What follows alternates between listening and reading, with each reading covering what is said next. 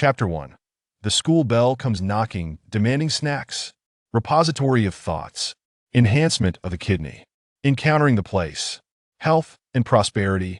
In a world of apocalyptic invincibility, driven by self-interest, exchanging armies, developing power, engaging in warfare and intrigue, and of course, a harem is inevitable in post-apocalyptic tales.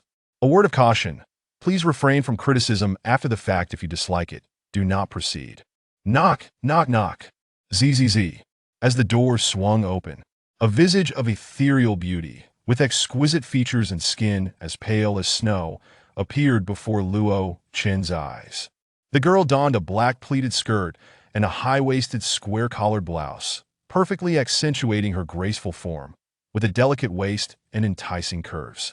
Her legs, long and slender, were as white as snow, standing tall and graceful, the very embodiment of allure.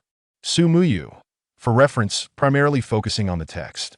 Luo Chen, the girl exclaimed, her expression flustered, first glancing at Luo Chen, then hurriedly surveying her surroundings, fear evident on her beautiful face. Quickly, come inside.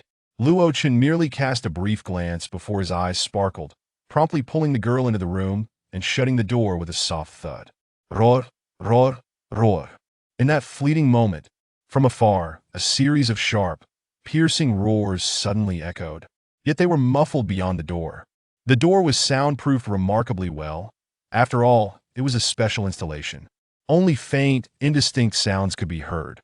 Luo Chen, those monsters won't burst in, will they? The girl's name was Su Muyu, and as she listened to the terrifying roars, fear gripped her heart, and a trace of panic flickered across her delicate features.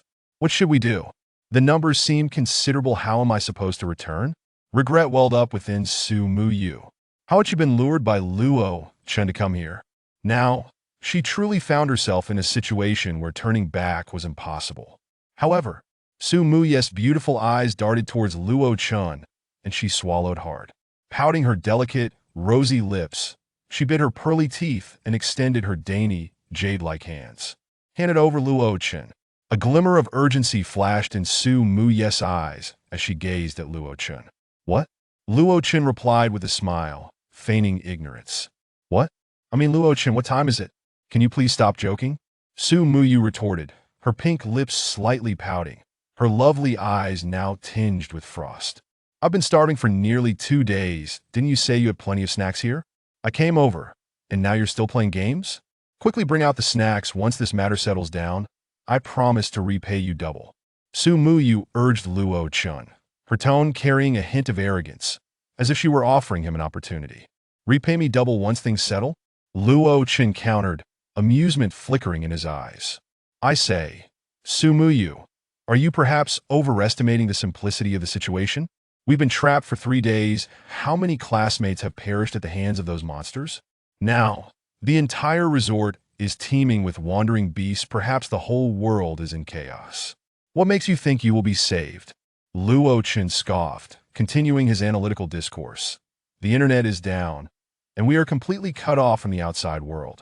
I suspect their transformation into monsters is certainly not as straightforward as it seems.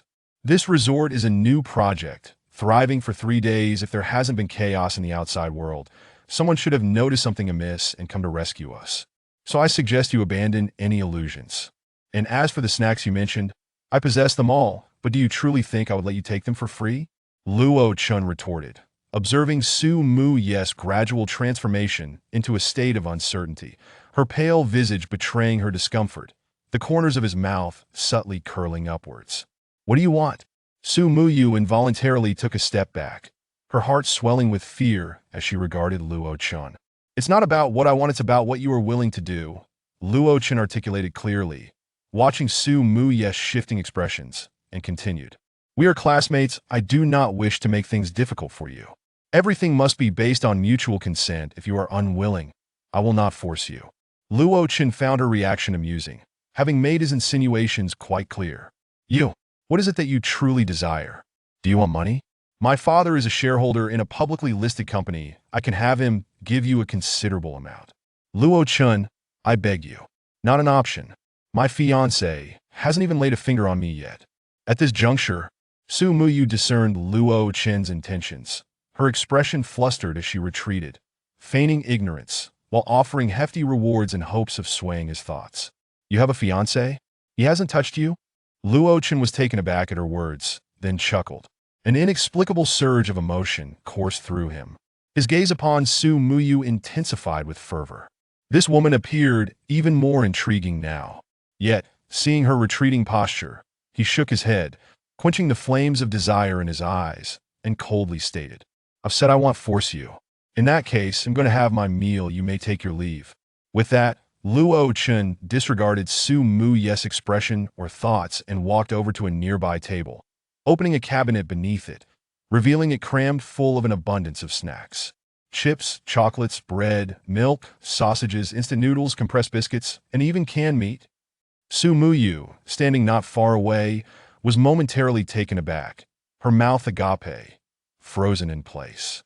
Her beautiful eyes, adorned with lovely eyelashes, remained fixed on the countless snacks, continuously biting her rosy lips, swallowing hard, her delicate swan-like neck moving slightly, and her stomach audibly grumbling in protest. Noticing Luo Chen's peculiar gaze, Su Muyu's cheeks flushed, her eyes darted away, avoiding his scrutiny. A sense of shame crept over her pure and sweet countenance. She was, after all, a distinguished young lady from a prominent family. Yet here she was, exhibiting such an undignified display before her male classmate. How utterly mortifying! But she was simply too hungry to bear it any longer. Su Muyu gritted her teeth, closed her eyes, striving to think of nothing, to see nothing. However, first came the sound of whooshing water, followed by a fragrant aroma swiftly pervading the room, enveloping her senses. Her delicate nose twitched, greedily inhaling, her appetite surging uncontrollably, causing her to open her enchanting eyes, which sparkled with desire. Glimpsing Luo Chen, who was indulging in his meal, Su Muyu clenched her fists tightly, her beautiful legs trembling, the stark contrast between their pale complexion and the black skirt visually striking. Her heart was a tumult of emotion. This guy, so inconsiderate of her feelings, leisurely enjoying instant noodles and the luxury of a king? Su Muyu's eyes widened in disbelief, feeling as if she might go mad. Imagine the esteemed young lady of the Su family, accustomed to the finest delicacies, now overwhelmed by a simple bowl of instant noodles. Su Muyu stomped her foot, her exquisite face revealing a hint of dilemma, her inner conflict evident. Ultimately, she steeled herself, her gaze resolute in determination. No, this was too torturous. She could no longer endure it. Luo Chen, I've made up my mind. She bit her alluring pink lips, a hint of shame crossing her exquisitely white cheeks. What nonsense, fiancé. They hadn't even met a handful of times. To hell with that. Chapter 2. The beauty bows down, a transaction of interests. At this moment, faced with overwhelming hunger, all else faded from Su Muyu's mind. She stepped closer to Luo Chen. Yet her gaze was fixed not on him, but on the instant noodles in his hand. The longing in her eyes was unlike anything she had ever experienced. After all, she was the school belle, one of the very few in the entire school. 3 days prior, she could never have imagined that a girl of such beauty and charm would yield for a mere bowl of noodles. Upon hearing Su Muyu's voice, a rich, fragrant aroma wafted close, enveloping her senses. Before her stood a pure and sweet girl of unparalleled beauty, her face marked by a blush of embarrassment. Yet Luo Chen clearly discerned the unmasked desire hidden in her bright eyes. Luo Chen looked up at her, finding it entirely normal. In a world turned upside down, the value of a bowl of instant noodles was beyond measure. Not only could it exchange for a beauty, but even a goddess would be a fair trade. Well then, I shall not be polite. Luo Chen stood up, gazing at Su Muyu, whose face was flustered and embarrassed, yet her eyes remained resolute. He knew Su Muyu would undoubtedly make the wisest choice. In this world, the vast majority of relationships are merely exchanges of interests. He craved Su Muyu's body, and she craved his instant noodles. If either party lacked the corresponding benefit, then the exchange would cease to exist. The relationships between individuals are predominantly exchanges of interests, devoid of lofty sentiments. The notions of affection and love are largely tainted by this reality. If a woman were to be deemed unattractive, would a man still vow eternal devotion? Conversely, if a man were impoverished, would a woman even cast him a glance? Such connections are rather simplistic, merely cloaked in a veneer of nobility, adorned with a myriad of suitable or unsuitable excuses. However, in these apocalyptic times, as the world descends into chaos, those who cling to ideals of nobility are bound to meet a swift demise. With a smirk, Luo Chen advanced a step closer, naturally wrapping his arm around her slender, delicate waist. The touch of her fair skin was smooth and taut, exuding an alluring fragrance subtle and elegant that lingered in the air. Su Muyu instinctively stiffened, her entire being tensing as her beautiful eyes fluttered, biting her rosy lip, her gaze evasive, filled with an embarrassment that compelled her to turn her head away. The pristine, flawless profile, akin to a masterpiece, captivated Luo Chen's gaze. Her forehead shone like the moon, complemented by exquisitely shaped brows, a gracefully prominent nose, and fluttering, enchanting eyelashes. Her lips, plump and alluring, sparkled with a translucent sheen, while her delicate jawline completed the picture of perfection, as if crafted by a benevolent creator. Moreover, as Luo Chen's gaze descended, he could not help but notice the enticing curves beneath her collared shirt, beckoning with an irresistible allure.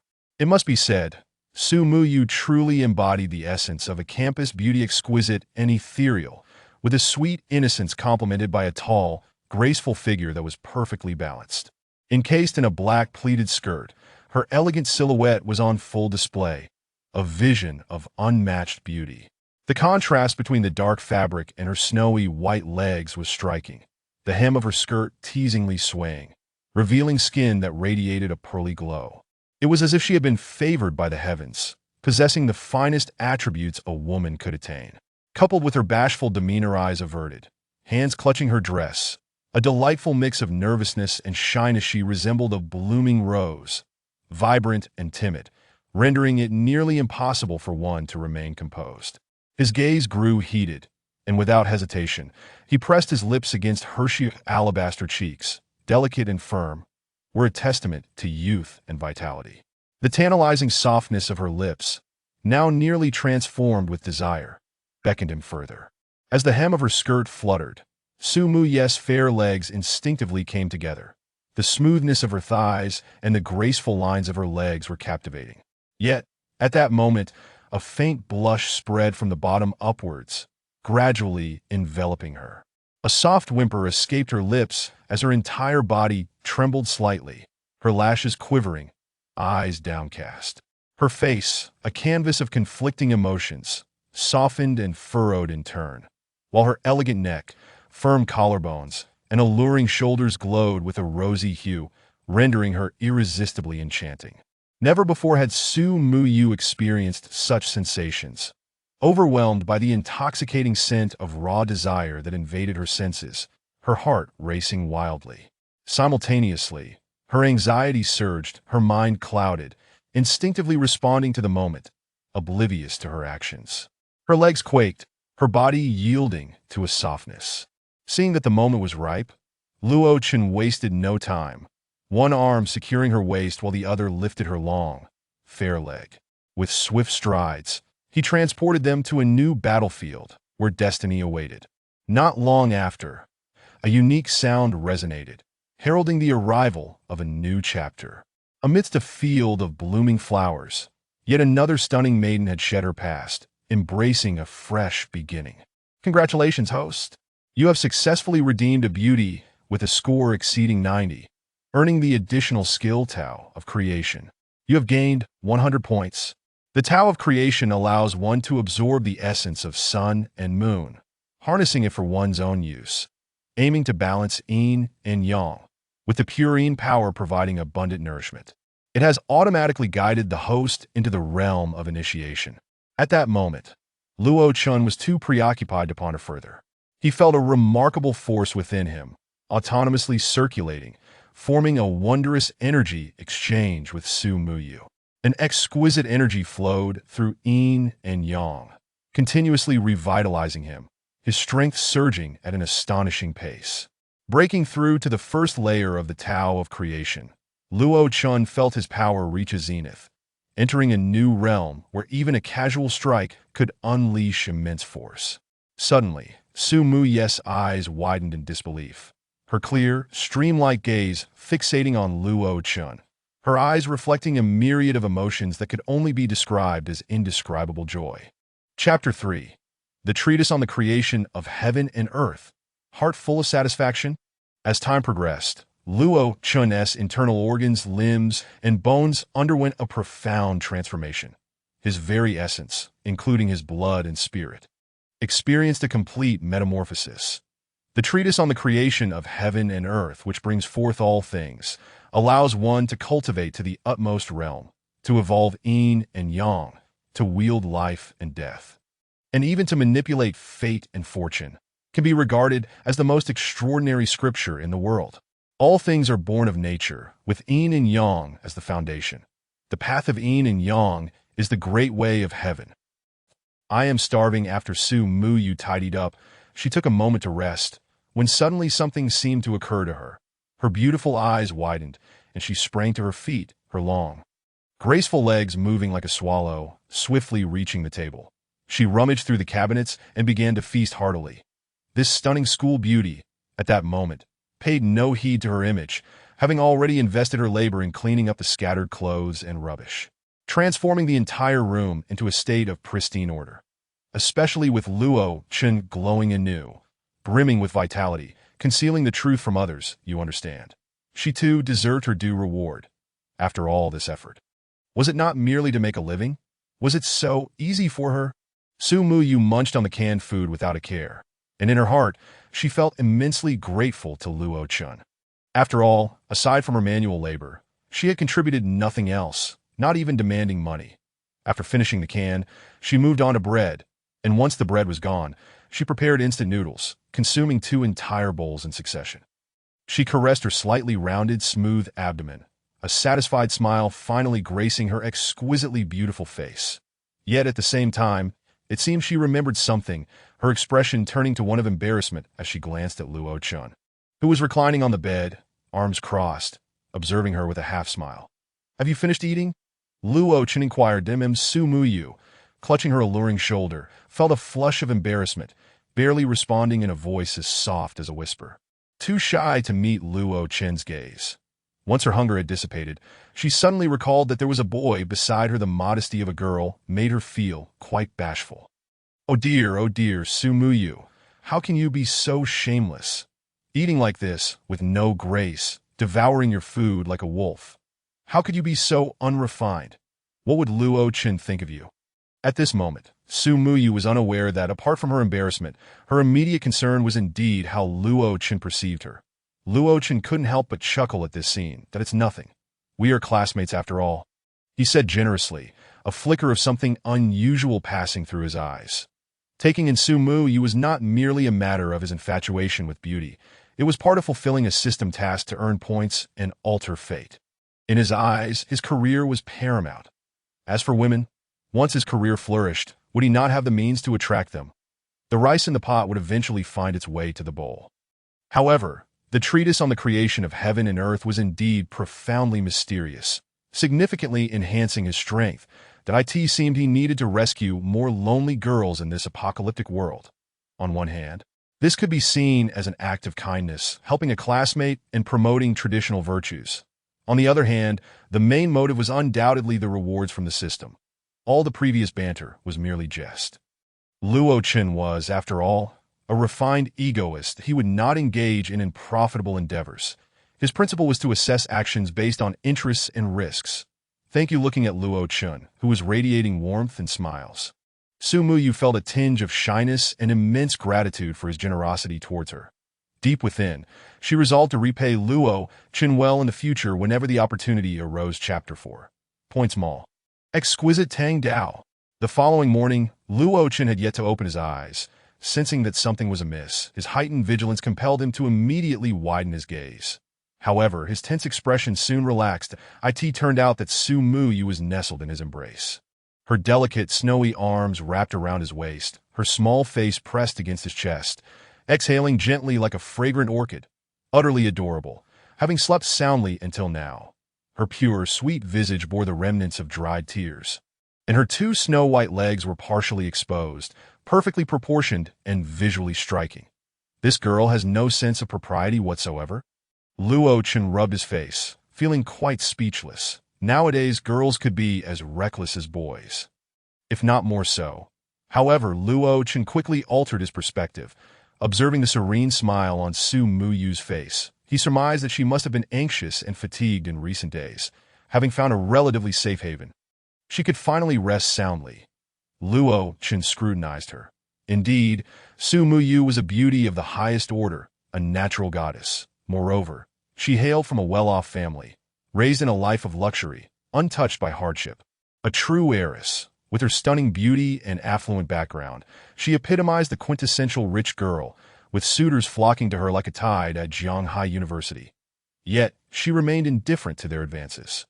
Luo Chun initially assumed her demeanor was aloof, only to learn yesterday that she had an arranged fiancé, one she had barely met, but whose family was even more affluent than hers, belonging to the true upper echelons of Jiangcheng society.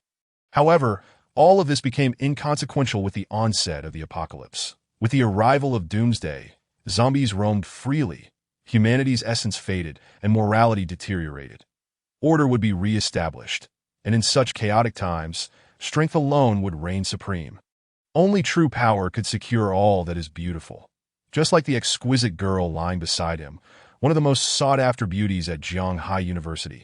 The system he awakened had its first function, to redeem beautiful women, to rescue those who suffered in the chaotic world, who were in despair, and whose future seemed bleak. That to protect them, uphold traditional virtues, and ensure they could still shine with their own brilliance amidst the apocalypse, rather than becoming mere playthings of others. This, too, was a righteous deed.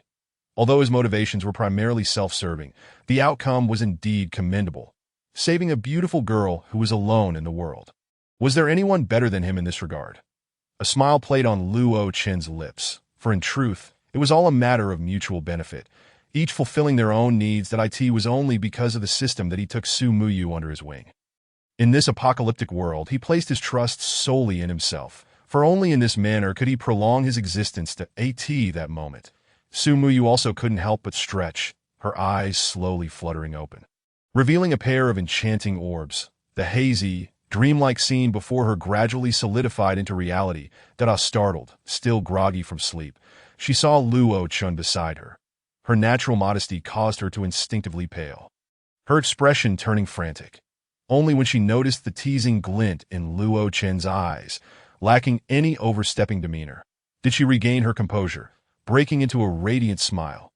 Good morning, the girl chuckled awkwardly, and Luo Chen responded with a gentle smile, exchanging a few casual words before immersing himself in the experience of his newfound strength.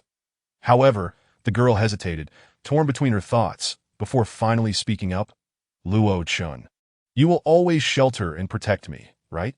She gazed at him with her clear, water-like eyes, her heart fluttering with anticipation, her hands gripping her thighs tightly. That as long as your stance remains with me, I will always shelter and protect you. After all, we are classmates, and you are so beautiful. Having you around is a delightful choice for me. Luo Chen made his intentions clear, smiling as he observed her delicate, sweet face while also keenly noting the changes in her expression. Despite receiving rewards from the system, he did not wish to keep a thankless companion. That if it came to that, he wouldn't hesitate to take decisive action. Of course, Luo Chen. A serious expression flitted across Su Muyu's face before she donned a sweet smile, looking at him and declaring, "You have been so kind to me. No matter what happens in the future, I will steadfastly stand by your side." With her cheeks flushed, Su Muyu boldly wrapped her arms around Luo Chen's, signaling her goodwill. Feeling the firmness of his muscles, the well-defined contours were visually striking, causing her cheeks to heat up and her heart to race. Reflecting on their shared class, she mused, why had she never noticed before how well-built Luo Chen was? My goodness, truly a treasure found. Is it possible? Perhaps I should consider it. Su Muyu's face flushed crimson, And at that moment, she found herself harboring thoughts that ought not to arise, with a visage adorned like blooming peach and plum blossoms. She gazed at Luo Chen's masculine and handsome countenance, feeling overwhelmed with shyness. Luo Chen was not exceptionally handsome, yet his fair skin and chiseled features, coupled with his spirited gaze, rendered him strikingly attractive. For some inexplicable reason, he appeared even more three-dimensional at this moment, his entire being radiating an enhanced vitality. The explosive muscle definition of his physique provided a formidable visual impact, transforming him from a mere youthful charm into a strikingly handsome man. This transformation was undoubtedly the result of the yin-yang heaven and earth scripture. Such allure, even in the pre-apocalyptic world, would have compelled her to steal a few glances. She recalled that Luo Chen had not been this striking before. Could it be that beauty is truly in the eye of the beholder? Su Muyu's thoughts swirled chaotically. One moment contemplating Luo Chen, the next shaking her head shyly, to the amusement of Luo Chen, who found her reaction quite entertaining. "That I need to step out for a moment," Luo Chen stated, offering her a reassuring smile. With his keen insight, he discerned the girl's inner thoughts that he was neither proactive nor dismissive regarding such matters, allowing everything to unfold naturally. "What are you going to do?" Su Muyu tightened her arms instinctively, a flicker of panic coursing through her, fearing that Luo Chen might abandon her. "Do not worry. I am merely going out to scavenge for supplies," Luo Chen replied, gently caressing her hair in a soothing manner. Despite the existence of a point exchange system that could procure various resources, such transactions required the expenditure of points. Given that they were still in the early days of the apocalypse, and having observed that the zombies were not yet particularly formidable, Luo Chen felt confident in relying on his current level of cultivation and immense strength to manage the situation. However, he lacked a powerful weapon. It would be foolish to confront zombies unarmed. Moreover, the threat of viral infection was no trivial matter that he accessed the point exchange system, navigating to the weaponry section. Handguns, AK-47s, grenades. These were all firearms that would generate too much noise upon use. Even with suppressors, making them consumable items that would waste valuable points, Luo Chen suppressed his impulse and shifted his focus to the cold weaponry category. Cold Moonblade, Shadow Wind Gun, Wolf Fang Club. A baseball bat, a pool cue. Is the system certain that these items are effective against zombies? Luo Chen was astonished, his disbelief apparent. He suspected the system was attempting to deceive him into wasting points. "They are indeed effective. The host may wish to try them," the system replied with a hint of arrogance.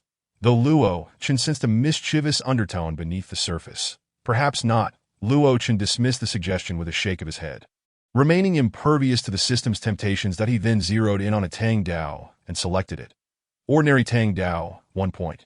Premium Tang Dao, 2 points. Luo Chen exchanged for a Premium Tang Dao, and after the deduction, he was left with 98 points. That he glanced at his phone, noting the lack of signal, and after a moment's hesitation, he reassured Su Muyu before stepping out the door.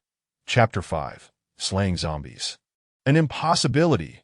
As soon as he exited the room, a pungent stench of blood and decay assaulted his senses, echoing throughout the corridor. Nearby, the sounds of incessant growling and shrieking reverberated ominously, to his surprise. However, there were no zombies at his door. It seemed they had all been drawn away elsewhere. Seizing the opportunity, he summoned the newly acquired Tang Dao from his mental space. Weighing approximately 10 kilograms and measuring around 1 meter in length, the blade gleamed with a chilling light, delighting Luo Chen. A product of the system, it was undeniably a quality weapon. This Tang Dao appeared to possess immense power. He feared that a single strike could cleave a person in two, with no chance of survival. The 10-kilogram weight felt effortless for him now, as he moved with ease. Without lingering, he familiarized himself with the weapon briefly before proceeding stealthily towards the 8th floor. Both he and Su Muyu were second-year students at Zhanghai Normal University. They had been part of a fortunate group organized by the school for a vacation at a resort when the apocalypse struck, leaving them trapped in this hotel. Currently situated on the 6th floor, the 8th floor housed a restaurant, which he hoped would provide food. With this intention, Luo Chen tread lightly along the corridor, but trouble soon arose. In the passageway, he was confronted by several zombies. Roar! 3 zombies, having caught the scent of a living human, charged at Luo Chen with terrifying ferocity, their grotesque faces with dry, wrinkled skin emitting a foul odor. bore no resemblance to humanity. They drooled an unknown liquid as they brandished their sharp claws, moving with alarming speed, intent on tearing him apart for a feast. Perfect. Just the opportunity to test my Tang Dao. With his inner strength bolstering him and immense power at his disposal, Luo Chun felt no fear. With a solemn expression and a glint of cold light in his eyes, he swung his arm decisively. The Tang Dao sliced through the air at an astonishing speed, cleaving the first two zombies in half, their innards spilling grotesquely onto the floor in a gruesome display. The last zombie, momentarily stunned, quickly regained its senses, seemingly invigorated by the scent of blood, and lunged at Luo Chun with renewed fervor. Roar! The zombie moved with blinding speed, catching Luo Chun off guard as his initial strength waned. He swiftly dodged its lethal strike, seizing the opportunity to deliver another downward slash with the Tang Dao. The sound of flesh being severed echoed, and that zombie too was cleaved in two, dark red blood gushing forth like a fountain. Clearly, it was beyond the point of survival. Luo Chun exhaled a sigh of relief. Despite his strength, facing such grotesque creatures for the first time had unsettled him. And he felt a wave of nausea wash over him as he surveyed the carnage. "That I will become a custo, you needn't go." "I'll go instead," she said, pouting. "Are you truly going to stand idly by while I risk myself for food with Luo Chun?" Bai Shuiying, observing Han Jie's evasive gaze, yearned to awaken his dormant fervor. Yet the outcome was perpetually disheartening. "Shuiying, please refrain from such harsh words. That my relationship with Luo Chun is strained. You should go instead." Han Jie stammered, though his tone grew increasingly resolute, even concocting a rationale that entirely convinced him. That he added, "Shuiying, it's fine to seek food, but do not venture into danger alongside him. As classmates, he will surely provide for you." Faced with Bai Shuiying's hopeful gaze, Han Jie also turned to her, yet his eyes flickered uncertainly, and his words plunged her heart into despair. "Very well, I shall go alone." With the conversation reaching such a juncture, Bai Shuiying felt immense disappointment, but refrained from uttering any more unkind remarks. She could only lament her poor judgment in choosing such a timid and cowardly boyfriend. Certain qualities, which had remained undisclosed before the apocalypse, could even be deemed virtues. However, when faced with life and death situations, everything transformed. Heart heavy with disappointment, Bai Shuiying fearfully opened the door. Behind her, Han Jie's eyes briefly expressed a tumult of emotions, which quickly solidified into determination. How could he not comprehend what Shuiying was conveying? Yet in this world, he cherished only himself. What need had he for a girlfriend, for love and affection? In the face of his life, all else must take a back seat. To put himself at risk. Absolutely out of the question. Chapter 6. Trapped in a room, a woman in fear? Luo Chun, stepping lightly, was about to depart when a voice suddenly pierced the air behind him. The sound was soft and melodious, unlike the shrill, grating howls of zombies, allowing his tense body to relax. Turning around, he beheld his classmate, Bai Shuiying, nervously approaching with small, hurried steps, her face etched with fear. Huff, huff. Though the distance was minimal, she appeared breathless, her demeanor weak and wan. Luo Chun's gaze sharpened as he immediately discerned that she had not eaten in quite some time. Understanding her intentions, a smirk crept upon his lips. A smile that was almost mocking. "Luo Chun, as classmates, we should assist one another, shouldn't we?" Bai Shuiying, oblivious to the subtle shift in Luo Chun's demeanor, steadied herself and looked earnestly at him, attempting to bind him with lofty ideals and the bond of camaraderie. "You say?" Luo Chun's eyes glinted with a knowing light, yet he chose not to expose her motives, nodding thoughtfully as he listened on. "Luo Chun, you truly are a good person. I did not misjudge you." Bai Shuiying's face lit up with a radiant smile, her beauty unfurling like a flower. Surprised by how agreeable Luo Chun was, she clasped her hands together, resting her chin on them, and with an eager gaze, she plunged straight into the matter. "Luo Chun, do you have any surplus food you could spare me? Even if I borrow it, once this turmoil subsides, I will repay you double, even tenfold." Bai Shuiying smiled sweetly at Luo Chun, her mind already calculating how much food would suffice. After all, she rarely displayed such a beguiling demeanor. Even Han Jie seldom witnessed it. "Give you some food?" Luo Chun countered with a grin. "Yes, indeed," Bai Shuiying affirmed. nodding, oblivious to any underlying tension. Luo Chen's expression shifted, poised to decline her request when suddenly, the system's notification chimed again. Ding. The choose to become stronger function has been activated. By Shui Ying requests food from the host. Please make a selection. 1. Agree to provide. Unconditionally grant. Successfully earn a good person card. Reward. Title of Apocalypse. Good Samaritan. Point 2. Refuse to provide. Seeking a free ride. Such good fortune is rare. Reward. Minus 50 points in the points mall. 3. Agree to give food. Take her as a maid. Reward.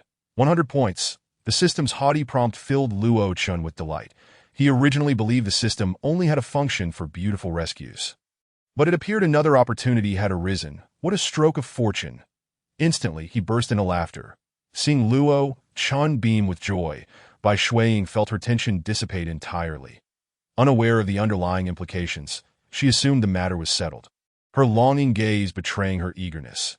However, at that moment a series of sharp, piercing howls erupted, sending a chill down Luo Chen's spine. His eyes narrowed, swiftly scanning the floor nearby where 3 zombies lay lifeless.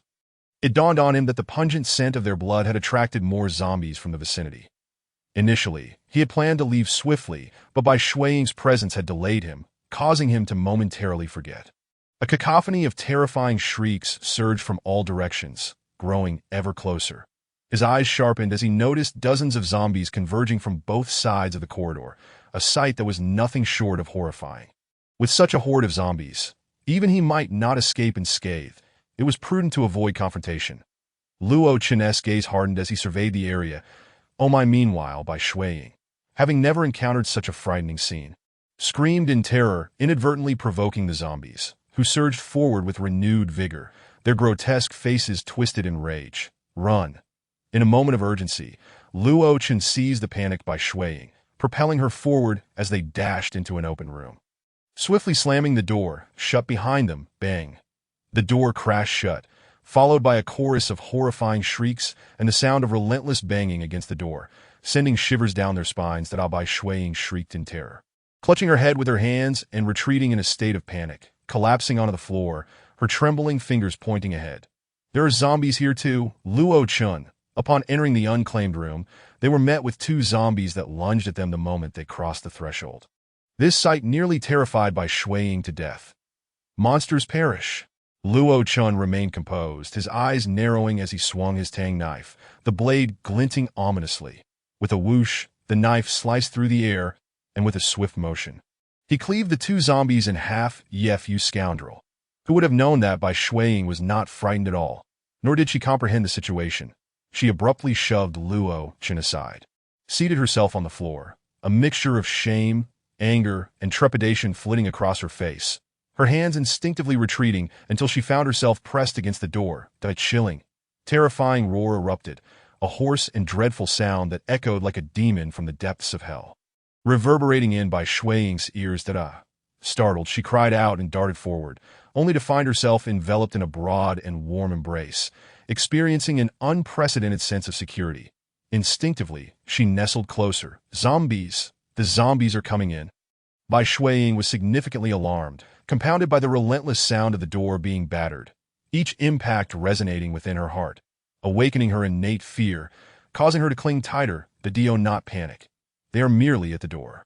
The hotel's protective door is professionally designed. With their current strength combined with the fact that they can only affect a few zombies at a time, they will not easily breach it. Luo Chen stated, his gaze sharp, calmly analyzing the situation while continuously reassuring her. To be honest, she has a fine figure, though she is somewhat lacking in intellect, Luo Chen thought to himself, comparing her to Su Muyu. If Su Muyu was the epitome of beauty, pure and innocent, invoking a strong sense of protectiveness, Bai Shuiying, on the other hand, possessed a voluptuous figure, with alluring curves and a charmingly beautiful face, exuding an irresistible allure that could easily provoke impulsive actions, that if the former resembled a pristine snow lotus untouched by the mud, the latter was akin to a radiant rose, dazzling and captivating, difficult to avert one's gaze from. Both were exquisite in their own right, akin to autumn chrysanthemums and orchids, each with distinct characteristics. Yet he pondered whether the Bai Shuiying in his embrace was still the innocent girl of his first love. As time passed after the initial fright, Bai Shuiying gradually became accustomed to the sounds of the zombies, her fear diminishing. Realizing this, she shot a flustered glance at Luo Chun, eager to distance herself from him. Luo Chun did not stop her. Allowing her to move as she wished, he remained indifferent even towards Su Muyu, who was more attractive, let alone Bai Shuiying, that he maintained a high cold demeanor, unlike those infatuated admirers. He required the school beauty to take the initiative, and he would only respond based on his mood. Rising to brush off his clothes, he did not glance back at Bai Shuiying, but instead approached the corpses of the two zombies he had slain, stirring them with his long knife, yet still failing to discover any energy crystals, a flicker of disappointment crossing his face. Subsequently, donning thick rubber gloves, he moved the corpses to the window and disposed of them one by one. With a series of thuds, the bodies fell from a height of several meters, producing a cacophony of crashing sounds. Roar. Immediately, countless zombies below were drawn to the commotion, swarming in to devour the two corpses, creating a ghastly scene that was nauseating. Luo Chun merely cast a glance before averting his gaze, leaving the window ajar to let the stench of blood disperse, hoping to calm the zombies gathered at the door. "What are you doing, Luo Chun?" Bai Shuiying inquired, her lovely brows furrowed. Having settled her initial panic, she now observed Luo Chun's actions with a measure of approval, secretly admiring him. However, noticing him seemingly searching for something, she felt compelled to ask, "What are you looking for? I can assist you." After a brief hesitation, Bai Shuiying spoke up, seeking Luo Chun's favor and hoping to continue the request she had left unfinished. "No need, I found it that moment." Luo Chun retrieved a bottle of air freshener from a cabinet, spraying it throughout the room. The hotel's rooms were generally equipped with similar amenities. He had previously found this same cleaner in his own room. Though somewhat pungent, it effectively masked the gruesome odor of the zombie corpses. Thus, the zombies outside would be unable to detect the scent of blood, and the overwhelming stench of the cleaner would deter them from lingering at the door. It was indeed a clever repellent strategy. "Wow, Luo Chun, you are so clever," Bai Shuiying exclaimed, her eyes sparkling with realization. "Keep your voice down. There are still many zombies outside, that if anything unexpected happens and they breach the door, we would both be fed to the zombies," Luo Chun replied irritably, glancing at her, yet speaking softly, clearly wary of startling the undead. "Oh, I understand now." Bai Shuiying's cheeks flushed as she realized her voice had been too loud, inadvertently complicating matters. From that point on, she ceased speaking, tiptoeing around the room in search of useful items. "What are you doing?" Luo Chun observed with a bemused expression as Bai Shuiying scurried about. "I'm looking for water and food. Perhaps someone stayed here before, and each hotel room is usually stocked with bottled water," Bai Shuiying explained, a hint of grievance in her voice. She bit her dry lips. "Feeling both hungry and thirsty, driven by desperation, my goodness that you are overthinking it. There's no bottled water. It would typically be placed in a conspicuous location, and you've already rummaged through the bathroom," Luo Chun remarked, his expression darkening as he watched Bai Shuiying, who had opened the bathroom door, seriously questioning her sanity. "Take a break. Don't waste your efforts, that if you move quietly, the zombies at the door will leave sooner. Perhaps tomorrow we can make our escape." Luo Chun kept a vigilant watch on the zombies outside. After a series of actions, the sounds had indeed diminished significantly, yet many still remained, warranting caution. "All right," Bai Shuiying conceded, realizing that in her quest for food, she had inadvertently put both herself and Luo Chun in peril, trapped here as a lone man and woman. Would Luo Chun take advantage of the situation at night? Her cheeks flushed with a deep crimson, her gaze involuntarily darting towards Luo Chun. They say that when a man and woman are alone, it is abnormal if nothing happens, especially for a man. Could he truly resist? After all, she was quite beautiful and possessed an enviable figure. Would he not succumb to base instincts? Should she refuse? "Oh dear. What am I thinking, Bai Shuiying? You have a boyfriend." Bai Shuiying's lovely face flushed a deeper shade of red, feeling the heat rise as she dared not look at Luo Chun, shaking her head in fear of her own unwelcome thoughts. Her mind drifted to her boyfriend, Han Jie, and she felt a pang of disappointment. He was well aware of the dangers she might face out here, even the possibility of Luo Chun taking advantage of her. Yet he still refused to shoulder the responsibilities of a man. With a forlorn expression, Bai Shuiying resolved silently, regretting her previous choices. Chapter 8. What is claimed to be sincerity is utterly worthless. Suddenly, while lost in her musings, Bai Shuiying stood up, her beautiful eyes widening in astonishment as she gazed at Luo Chun, who was seated on the bed, drinking bottled water and savoring sausages. Luo Chun, where did you get the water and sausages? Bai Shuiying asked, curiosity overtaking her. How'd she not noticed that Luo Chun had brought food and drink? Hearing her question, Luo Chun casually replied, I brought them when I left. There is plenty more in the room. His offhand comment ignited a spark of excitement in Bai Shuiying. The prospect of more food glimmered in her eyes as she caught the enticing aroma wafting through the air. Gurgle, gurgle, watching Luo Chun feast heartily. Her appetite became insatiable, her stomach betraying her with a loud growl. Embarrassed, she disregarded her self-consciousness and swiftly approached Luo Chun, seating herself beside him. She tucked a strand of hair behind her ear, revealing her exquisite and charming visage, smiling sweetly as she implored with a gaze full of yearning. Luo Chun, could you spare me some of your food?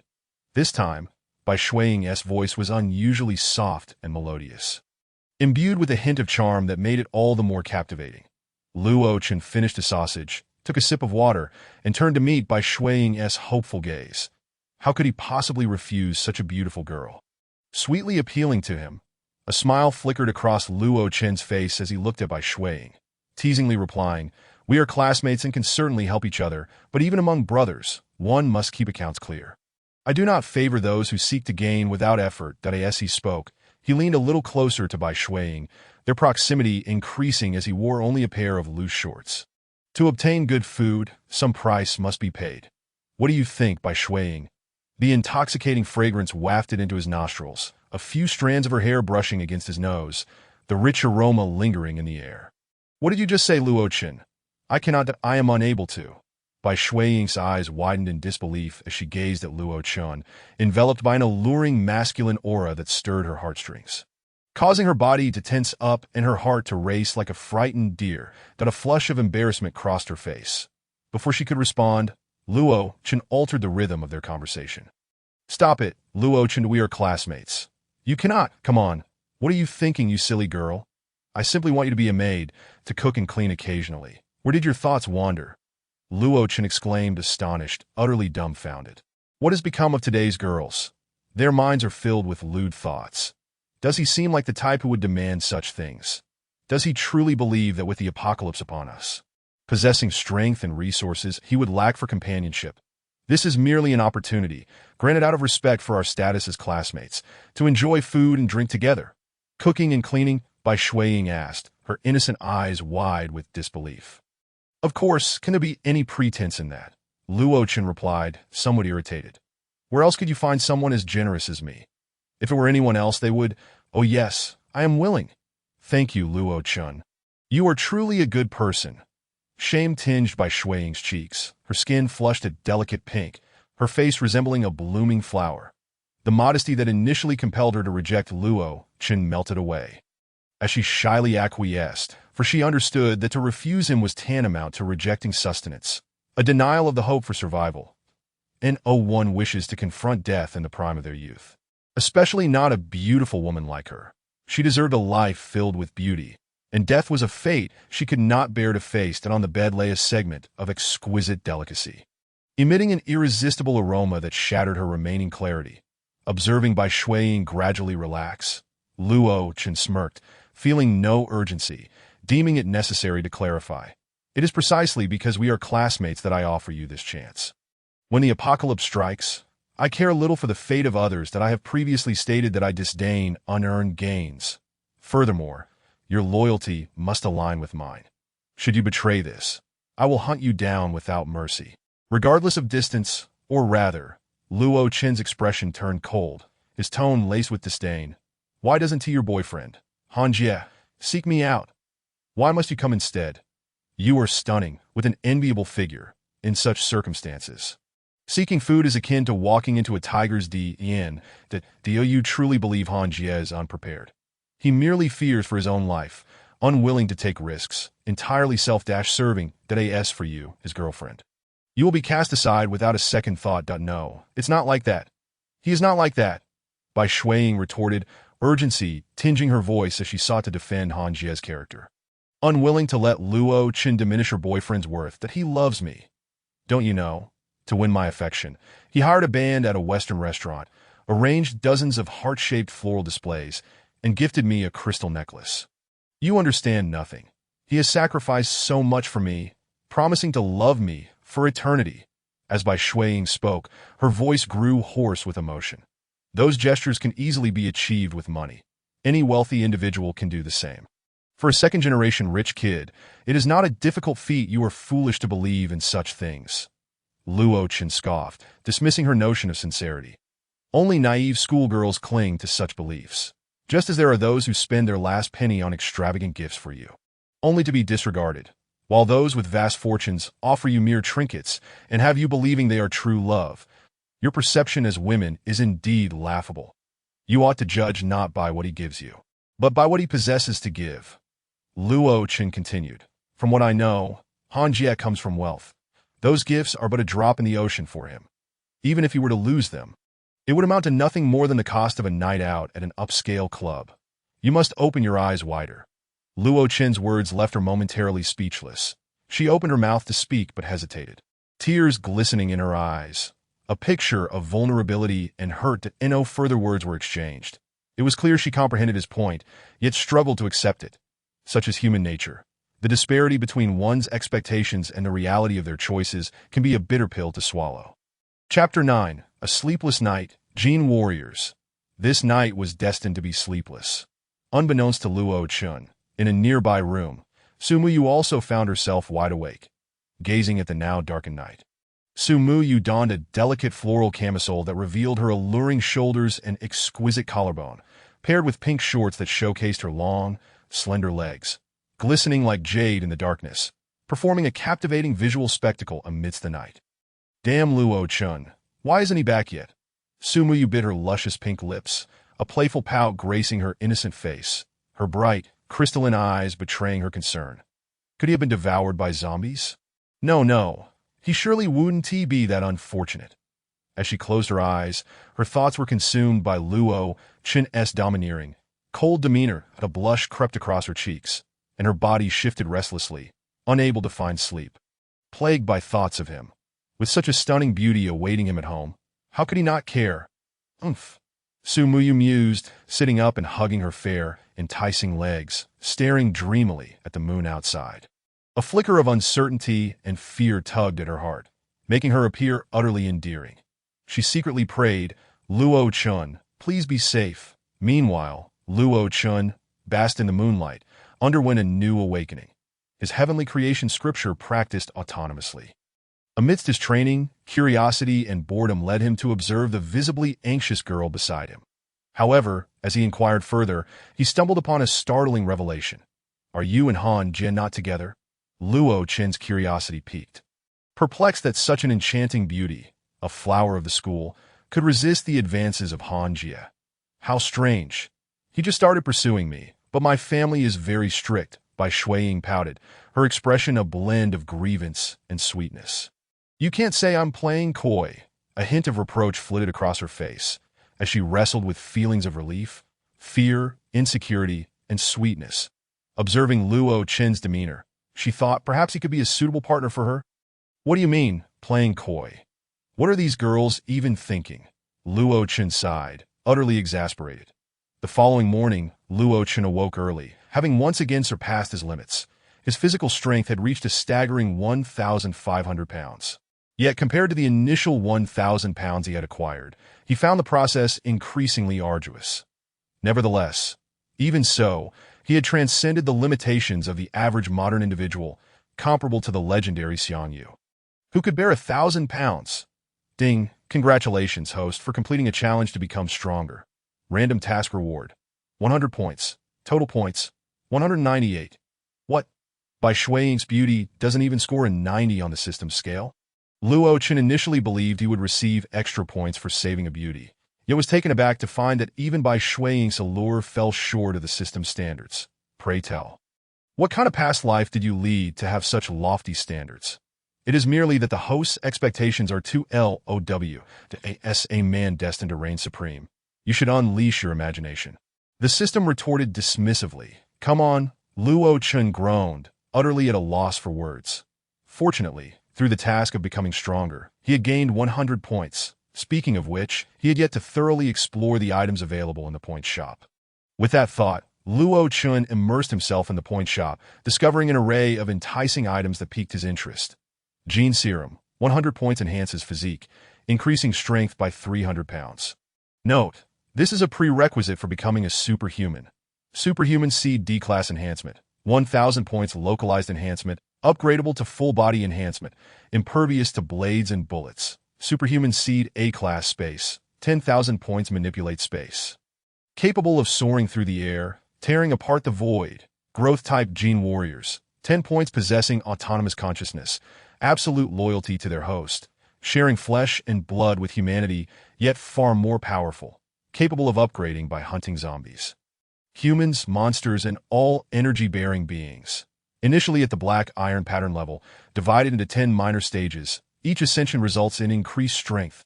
Goodness, there are plenty of treasures here. Gene Warriors have emerged. Luo Chun gazed hungrily at the various superhuman seeds and the absolutely loyal Gene Warriors that could grow stronger. Unfortunately, the superhuman seeds were prohibitively expensive. He lacked sufficient points. However, Gene Warriors were different. At just 10 points each, he could summon 19. After a glance at the detailed introduction, Luo Chun dismissed this notion from his mind. Gene Warriors, like humans, required sustenance, so it would be wise to keep some reserves. Let us summon 10 for now, he decided, his thoughts shifting away from sleep, even with a stunning beauty beside him. A true enchantress, unable to sway his determination. Hey, by swaying, if I step out for a moment, you stay put in the room, I'll come back to fetch you after I clear the zombies that don't wander off, okay? If you get lost, you can't blame me for being careless. Ha ha! Luo Chun laughed heartily. No way, Luo Chun. You can't leave me behind. Bai Shuiying was startled awake, her sleepiness evaporating as she clung to Luo Chun's arm, refusing to let go.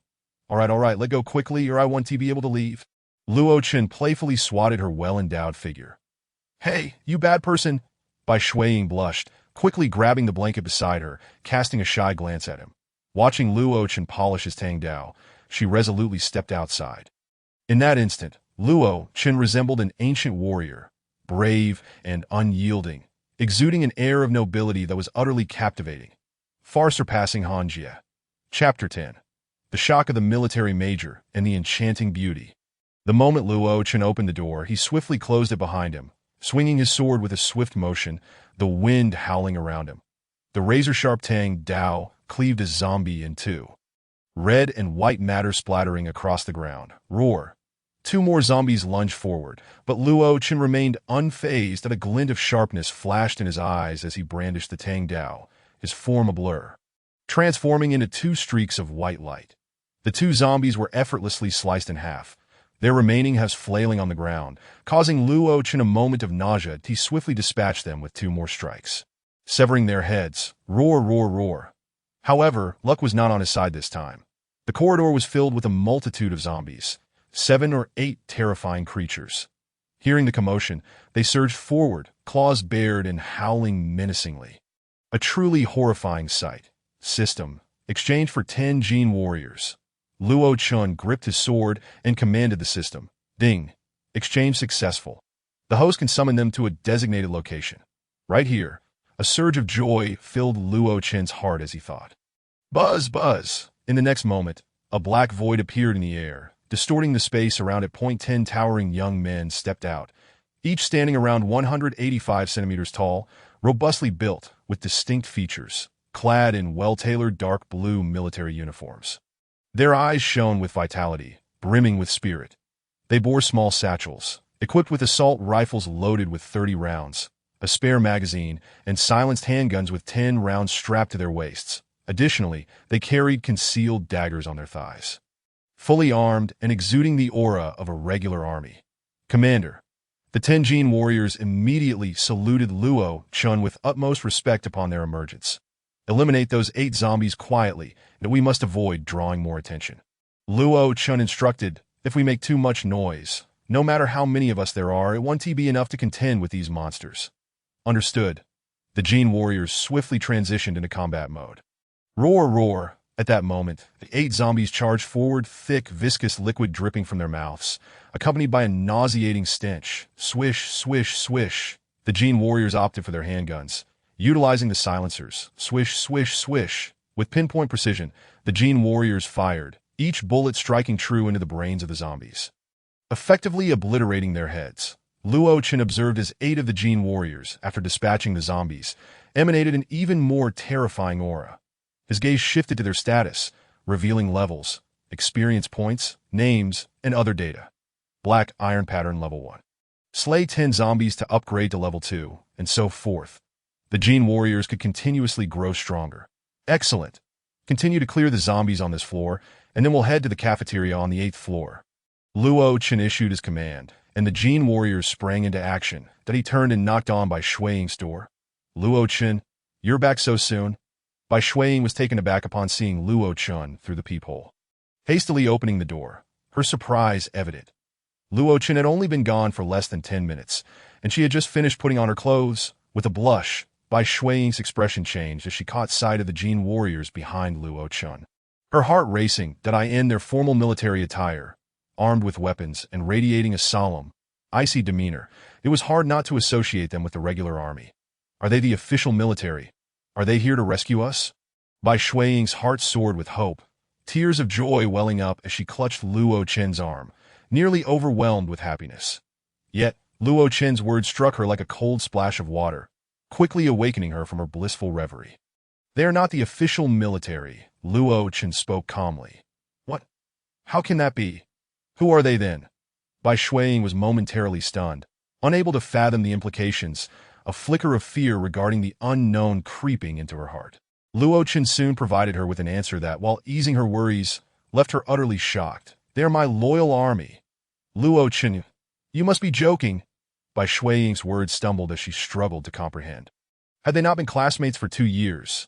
How could she have been unaware? Shock flickered across her face as she scrutinized Luo Chen anew, her mind racing with wild conjectures. Did Luo Chen have military connections? Was he the illegitimate child of a military bigwig? Or perhaps an alien? It must be said, the imagination of a girl is truly boundless and unique. Observing Bai Shuiying's increasingly peculiar expression, Luo Chen, who had shared a deep conversation with her the previous night and understood her nature well, felt a wave of dread wash over him. These Gene Warriors could become a source of trouble if he didn't provide a convincing rationale.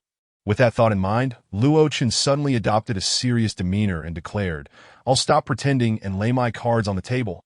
I'm a major in the official military. A general from a nearby military base. Otherwise, do you think our class came here for a vacation? Everything has been arranged for my convenience. Luo Chen spoke with utmost seriousness, his words flowing with conviction.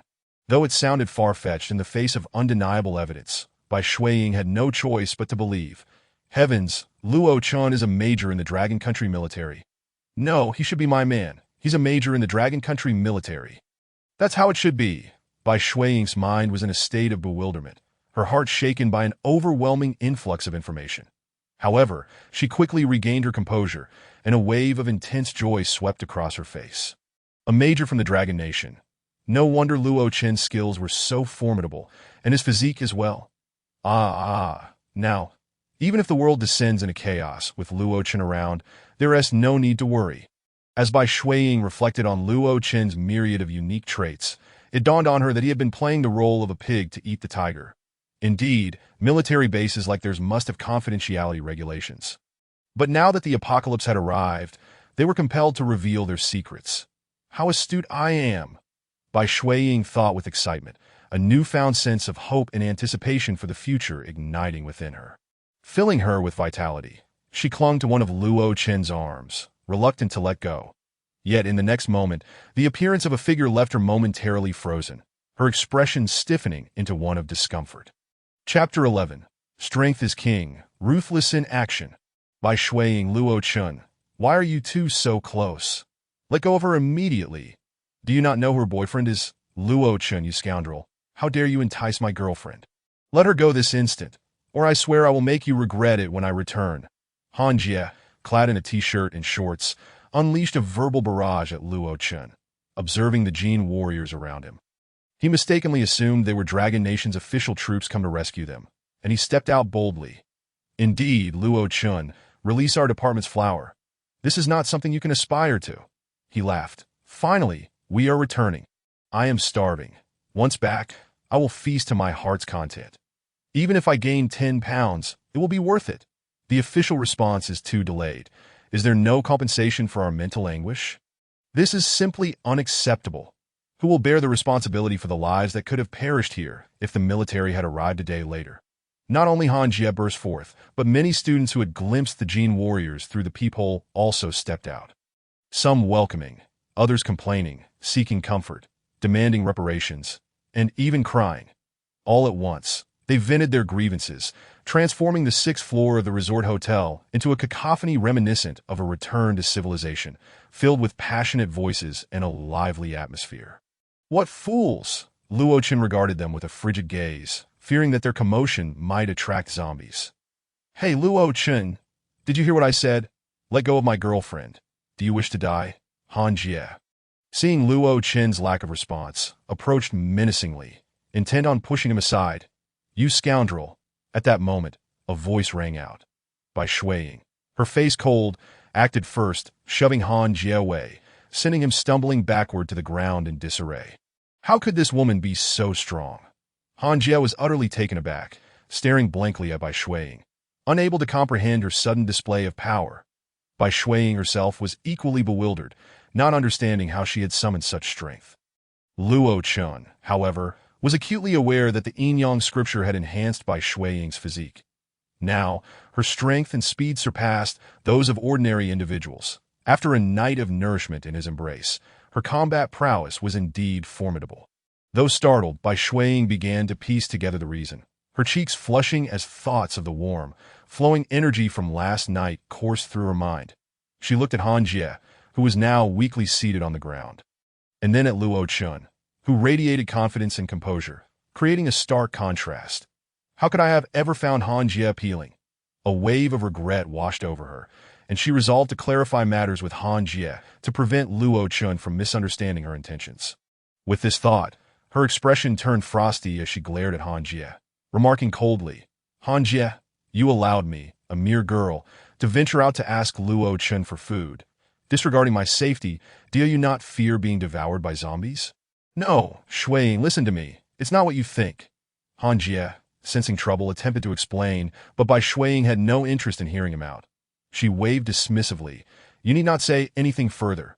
We are incompatible and, fortunately, have no ties. Let us part ways as strangers. What? Bai Shuiying, do you realize what you are saying? I'm the esteemed young master of the Han family. Countless women seek my favor. It is not so easy to be with me. I give you one more chance to reorganize your words. Han Jie, filled with indignation, his pride wounded, glared at her with fury, his tone laden with veiled threats. Silence. How dare a mere cur bark at me? I have never encountered such shamelessness. Luo Chen's demeanor remained indifferent, his voice icy, instilling fear in those around him. Execute the command. Without hesitation, a nearby Jin warrior drew a dagger from his waist. Swiftly slashing Han Jie's neck, a crimson line appearing as blood gushed forth. Han Jie, eyes widening in horror, felt a chill at his throat, instinctively reaching to touch it, only to find his hand drenched in warm blood. You dare to kill me? Han Jie clutched his neck, disbelief and terror filling his gaze as he looked at Luo Chen. In his final moments, he collapsed to the ground with a thud, his soul departing this world. Tianming, notorious for his explosive temper, glared fiercely before unleashing a powerful punch aimed directly at Luo Chen. The sheer force of the blow was accompanied by a chilling rush of wind. Should it connect, it would undoubtedly result in a concussion, if not worse. The onlookers were captivated, their expressions suggesting they were witnessing an entertaining spectacle, yet they failed to recognize a crucial detail. They overlooked the fact that Luo Chen was armed. In times of chaos, power lies with the gun. Possessing a firearm and strength signifies true supremacy. Suddenly, a sharp sound pierced the air as the bullet raced forth, and no matter how swift Tianming's punch was, it could never rival the speed of a bullet. That a dull thud echoed, blood splattering into the air, as Tianming's formidable physique collapsed to the ground, his eyes wide with fury. gradually losing focus. His gaze eternally fixed in death. Chapter 12. Selfishness, the art of winning hearts. Ah, another life extinguished. Were they not supposed to be soldiers? The college students, initially mere spectators, were now struck with terror at this unforeseen turn of events.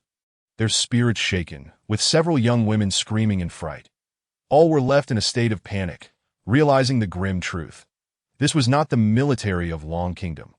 Even in apocalyptic times, no matter how dire the situation, the military of Long Kingdom would never resort to gunning down individuals without cause. "Let us go, back inside," they urged, terrified of these harbingers of death who would kill at the slightest provocation. It was best not to provoke them. Many quickly retreated into their rooms, stifling their voices, peering through peepholes to witness the unfolding chaos. "Please, don't shoot. We'll abandon these rooms. Just spare us," they pleaded. "Luo Chun, we're all classmates. Please don't let this escalate." Under the ominous aim of two Jin warriors' dark barrels, the young men and women in the adjacent rooms dared not make a move, hastily raising their hands in surrender while softly speaking, inching towards the exit.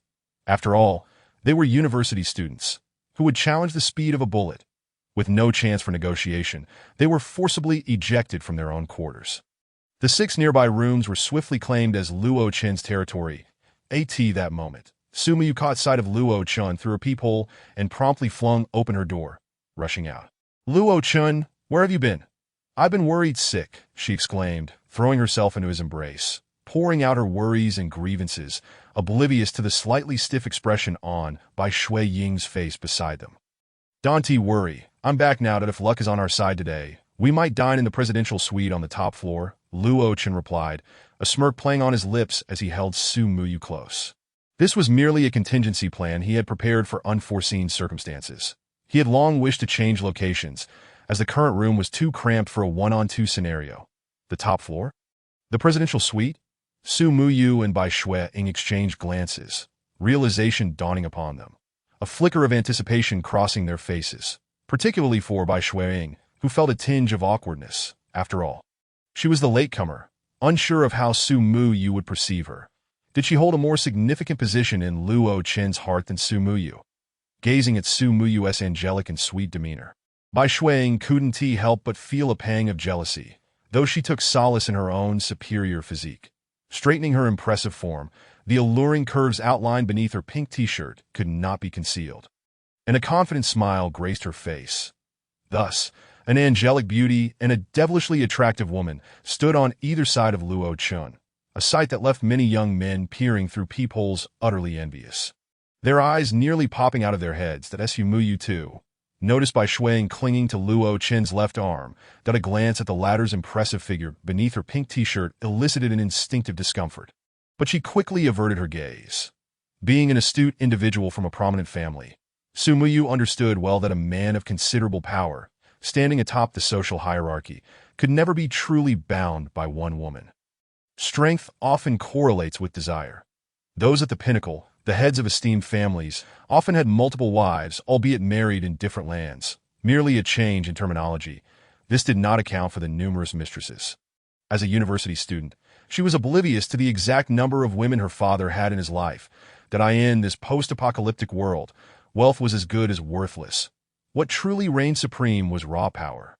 And Luo Chen undoubtedly stood out as a paragon of strength. Not only was he formidable in his own right, but he also commanded a loyal cadre of armed followers, rendering him akin to a local sovereign in this resort.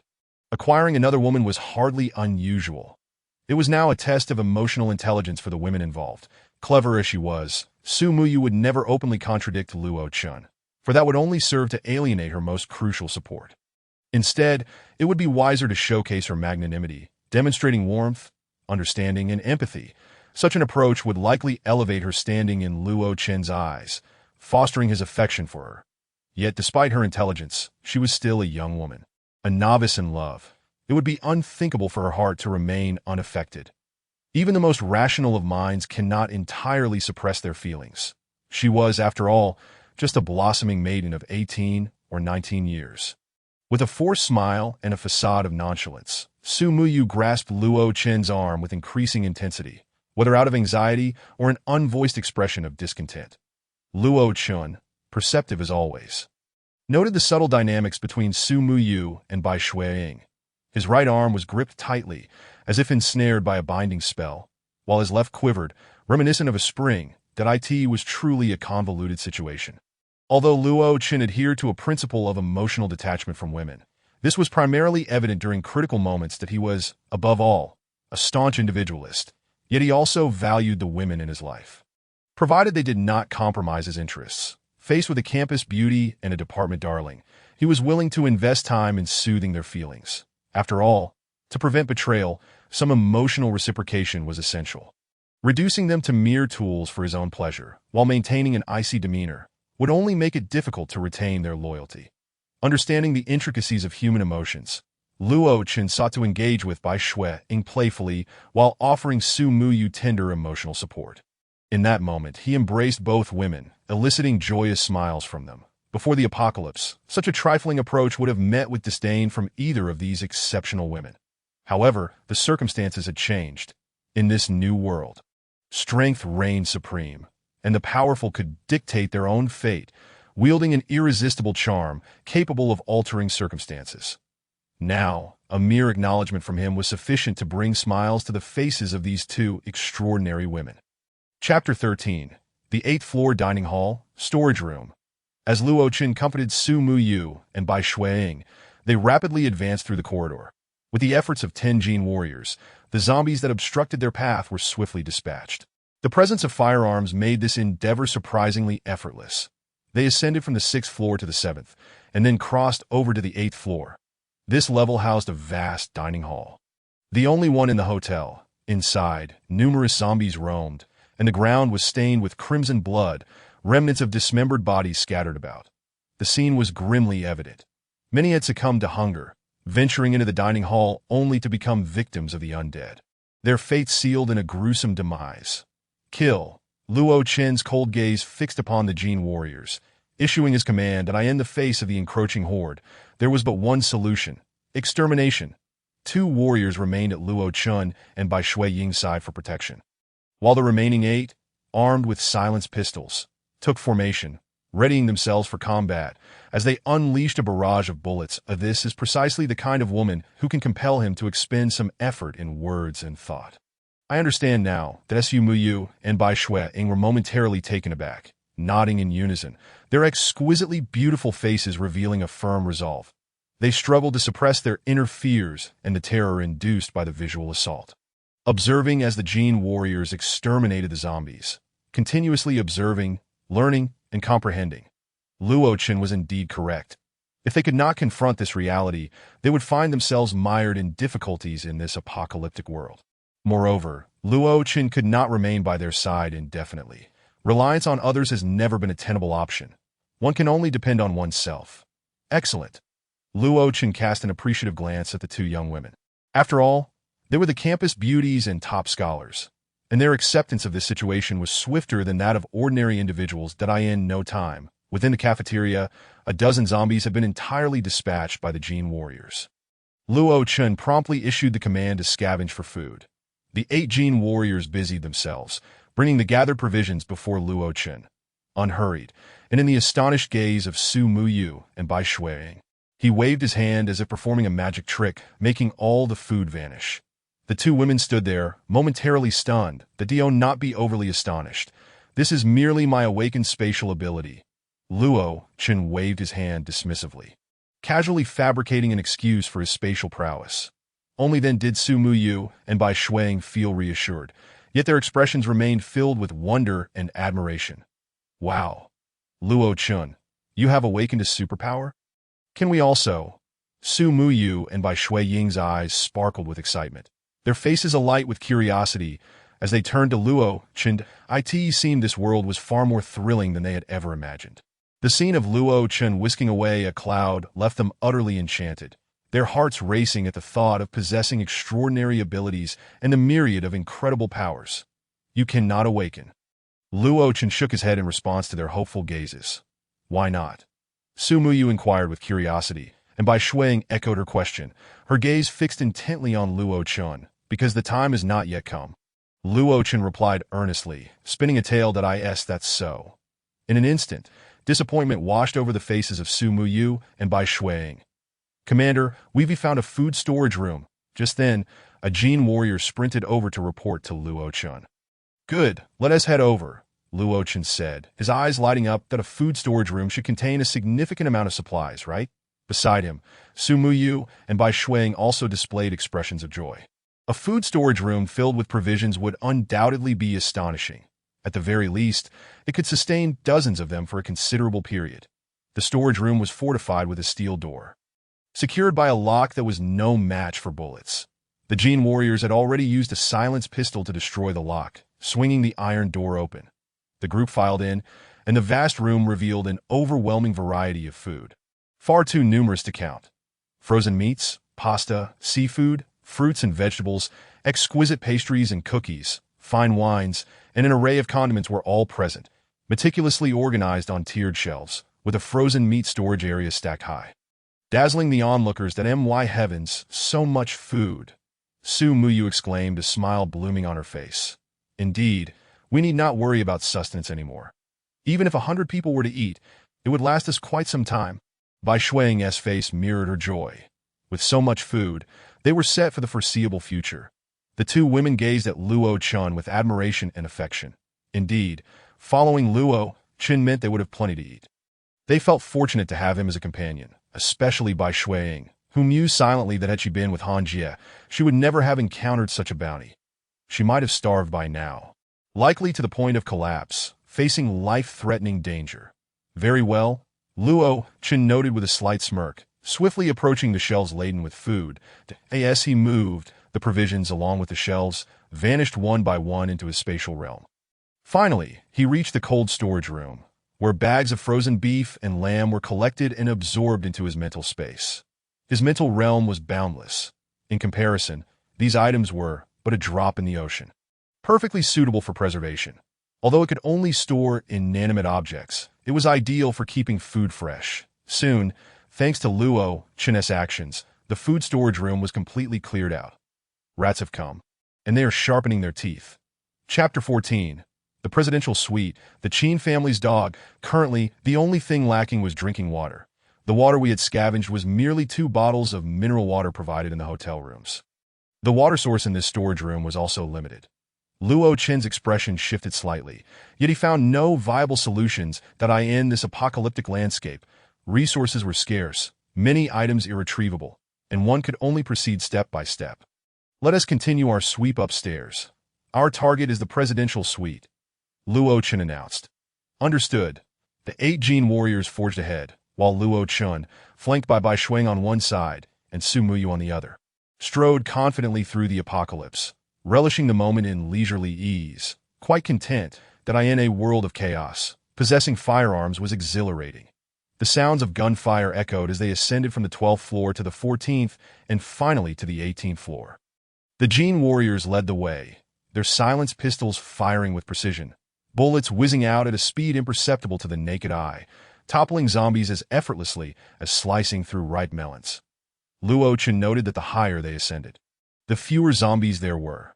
This virus outbreak had suddenly transformed countless individuals into grotesque monsters, with the majority of humanity succumbing to zombification. Only a fortunate few had survived, sequestered in their rooms, parched and hungry, yet too fearful to move for fear of becoming fodder for the undead. They remained stationary, silently hoping for rescue from the Dragon Kingdom officials, faced with the bloodthirsty jaws, monstrous visages, and sharp claws of zombies. Few dared to risk their lives to seek sustenance. However, as Luo Chen and the Jin warriors swept through, even though their silenced weapons made some noise, many fortunate individuals peered through their peepholes, secretly rejoicing, believing the Dragon Kingdom's forces had arrived to rescue them, allowing them to return to their once tiresome yet blissful lives. Yet, the outcome was far from what they expected. When the dark, menacing gun barrels were aimed at them, they realized these were not the official Dragon Kingdom troops, but rather the subordinates of the enviable, aloof young man, Luo Chen, who embraced both Su Muyu and Bai Shuang. Some still held on to delusions, attempting to leverage their status or moral arguments to persuade the Jin warriors to protect them in response to such behavior. Luo Chen unhesitatingly issued the command to eliminate them. In the apocalypse, one must not harbor benevolent thoughts, at least not at this moment, that if he spared one individual, others would surely follow suit, swarming like wasps, and even with abundant resources, he would merely be depleting his own supplies. Causing pain to those close to him, while bringing joy to his enemies, to show mercy to others is to be cruel to oneself. In this world of chaos, one's own gains and losses must always take precedence. He was a refined egoist, utterly unwilling to sacrifice his interests for the sake of a stranger or for the so-called notions of kindness, justice, or morality.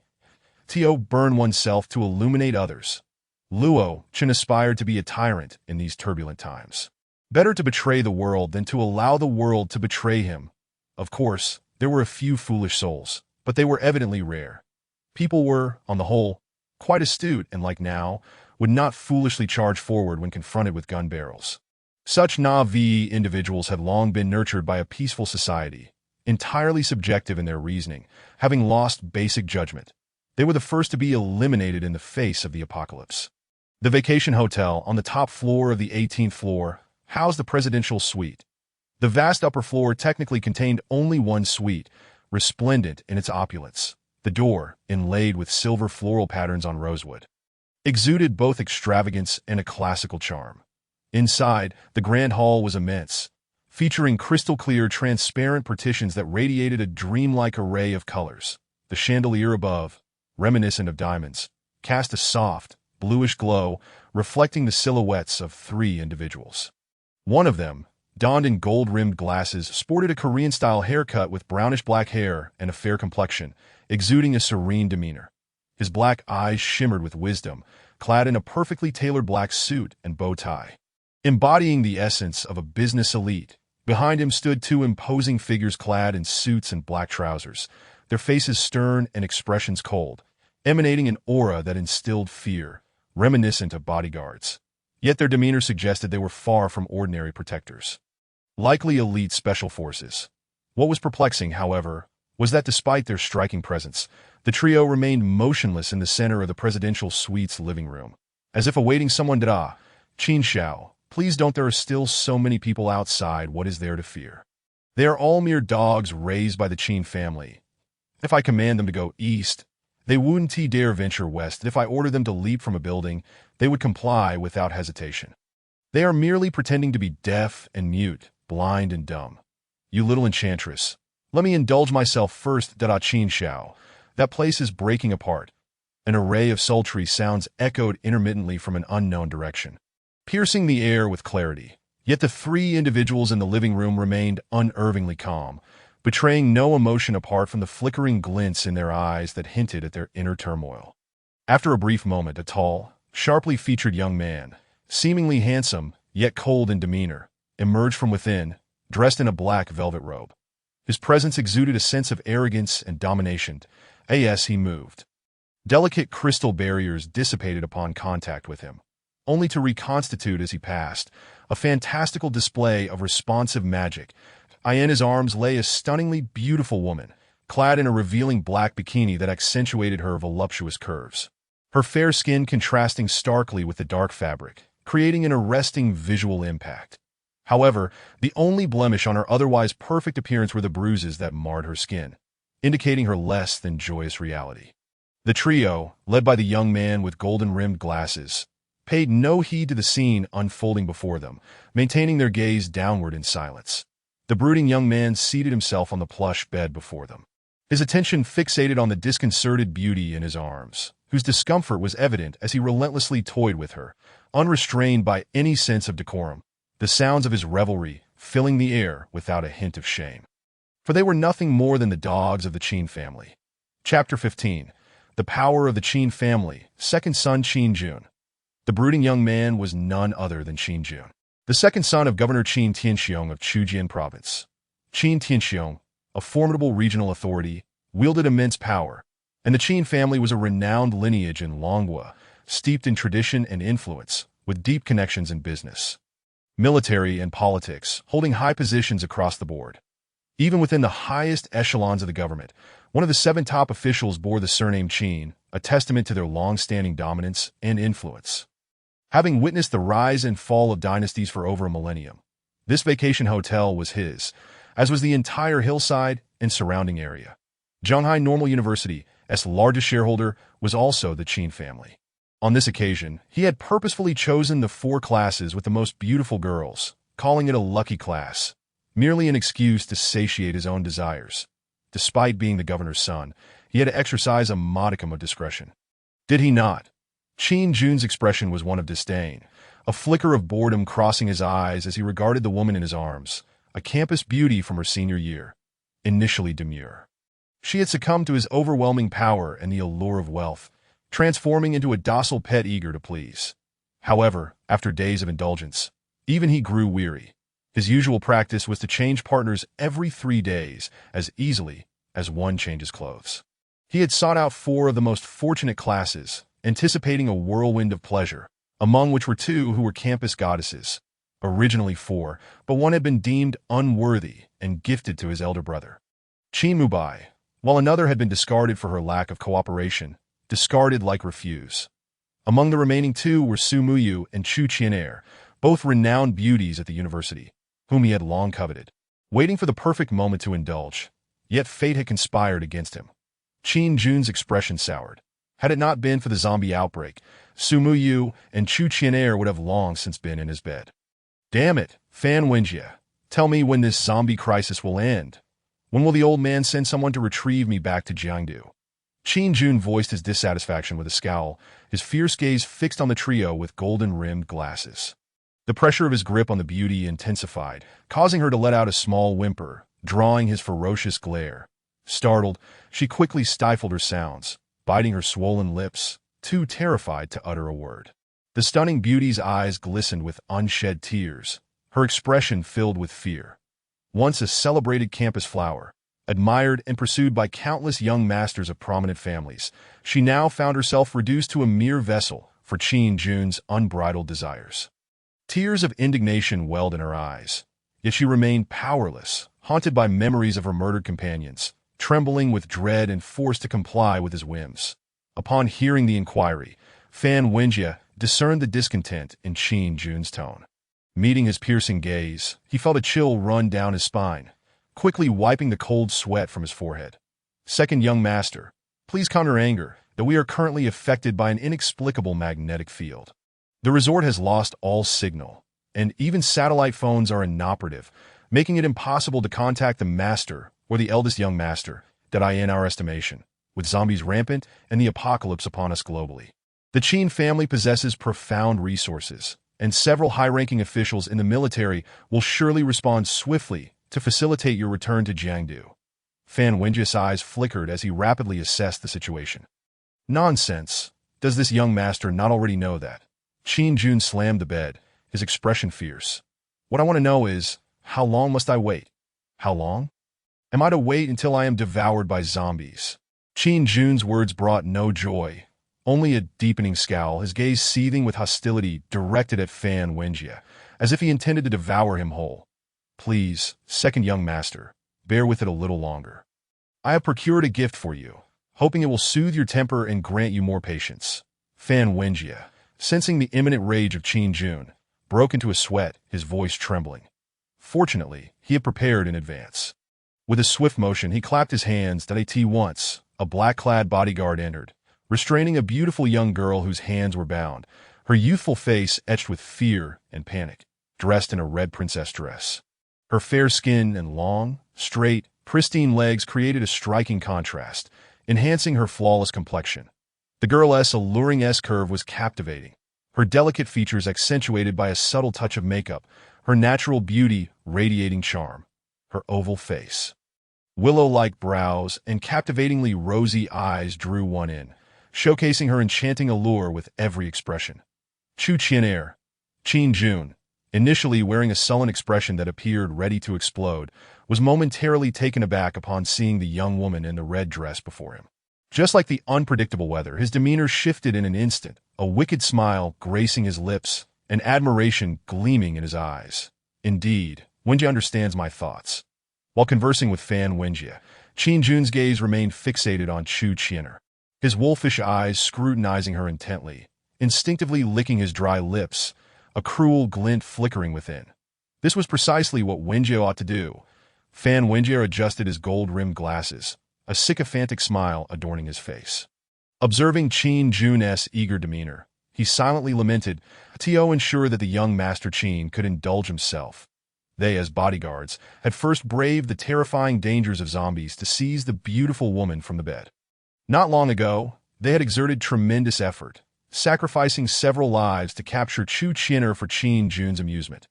With her presence, it was hoped that the young Master Qin would remain placated for a while. Fan Wenjie silently prayed for the master and the eldest young master to send reinforcements soon. Otherwise, should the young master tire of Chu Qin'er and demand him to fetch Su Muyu, he would truly have nowhere to weep that I end their quest to find women for Qin Jun. The number of bodyguards had dwindled to merely 6 or 7 if they were to lose a few more. What would they do in the event of an unforeseen circumstance? A bitter smile lingered on Fan Wenjie's face. Although the apocalypse had arrived, making their situation dire, he had never contemplated leaving Qin Jun. Rather, he continued to toil diligently, that he believed that with the Qin family's solid foundation, even amidst the apocalypse, they could thrive. Only by leaning on the mighty Qin family could one weather the storm. Continue to wield power and bask in glory that it was merely a few days since the onset of the apocalypse, and the Qin family undoubtedly needed to stabilize their situation. Additionally, due to communication difficulties, they had yet to send for Qin Jun. Once the situation calmed, Qin Tianxiong would surely mobilize resources to retrieve his wayward son. After all, despite being a regional overlord, Qin Tianxiong had lost his masculine authority in a political struggle. Thus, even if Qin Jun were deemed inept, he remained one of his 2 sons, a matter of great importance for the Qin family's legacy. This unwavering loyalty was why Fan Wenjie felt so assured. Steadfastly remaining by the side of the temperamental and unpredictable Qin Jun, waiting for the day of reward upon Qin Jun's return. His position within the Qin family faction would rise accordingly. Fan Wenjie's eyes glimmered with understanding. He had grasped the situation clearly. Yet he failed to recognize that, after all, this was the apocalypse, where uncertainty reigned and anything was possible. Chapter 16. The Governor's Son. What harm in killing? Haha, Chu Qin'er, you may not recognize me, but surely you've noticed that, as the campus belle of the university, with your outstanding grace and stunning beauty, there seems to be no one pursuing you. Quite curious, isn't it? Qin Jun did not rush, instead approaching Chu Qin'er with a smile, admiring her exquisitely beautiful visage, her skin as delicate as porcelain. The panic and astonishment on Chu Qin'er's face only served to heighten his excitement. Is it you? Did you harm all my admirers? Realizing the truth, Chu Qin'er's beautiful eyes widened with rage. The childhood friend who entered the university alongside her, and the senior who had treated her well. Could it be? Was your hand behind my brother's unfortunate car accident as well? Chu Qin'er questioned, her emotions in turmoil. Indeed, I orchestrated all of that. Qin Jun admitted brazenly, a cruel and disdainful expression etched on his face. Your childhood friend is merely a poor lad from a backwater, unworthy of coveting my woman. Your senior may possess some ability, his family being a prominent one in Shanghai, yet compared to the Qin family, he is but a mere insect attempting to stop a chariot.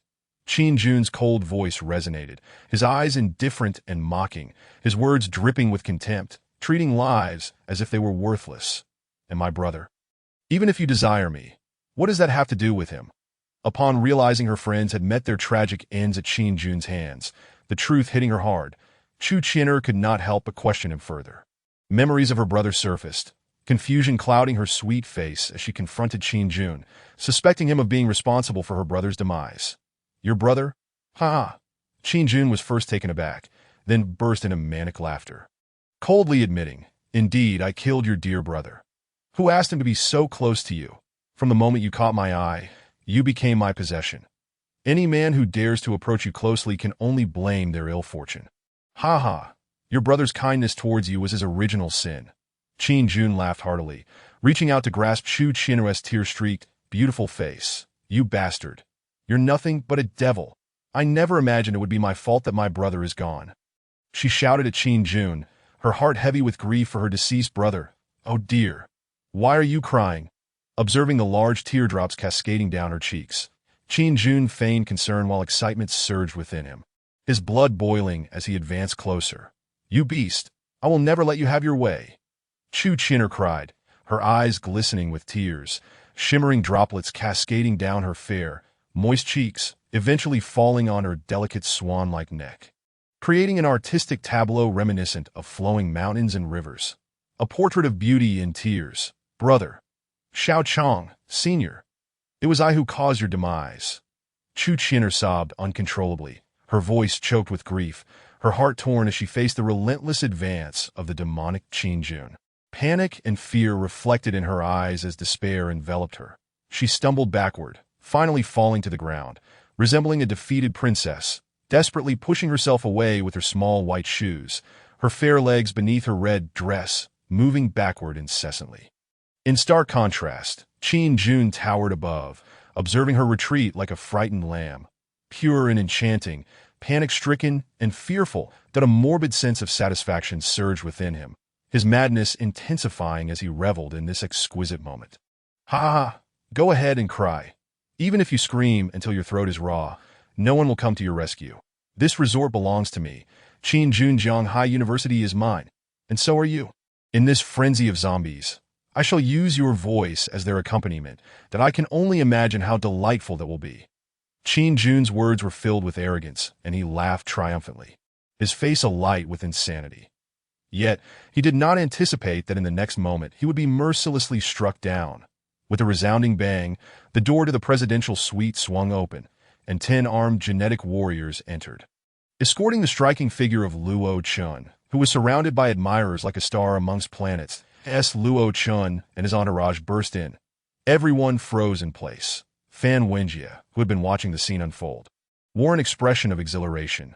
Qin Jun, brimming with excitement, and Chu Chinner, trembling and tearful, all halted in their actions, caught off guard by the unexpected intrusion. Who are these people? Could it be that I am saved? Oh heavens, even if I must die, I refuse to be sullied by Qin Jun. As Chu Chinner beheld the sudden appearance of the soldiers, a glimmer of hope ignited within her, her gaze filled with anticipation.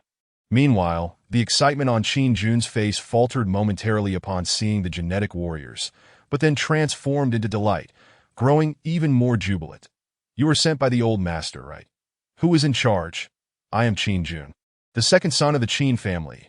Qin Jun enthusiastically proclaimed his identity, believing that the military's presence in such a place could only mean they were there to retrieve him. Moreover, they had entered through his door. Surely not to seize territory, right? As his gaze swept across the room, he was initially drawn to the armed genetic warriors, but soon his attention shifted to Luo Chun, who was embracing Su Muyu and Bai Shui.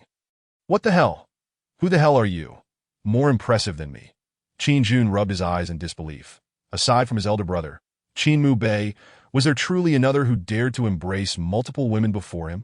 Moreover, among them was one of his prized possessions. Su Mu Yu. In an instant, Qin Jun's expression darkened, a surge of inexplicable rage swelling within him, leaving him feeling as though a green haze loomed above. In his haste, he failed to assess the situation clearly and bellowed, "Release Su Muyu at once. Let me take her place. You are finished for daring to lay a hand on my woman. I advise you to take your own life as an apology."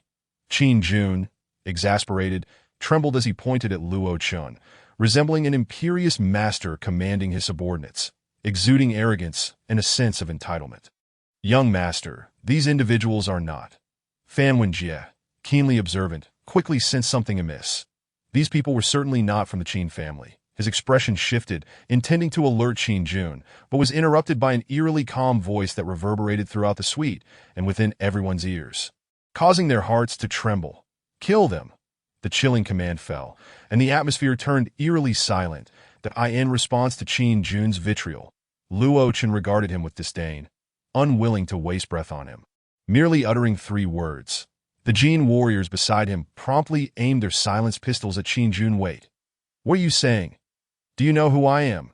If you dare to touch a single hair on my head, I will take your life." Qin Jun, now visibly enraged, began to process the situation, though he remained unfazed, feeling his authority had been challenged. However, he had yet to finish his threat when bang! Blood splattered as yet another individual succumbed beneath the Jin warrior's gunfire. A testament to the self-centered arrogance of humanity, even in a post-apocalyptic world. What? Second young master. Qin Xiao is dead. The three bodyguards in black, along with Fan Wenjie, widened their eyes in disbelief. Their pupils constricting as they absorbed the shocking scene, that it was the end. The sky was falling, that a chill ran through Fan Wenjie, filling him with despair as he turned to glare at Luo Chun. The architect of this chaos. With a mix of hatred, he coldly stated, "Kid, I don't know who you are, but even in these chaotic times, crossing the Qin family will lead to your downfall. Prepare for death." Fan Wenjie's expression turned sinister as he spoke with venom, knowing that with Qin Jun's death, his own life as a guard would also be forfeit, subject to the reckoning of the southern governor. Qin Tianxiong, a fate worse than death. It was Luo Chun who had brought about this ruin. Ha! No one can predict the future. Luo Chun scoffed twice, a glint of cold light erupting from his profound gaze. I know not what fate awaits the Qin family, but I do know yours. The governor's son? What does it matter if he is killed? Upon hearing the mention of the Qin family, Luo Chun raised an eyebrow. Having never heard of such a name, just as his words fell, the Jin warriors beside him understood immediately, and before Fan Wenjie and the others could react, they drew their weapons and eliminated them. Bang, bang, bang. All four melon-headed men met the same explosive fate, blood spraying forth, the acrid scent permeating the air. The scene was gruesome, yet for some, it was a source of satisfaction such as Chu Qian. Chapter 17. A hero rescues the beauty. Shall she offer herself? Good. Chu Qian gritted her teeth and uttered a word of approval, tears still cascading down her sweet visage, evoking a sense of protectiveness. Who are you, at this moment? Luo Chun noticed her, slumped on the ground, bound and teary-eyed, a stunning beauty who captivated all. Release her. A mere glance from Luo Chun was enough for a Jin warrior to understand. Swiftly approaching Chu Qian and using a dagger to sever her bonds, granting her freedom once more. Now liberated, Chu Qian gazed at the lifeless body of Qin Jun, a flicker of fierce determination and relief crossing her features before she turned to Luo Chun, her beautiful face blossoming into a genuine smile. Thank you for saving me and avenging me by killing this scoundrel. With unsteady legs, she stood, wiping her tears, and approached Luo Chun, her expression filled with gratitude. You're welcome. Luo Chun smiled in response, his eyes glimmering with a hint of admiration as he observed her. Such a woman, in these chaotic times, if lacking absolute strength or a powerful background, would undoubtedly face a fate of becoming an object of exploitation. Suffering immensely, treated as a coveted resource to be squandered and abused. Ding. The apocalyptic beauty redemption feature has been activated. Detected a beauty, Chu Qian with a score of over 90 in appearance. Please complete the capture to earn 100 points. The system's notification echoed in Luo Chen's mind, bringing him joy. 100 points would enable him to summon 10 more Jin warriors. Such a fortuitous opportunity was not to be missed, especially since he found Chu Qian exceptionally alluring. She was precisely his type. With the ability to claim her, why would he leave her for others? It would be akin to letting grass grow on his own head. Having saved her life and avenged her, it seemed only fair for her to offer herself in gratitude. A classic hero rescues beauty trope, perfect in this post-apocalyptic world. He intended to seize power and revel in the embrace of beauty, wielding authority over all, witnessing the finest sights, and possessing the most exquisite women that a true man should aspire to such greatness. Under the influence of his desires and the system's compelling demands, a devilish smile crept across Luo Chen's lips as he gazed at Chu Qian, her alluring figure and stunning features drawing him in. Since I have saved you, how would you like to express your gratitude? His clear and gentle voice echoed, and the unreserved possessiveness in his gaze left Chu Qian momentarily stunned, struggling to comprehend. In her past experiences, when encountering a woman of her beauty and stature, most men would respond with obsequiousness, exuding gentlemanly decorum, insisting it was merely their duty.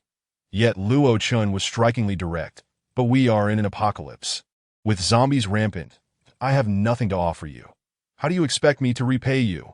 Overwhelmed by Luo Chen's intense, direct gaze, Chu Qian's cheeks flushed, her beautiful eyes instinctively averting that a hero rescues a beauty. Naturally, the beauty should offer herself. Are you willing? Luo Chen spoke without hesitation, unabashedly voicing his thoughts that he stepped closer to Chu Qianair, his gaze fixed on her exquisite face, radiating an air of inevitability. Ah, Chu Qianair, taken aback by Luo Chen's brazen demeanor, felt her face flush crimson. She grasped her red dress tightly, exposing her flawless, alluring legs. Biting her luscious lips, her mind momentarily clouded. She recalled her university days when, due to her striking beauty, she had been the center of attention, pursued by countless suitors. Yet, she had never entertained the notion of romance, having been under the watchful eye of Qin Jun for the past 2 years.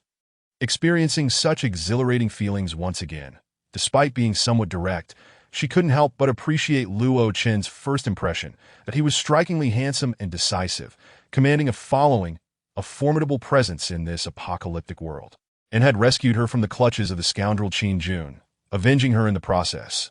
Each of these moments struck her with immense visual impact, especially when combined, moreover, considering the delicate atmosphere surrounding them. Chu Qianair's persona would typically dictate a rejection. However, gazing into Luo Chen's deep, bright eyes, his charmingly domineering demeanor, her lips parted, and words that had been on the tip of her tongue suddenly shifted. "I am willing." In a moment of inexplicable impulse, her mind clouded. She blurted out her agreement that, that's not what I meant. Realizing her hasty response, a flush of urgency crossed her face. The modesty typical of young girls compelled Chu Qianair to cover her mouth, signaling her faux pas, eager to clarify. However, Luo Chen offered no opportunity for explanation. His gaze intensified, his strong arm outstretched, and suddenly, Chu Qianair felt herself uncontrollably pulled into his embrace. "Isn't this a bit too fast for us? Classmate, give me some time to consider, all right?" The intoxicating scent of masculine pheromones enveloped her, causing her breath to quicken. Having never been so intimate with a stranger before, Chu Qianair panicked, her words tumbling out as she sought to stall for time. A hint of urgency flickered across her face. Given the circumstances, she realized Luo Chen intended to claim her right there, and then, how could she not feel anxious? The fear of the unknown regarding that matter left Chu Qianair utterly resistant. "No, classmate," she exclaimed in a flustered tone. "There's nothing that can't be done. You've already agreed," Luo Chen replied with a wicked smile. "But you only learned my name today," she retorted, her mind racing. "What of it? Some people go through their entire lives without encountering their destined ones. What we have here is called love at first sight," Luo Chen stated with utmost seriousness. "Yet this is our very first meeting." Chu Qianair was on the verge of tears, feeling as if she was about to lose everything. "Then let us have a collision of souls and truly get to know one another," he said with an enigmatic grin. Luo Chen's lips curled into a captivating arc, exuding an air of mischief as he swept Chu Qianair into his arms in a princess carry. Her crimson dress fluttered, revealing her fair, long legs and slender waist as he strode purposefully toward the suite. "Classmate, I still think we should get to know each other better," she said, panic evident in her voice. "Sure," Luo Chen responded unexpectedly, much to her astonishment. "Really?" Surprise flickered across Chu Qianair's face, only for it to be quickly replaced by a stiff expression. "Then am I not taking you to get acquainted?" Luo Chen teased with a wicked smile. Chu Qianair's lips moved as she attempted one last effort to protest. Yet she found herself ensnared by his fervent, predatory gaze, rendering her as mute as a timid little rabbit. The result, of course, was that she yielded to his will. "Humph, you heartless rogue." Observing Luo Chen's straightforward actions was akin to watching a victor revel in their spoils. The faces of the Jin warriors reflected wicked amusement, their expressions filled with envy. Yet Su Muyu was different. Her lips pursed in a pout as she shot a fierce glare at Luo Chen. "Indeed, what a heartless rogue he is," chimed in Bai Shuang, echoing her sentiments. The two women exchanged glances, and in that moment, they felt a shared sense of camaraderie, their animosity towards each other diminishing considerably. However, despite their banter, they were astute enough not to impede Luo Chen, for they understood that the world had changed. In the apocalypse, order would be re-established, and those who dictated the rules were often the powerful. Luo Chen was among them. Instead of resisting, they chose to adapt. Survival of the fittest, aligning with the times. After all, what was meant to be would not be diminished as Su Muyu and Bai Shuang exchanged knowing glances, their youthful faces suddenly tinged with a rosy hue as they pondered something unspoken. Chapter 18. Rebirth of Lin Xian, Memories of a Past Life. Just as Luo Chun selflessly endeavored to rescue the campus belle, a furious roar erupted from a room on the fourth floor of the resort hotel, reverberating through the air with a lingering echo. Yet contrary to expectations of cataclysmic upheaval, there was merely the frenzied growls of zombies, echoing in a relentless cacophony. The enormous commotion attracted a swarm of zombies. Their bloodthirsty howls, thunderous banging against doors, and the piercing sounds of claws scraping against surfaces filled the air. These starkly real and resounding noises jolted Lin Xian from his slumber, gasping heavily, his arms bulged with veins, and his hands clawed into the bed as if trying to tear two holes in the sheets. Beads of sweat streamed down his forehead, soaking him. Abruptly, he opened his eyes, feeling as though the world was spinning. But gradually his vision cleared, revealing a strange, yet vaguely familiar environment that left him in shock. In a frenzy, he dashed to the bathroom, staring into the mirror at his boyishly handsome face, which seemed to have regained its youthful vitality. His heart raced with disbelief. With a twist, he turned on the faucet, splashing cold water onto his face, drenching his hair and clothes. He even slapped his cheeks twice, the sharp sound echoing in the small room. Staring at the clear, reddened handprints on his face, Lin Xian sat down abruptly, lost in thought as he gazed at the toilet that had witnessed countless moments of vulnerability.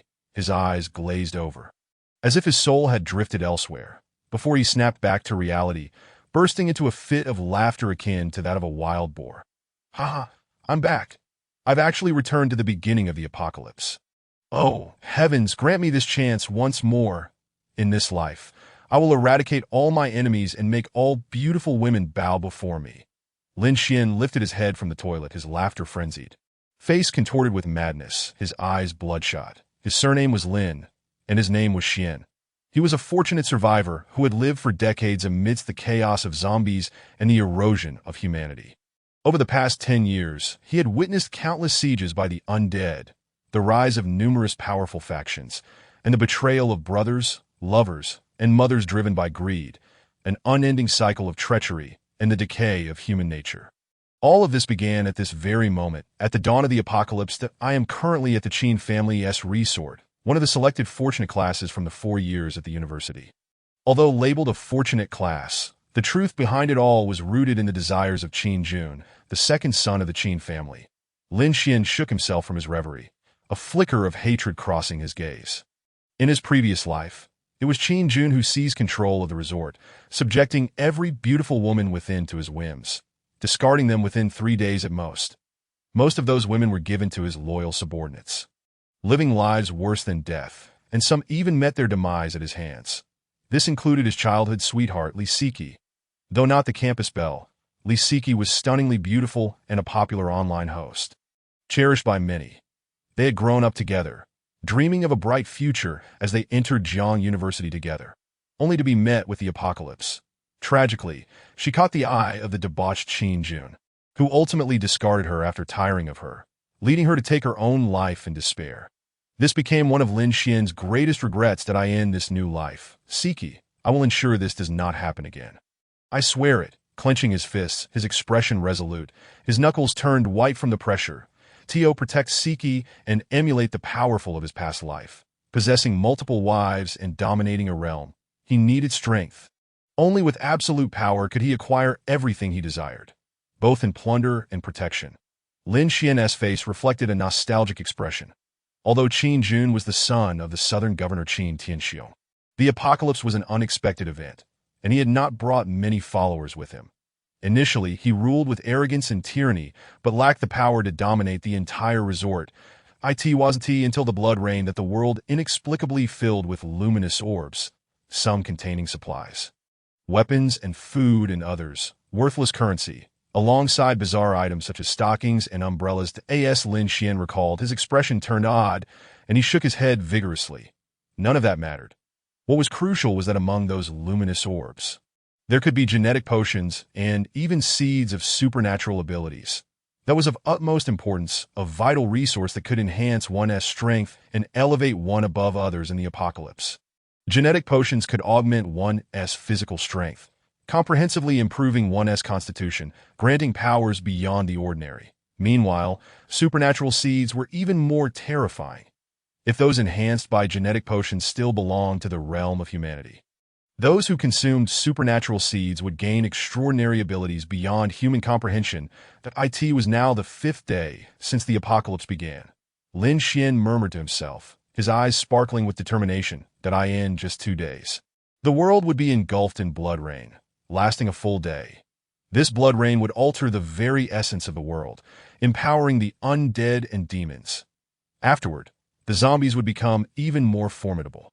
Lin Xian's eyes flickered with caution as he recalled the monstrous beings from his past life. At the onset of the apocalypse, following the blood rain, the already precarious survival conditions for humanity would deteriorate further. Many humans would again succumb to the suddenly empowered zombies. Yet, he understood that danger often coexisted with opportunity. After the blood rain, the corners of the world reveal certain patterns, manifesting numerous energy orbs, among which lie the coveted items he seeks, such as genetic potions, firearms, and the like. That a fleeting look of regret crossed Lin Xian's face.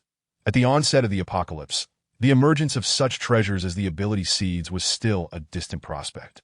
The genetic potions were, indeed, the finest among them, followed closely by weapons and firearms. Should misfortune befall him, drawing a pair of stockings would leave him with no choice but to await death, the dawn of the apocalypse.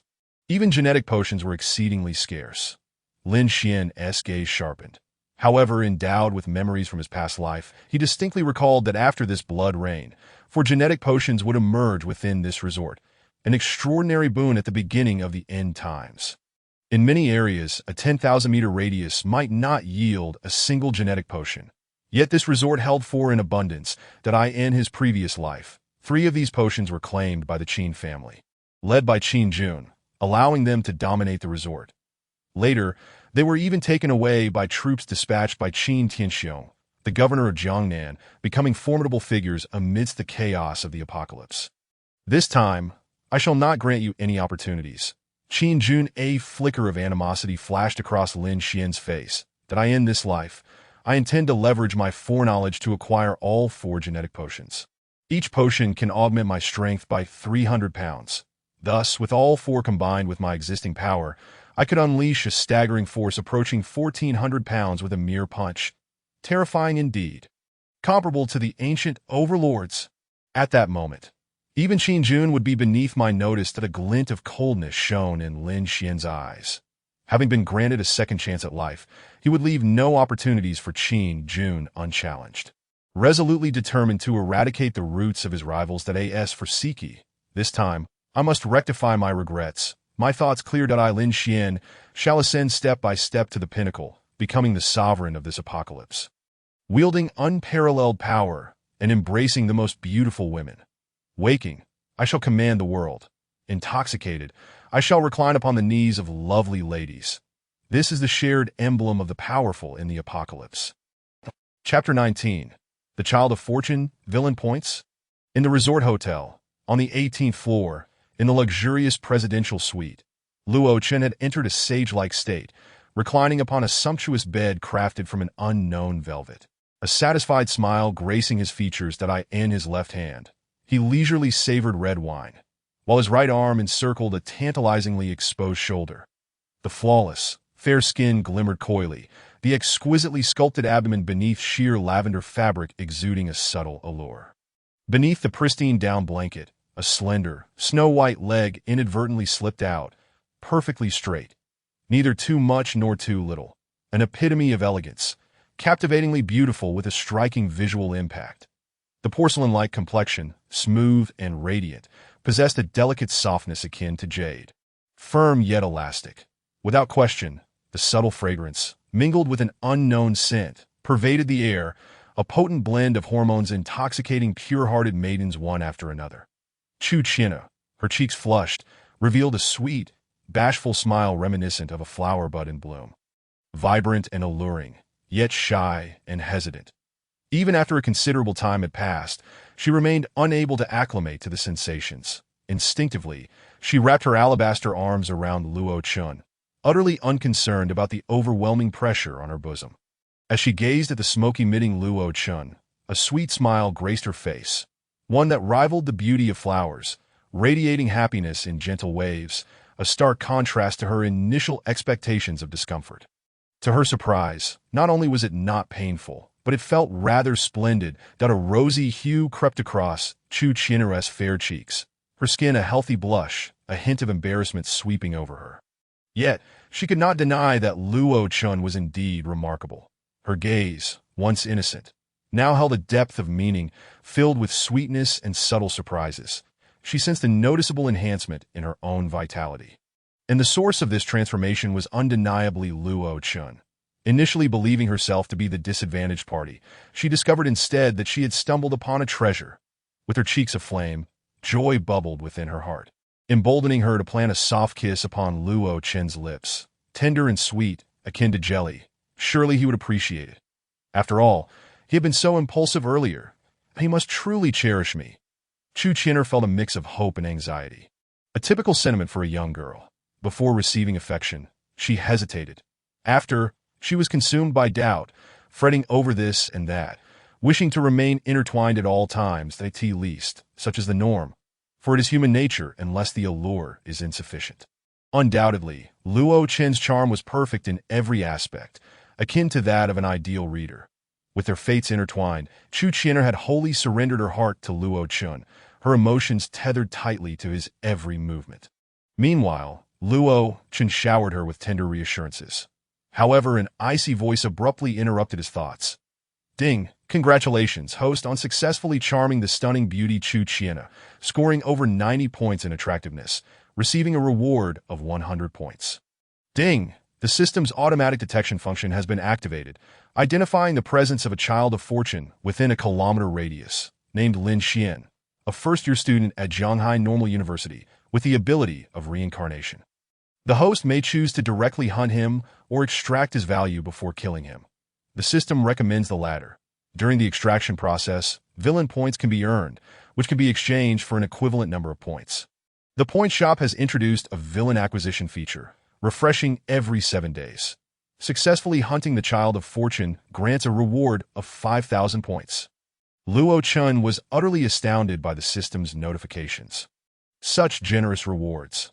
A direct hunt would yield him a whopping 5,000 points, enough to exchange for 500 genetic warriors. Not to mention, it would undoubtedly elevate him to a position of dominance. A formidable power in its own right. This was simply too tempting. Luo Chen's eyes sparkled, yet he quickly regained his composure that a child of fortune who is also a reincarnated individual. Such a person should not be easily slain. That would be a waste. There remains ample opportunity for extraction. First, I shall subject him to cruel torment, accruing villain points, reaping the benefits, and only then will I feast upon the spoils, in a fit of excitement. Luo Chen's grip tightened a little too forcefully. Chu Chinner, her face aflame, shot him a playful glare, her heart racing with embarrassment, yet the genuine smile on her face belied any anger. Pardon me, Chinner. Wait for me just a moment. I shall return shortly. Luo Chen cast a regretful glance at the clearly visible marks on the snowy expanse of her skin. Indeed, one must not be too impulsive, all right? I will wait for you. Luo Chun, Chu Chinner replied, her eyes flickering with a hint of disappointment as he prepared to leave. Yet, she still lovingly stepped forward to bestow him a kiss. With a soft chuckle, Luo Chun leaned in, capturing her cherry-pink lips in a kiss. After a brief yet tantalizing entanglement, he remembered his purpose and swiftly withdrew. Donning a sleep garment, he strode confidently out of the bedroom, that as he emerged, he encountered 2 open bedroom doors. His curiosity piqued that he knew that these rooms must belong to Su Muyu and Bai Shuiying, yet he was eager to discover which was which. Curiosity ignited. It was impossible to restrain. The bedroom door remained ajar, and Luo Chen swiftly slipped inside for a fleeting glance, a mischievous grin adorning his face as he departed in haste. Within the 2 rooms, Bai Shuiying curled her pristine, white legs. Reclining on the bed, enveloped in a quilt, her cheeks painted with a rosy hue that Su Muyu covered her flushed cheeks, her expression one of bashfulness, as a rare crimson mark appeared on her porcelain-like skin. The teasing voice of Luo Chun reverberated in both women's ears. Wait for me. I shall return to keep you company soon, scoundrel, they both exclaimed in unison, though a faint blush of youthful shyness surfaced on their faces. and their eyes sparkled with anticipation. With the arrival of Chu Qian'er, a sense of urgency arose within both women, a desperate yearning to draw closer to Luo Chun, to solidify their positions in his heart. Chapter 20. Mental Loss. A Bullet. Do you want it? Luo Chun exited the internal area of the presidential suite, proceeding directly to the outer region, where several rooms served as quarters for the Jin warriors to rest. Commander. Sensing Luo Chen's presence, all the Jin warriors emerged from their rooms, saluting him with respect and forming an orderly line. 8 individuals. Luo Chen's gaze flickered momentarily, quickly realizing that 2 must be stationed at the entrance. His eyes scanned the Jin warriors, their data materializing before him. All were at the Black Iron level 2, having successfully advanced, with a few nearing level 3. Jin warriors, capable of hunting creatures to level up, possessed remarkable physical abilities and weaponry. With each level gained, 100 pounds of strength was added, enhancing all aspects of their physique, including speed and defense. Furthermore, with every upgrade in weaponry, Jin warriors underwent a metamorphosis. Their personal prowess and the sophistication of their weapons, along with cerebral development, experiencing exponential growth. This was the true terror of Jin warriors. Though they had only advanced slightly, their strength had multiplied beyond measure. While their weapons remained unchanged, the quantity of ammunition had significantly increased, along with enhancements to daggers, grenades, silenced pistols, and an array of armaments. Luo Chun felt a surge of anticipation. If these Jin warriors were elevated to silver level, would they bear rocket launchers? Would higher levels automatically grant them extraordinary abilities? If that were the case, it would be unfathomably terrifying. The potential was boundless. The sooner they were summoned, the sooner benefits would be reaped. Contemplating this, Luo Chun, satisfied with the Jin warriors, unhesitatingly exchanged his remaining points in the marketplace for 19 Jin warriors. Leave 3 to guard this location. The rest, cleanse the entire resort hotel of zombies and search for a first-year male student named Lin Xian from Zhanghai University. Report directly to me upon any findings. After imparting some additional instructions, he waved his hand at 26 Jin warriors, armed and ready, stood with imposing stature, exuding an air of authority, their dark gun barrels instilling fear in any ordinary person. Having completed these arrangements, Luo Chen smiled and returned to his suite, though this time he headed to Bai Shuiying's room, followed by Su Muyu and Chu Qian'er. With Chu Qian'er's arrival, he could not forsake his old flames for a new muse, for he was not one to indulge in the peculiarities of those like Qin Jun, who squandered resources on fleeting romances. In comparison, he considered himself to be quite loyal and own need for comparisons. He relished in his own sense of integrity. Since encountering Qin Jun, Luo Chen felt his own stature magnified, that a wicked smile graced his lips as he faced Chu Qian'er. Observing her flustered expression, with an enigmatic grin, he suddenly hooked her delicate foot, executing a swift maneuver that turned them both to face forward, their intentions aligned, embarking on their journey.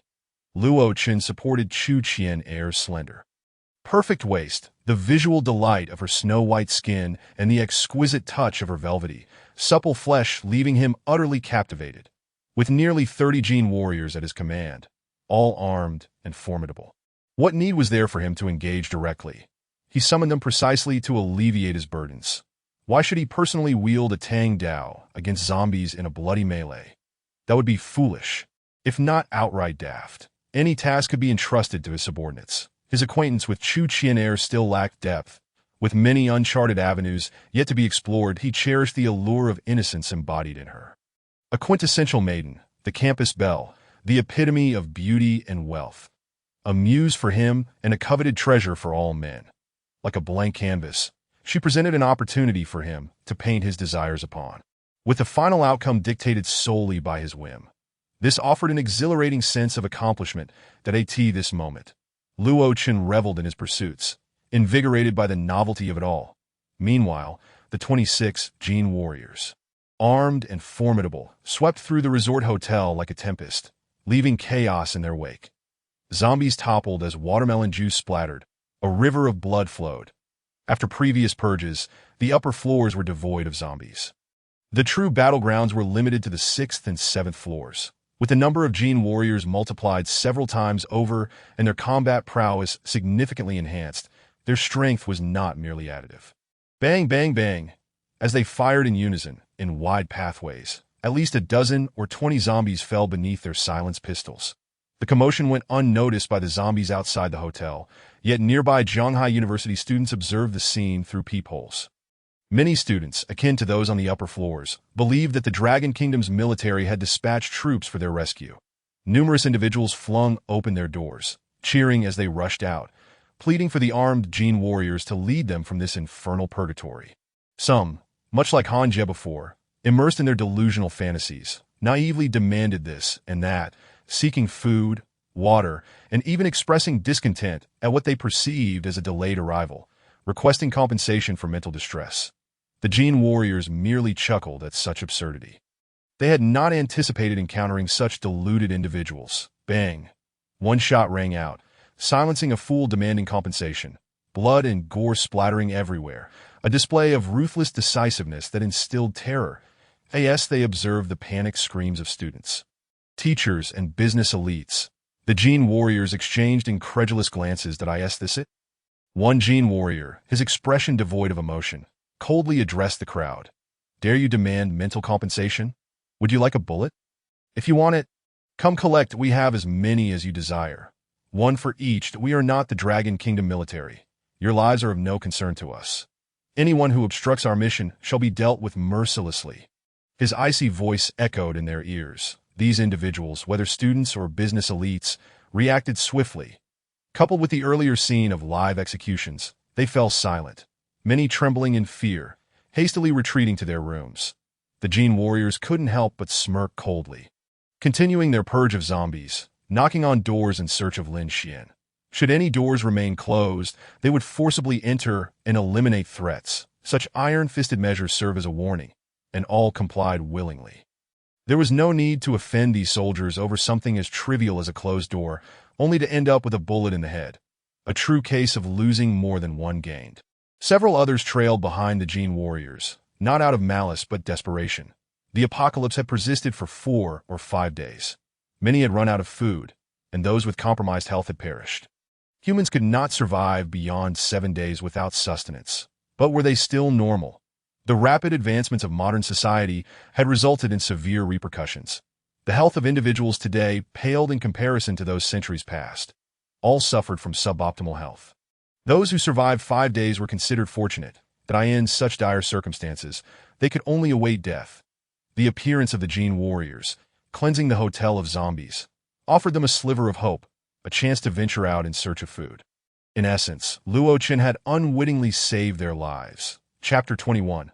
Commence the sweep, locate Lin Xian. That shouldn't be possible. Where did these soldiers come from?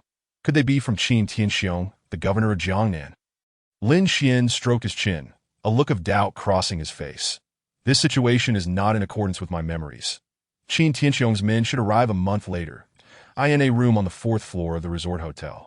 Lin Xian watched in trepidation as the genetically enhanced warriors gradually approached his room. His heart raced with anxiety, and he found it perplexing. According to his past life's memories, these individuals did not exist at all, armed to the teeth with various weapons. They were clearly regular troops before the apocalypse. He knew full well that there were no military forces in this area. After the apocalypse, it was even more unimaginable for outsiders to breach this place. Damn it, could they have sprung from the cracks in the rocks? Or perhaps there is a military base nearby. Otherwise, nothing makes sense. Lin Xian's expression darkened, his eyes glinting as he contemplated his course of action. Given the circumstances, pondering these matters was futile. The crux of the issue was how to deal with the military elite conducting a thorough investigation. These individuals did not appear to be easily provoked. And he had heard screams and gunfire, indicating that some had not complied and had been summarily executed. Ruthless and decisive, the military personnel spared no mercy. Lin Xian's face turned grim. He had not anticipated encountering such turmoil so soon after his rebirth, which genuinely caught him off guard. Knock, knock, knock. Open the door. His voice resonated once more, strikingly Siki's mind like the toll of a bell, jolting her awake, her eyes reflecting a mixture of anxiety and anticipation. All right, I will accompany you, Li Siki responded softly, and was promptly surrounded by 4 soldiers as they ascended the stairs, moving towards the upper floor without a hint of vulnerability. Meanwhile, her close friend He Mei gazed enviously at her figure. wishing to accompany her to meet the so-called commander. Yet lamentably, she was not included. Before long, the two women found themselves escorted to the presidential suite on the 18th floor, before Luo Chun. You may proceed. Make haste in eliminating more zombies and strive to become stronger. Luo Chun instructed the Gene warriors who had brought the two women. Yes, Commander.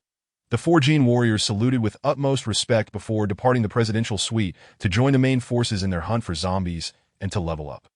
As the soldiers left, Lisiki felt a sudden sense of relief, her demeanor lightening considerably in the presence of these armed, stoic soldiers. Her timid nature had been thoroughly suppressed in peacetime. She might have managed to maintain her composure. But this was the apocalypse, and the soldiers' intimidating presence was magnified exponentially. Moreover, she was akin to a fish on a chopping block, utterly powerless and devoid of status if she wished to alter her circumstances. The most prudent course of action lay with the commander before her. With curiosity, Lisiki cast her gaze towards Luo Chun, her expression tense, yet subtly infused with hope. She scrutinized him. Luo Chun too appraised her. Quite an exquisite appearance, a figure to match. She pales in comparison to Su Muyu, and while she stands equal to Bai Shuiying, they each possess their own merits. Alas, the absence of a system notification suggests that her beauty has not reached the threshold of 90 points in the system's eyes. A trace of regret flickered in Luo Chen's eyes. This standard fell short of the entry requirements for his harem. His power grew. His criteria for selecting women became increasingly discerning that if they did not meet his standards, he had little inclination to squander emotional investment. After all, he was not one to accept just anyone. Only those with a beauty score of 90 or above. Bai Shuiying had been fortunate, having triggered a system task during the initial stages, allowing her to enter his domain and subsequently live a life of luxury and security amidst the apocalypse. Reflecting on the nature of fate, Luo Chun pondered whether Lisiki would share such good fortune. Just as he was about to speak, she took 2 steps forward, blushing, and boldly approached his bed. The determination in her eyes was unmistakable, a fact that Luo Chun keenly observed. Dressed in a square-collared shirt and a white pleated skirt, she revealed delicate collarbones and a pair of long, graceful, snow-white legs, exuding youthful vitality and sweetness. What do you intend to do? Luo Chun asked, somewhat bewildered by her actions. Commander, I wish to stay, Lisiki replied, her face flushing with embarrassment, yet her gaze unwavering, filled with hope. The harrowing days of the apocalypse had taught her that a return to her former peaceful life was highly improbable. After enduring hunger, cold, loneliness, and fear for 3 days, she had come to understand that such an existence was a terrifying nightmare she could never revisit. The one capable of changing her fate stood before her in the form of Luo Chun.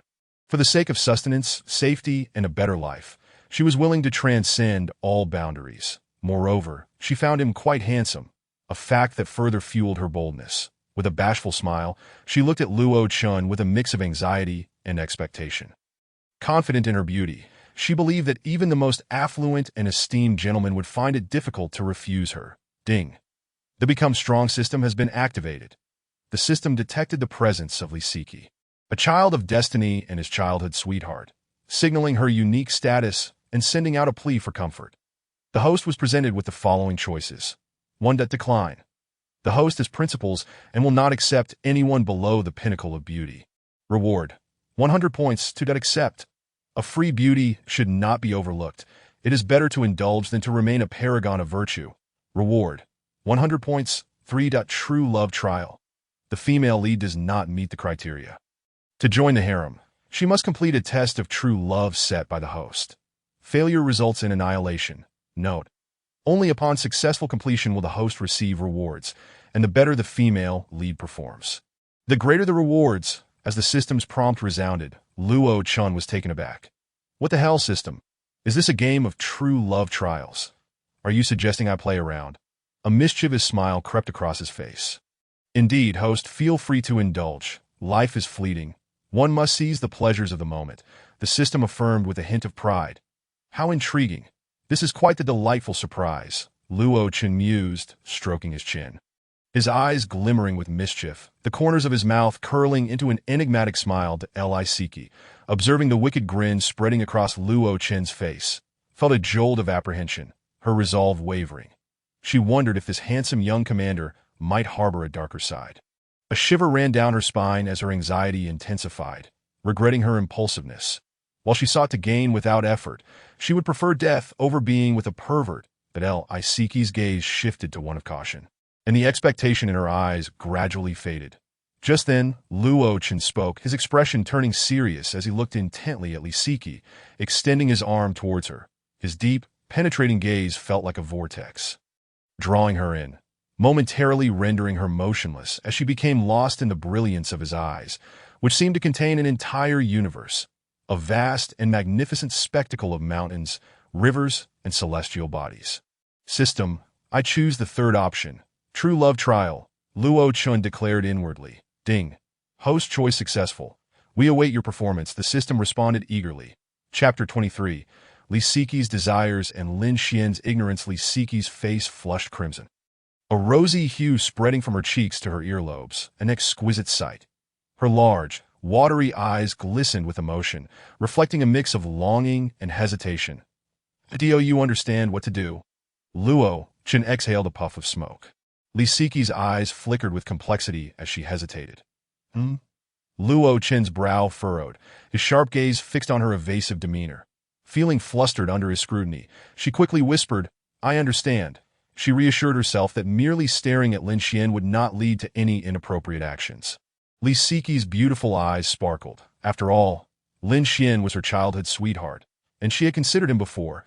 However, she never imagined she would meet him in such a manner. Nevertheless, there was no turning back now. In this dire environment, Luo-chan was undoubtedly the better choice.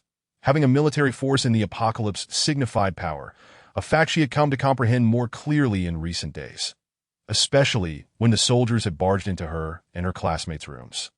The feeling of being at their mercy had been profoundly unsettling. In chaotic times, having soldiers in arms represented authority, making one a rule-maker, elevated above the masses. Only such individuals could provide her with everything she desired. After enduring 5 or 6 days of apocalyptic life, though brief, it had left an indelible mark on her. She vowed never to return to such a life. She yearned for a life of luxury and sustenance. Lisiki let out a contented burp, her petite hand brushing away the remnants of food from her flushed cheeks. The sensation of being full was delightful. Her pure visage radiated a healthy glow, accompanied by a genuine smile. Luo-chan cast a glance her way, instantly grasping her thoughts. In the apocalypse, the saying that a loaf of bread could win a goddess was not mere hyperbole. When pushed to the brink, throughout history, many had resorted to unconventional means for sustenance. What were these trivialities compared to that? Are you satisfied? Luo-chan, with a smile, inquired. Have you had enough to eat? Lisiki's cheeks flushed slightly, and Luo-chan raised an eyebrow, sensing her embarrassment. However, given the matter concerning the child of fortune, he knew he could not act too recklessly. His gaze gradually settled into calmness, inhaling the fragrant aroma surrounding him, a delightful scent that was quite pleasing. Indeed, every young woman possesses a unique fragrance. Lisiki's face reddened further as she clenched her delicate white skirt in her small hand, her long, slender legs showcasing the taut, smooth skin of her thighs, revealing the tension within her heart. All right, I shall not tease you any longer. It is time for you to complete your trial of true love. Once you succeed, I will formally accept you, and you shall lead the life you desire, a life enviable by thousands amidst the apocalypse. Luo-chan gazed into her beautiful eyes, their gazes locking and igniting a flicker of sparks, causing Lisiki to gasp. Her face as pale as blood. Lisiki's eyes gradually filled with determination as she nodded vigorously. I understand. You can rest assured. I will consider you my boyfriend. Her small fist waved in the air, as if rallying her own spirits. Well, I eagerly anticipate your performance, Luo-chan remarked, smiling as he watched Lisiki exit his room. That a hint of a wicked smile crept onto his face, yet his eyes remained as tranquil as water. To have others do your bidding, one must present the appropriate incentives, establishing mutual interest to ensure stability. Lisiki yearned for a life of luxury amidst chaos, even to be above the masses. Desiring a life better than that before the turmoil, that was her ambition. Luo-chan was precisely capable of fulfilling this desire. By manipulating her aspirations and guiding their amplification, he need not fear her becoming an instrument of his will. Next, he could deftly exploit Li Siki to extract the fortune of Lin Xian, the child of fortune that a sinister smile graced Luo Chen's face. Childhood friends, the innocence of first love. Such personas could significantly lower a man's defenses. Thus, a grand performance was set to unfold. Half a day later, in a room across from Lin Xian on the 4th floor, the occupants had changed to two beautiful young women, Li Siki and He Mei. As for the previous occupant, they had been executed for resisting the Jin warriors to Li Siki and He Mei, for various special reasons, sought food and aligned themselves with Lin Xian, successfully becoming the new masters of this room. Lin Xian had no reason to suspect their intentions. Firstly, the zombies in the resort had been completely eradicated, eliminating danger, yet the hunger crisis grew increasingly dire. Many dared to venture out in search of food, with some already succumbing to starvation. Did they truly intend to wait for death? Secondly, Lin Xian, being Li Siki's childhood companion and classmate, naturally welcomed her plea for assistance, viewing it as entirely reasonable that he was elated and saw no cause for suspicion. However, he overlooked a crucial reality. This was the apocalypse, and many would alter their very nature, some even abandoning all moral boundaries. The life Li Siki desired in her eyes was currently unattainable through Lin Xian, and their relationship had not yet solidified. Thus, when faced with Luo Chen's temptation, she resolutely and unhesitatingly surrendered herself into his embrace. That my choice is not based on what you possess, but rather on what I desire. Lin Xian remained oblivious to this, generously offering Li Siki a single piece of compressed biscuit. Indeed, just one piece. To him, this was quite generous, considering the current state of affairs. Even the landlord's household had run out of provisions. That single piece of biscuit could mean the difference between life and death. With no strength or weaponry, he could not risk infection by hunting zombies. Now was not the time for risk. The potential rewards did not justify the dangers, and expending energy could leave him powerless when it mattered most. IT was wiser to conserve his strength, bide his time, and wait that I end 2 days after the impending blood rain. He could seize opportunities and resources, positioning himself for invincibility. Thus, he resolved to make that half box of biscuits last another 2 days, and sharing one piece with Li Siki was indeed a show of loyalty. Lin Xian thought this way, but Li Siki felt differently, her heart sinking further, solidifying her resolve. Compared to the lavish offerings from Luo Chun and the variety of exquisite cuisines, Lin Xian's meager biscuit appeared glaringly inadequate. Without comparison, there is no pain. How is it, Siki? The taste is acceptable, I trust. Lin Xian gazed at Li Siki's charming visage and graceful demeanor, utterly captivated, a smile gracing his lips, his eyes glimmering with a hint of fervor. He cast lingering glances over her alluring figure and the sensuous long legs beneath her white skirt. Having navigated the apocalypse for decades, he had transformed, experiencing countless women, yet in his precarious position. He had no beauty to indulge in. Li Siki had become his dream girl throughout these years, a beacon of hope, guiding him through crises. She held a significance in his heart unlike any other woman.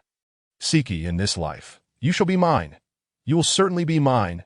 Lin Xian concealed his ardor meticulously, fearing to startle the fair maiden while secretly vowing that once he gained strength, he would confess his feelings to Li Siki. With their mutual affection as a foundation, success was assured. He would embrace the beauty he longed for. At that moment, a mischievous smile danced on his lips as he reveled in the vitality of youth. Chapter 24. The blood rain descends. Power increases thus. It was that Li Siki unexpectedly became Lin Xian's neighbor, frequently engaging him in conversation, much to his delight and amusement that he yearned to impress her with his invaluable experiences from the apocalypse, hoping to win her heart and ultimately claim her as his own. All the precious information he shared was meticulously absorbed by Li Siki, who subtly conveyed it to the soldiers who patrolled the area daily. Naturally, it all fell into Luo Chen's hands, in broad daylight. The Jin warriors were a known threat, while Li Siki operated in the shadows, unbeknownst to Lin Xian, whose every action was already under Luo Chen's control. On the 3rd day, an unexpected blood rain startled everyone in the resort. The crimson sky, dark red clouds looming ominously, stretched endlessly above, blocking out the sun. The blood-red lightning crackled and roared, streaking across the heavens. echoing with thunderous sounds. The blood-colored raindrops, imbued with an unknown energy, fell incessantly, like the rapid fire of a machine gun. The sky's blood-red lightning danced amidst the torrential downpour. The entire world appeared as though the apocalypse had arrived, instilling terror and dread in all who witnessed it. A fierce wind howled, and the relentless blood rain fell in sheets, the vivid red droplets striking fear into the hearts of all who beheld the scene. "My heavens! Is this truly the end of the world?" they exclaimed. "The blood rain and crimson lightning are terrifying. Woe is me! I have yet to experience love or the joys of life. Oh, it cannot be. I have just turned 18, untouched by the harshness of society. How could fate be so cruel? Let me return. I must face the relentless trials of the world that I, a natural beauty, have thrived on live-streaming donations. Living a carefree life that, oh, heavens, how could you be so heartless to me? I am the CEO of a publicly listed company, and I have 3 beautiful companions, yet my vast fortune remains untouched. Oh heavens, how can you be so cruel to me? I am nearly starving, and the apocalypse seems trivial now. Let it all be destroyed." The students of Heischer University and the elite in the hotel, faced with the onslaught of blood rain, exhibited a range of emotions. Some wept bitterly, others expressed regret, some prayed to the heavens, while others were numb to their plight. In stark contrast, within the resort, the incessant howls of the zombies echoed. And despite the language barrier, it was evident that these creatures were inexplicably exhilarated. Luo Chun, clad in a flamboyant shirt and shorts, reclined leisurely under a grand umbrella by the outdoor pool, savoring red wine. His expression one of unhurried pleasure as he observed the mysterious blood rain, intrigue glimmering in his eyes. Beside him were 3 stunning campus beauties, each radiating charm. Bai Shuiying, adorned in a black bikini, created a striking contrast against her fair skin, showcasing her alluring figure and enticing legs. Chu Qian'er, in a vibrant red bikini, boasted a devilishly perfect physique and skin as smooth as cream, her enchanting peach blossom eyes evoking envy even among women. Su Muyu, in a pink bikini, exuded youthful charm with her well-proportioned figure and porcelain-like skin, her delicate features embodying pure allure. Each of the 3 women, unique in their beauty, surrounded Luo Chun, showcasing their figures. Bai Shuiying massaged Luo Chun's shoulders. Su Muyu fed him grapes, while Chu Qian'er blushed, her long, graceful legs resting on Luo Chun's handsome, charismatic face. Unbeknownst to her, he was using her long legs as a makeshift pillow. Such a leisurely existence would surely provoke envy in anyone witnessing it during these dire times. While we are all struggling to survive, he indulges in the company of beautiful women and fine wine. In comparison, Luo Chun felt an undeniable sense of satisfaction. However, this was merely the beginning. A spark ignited in his eyes as he surveyed the frenzied horde of zombies below. Their reactions suggested that this blood rain would prove advantageous to them, complicating matters even further.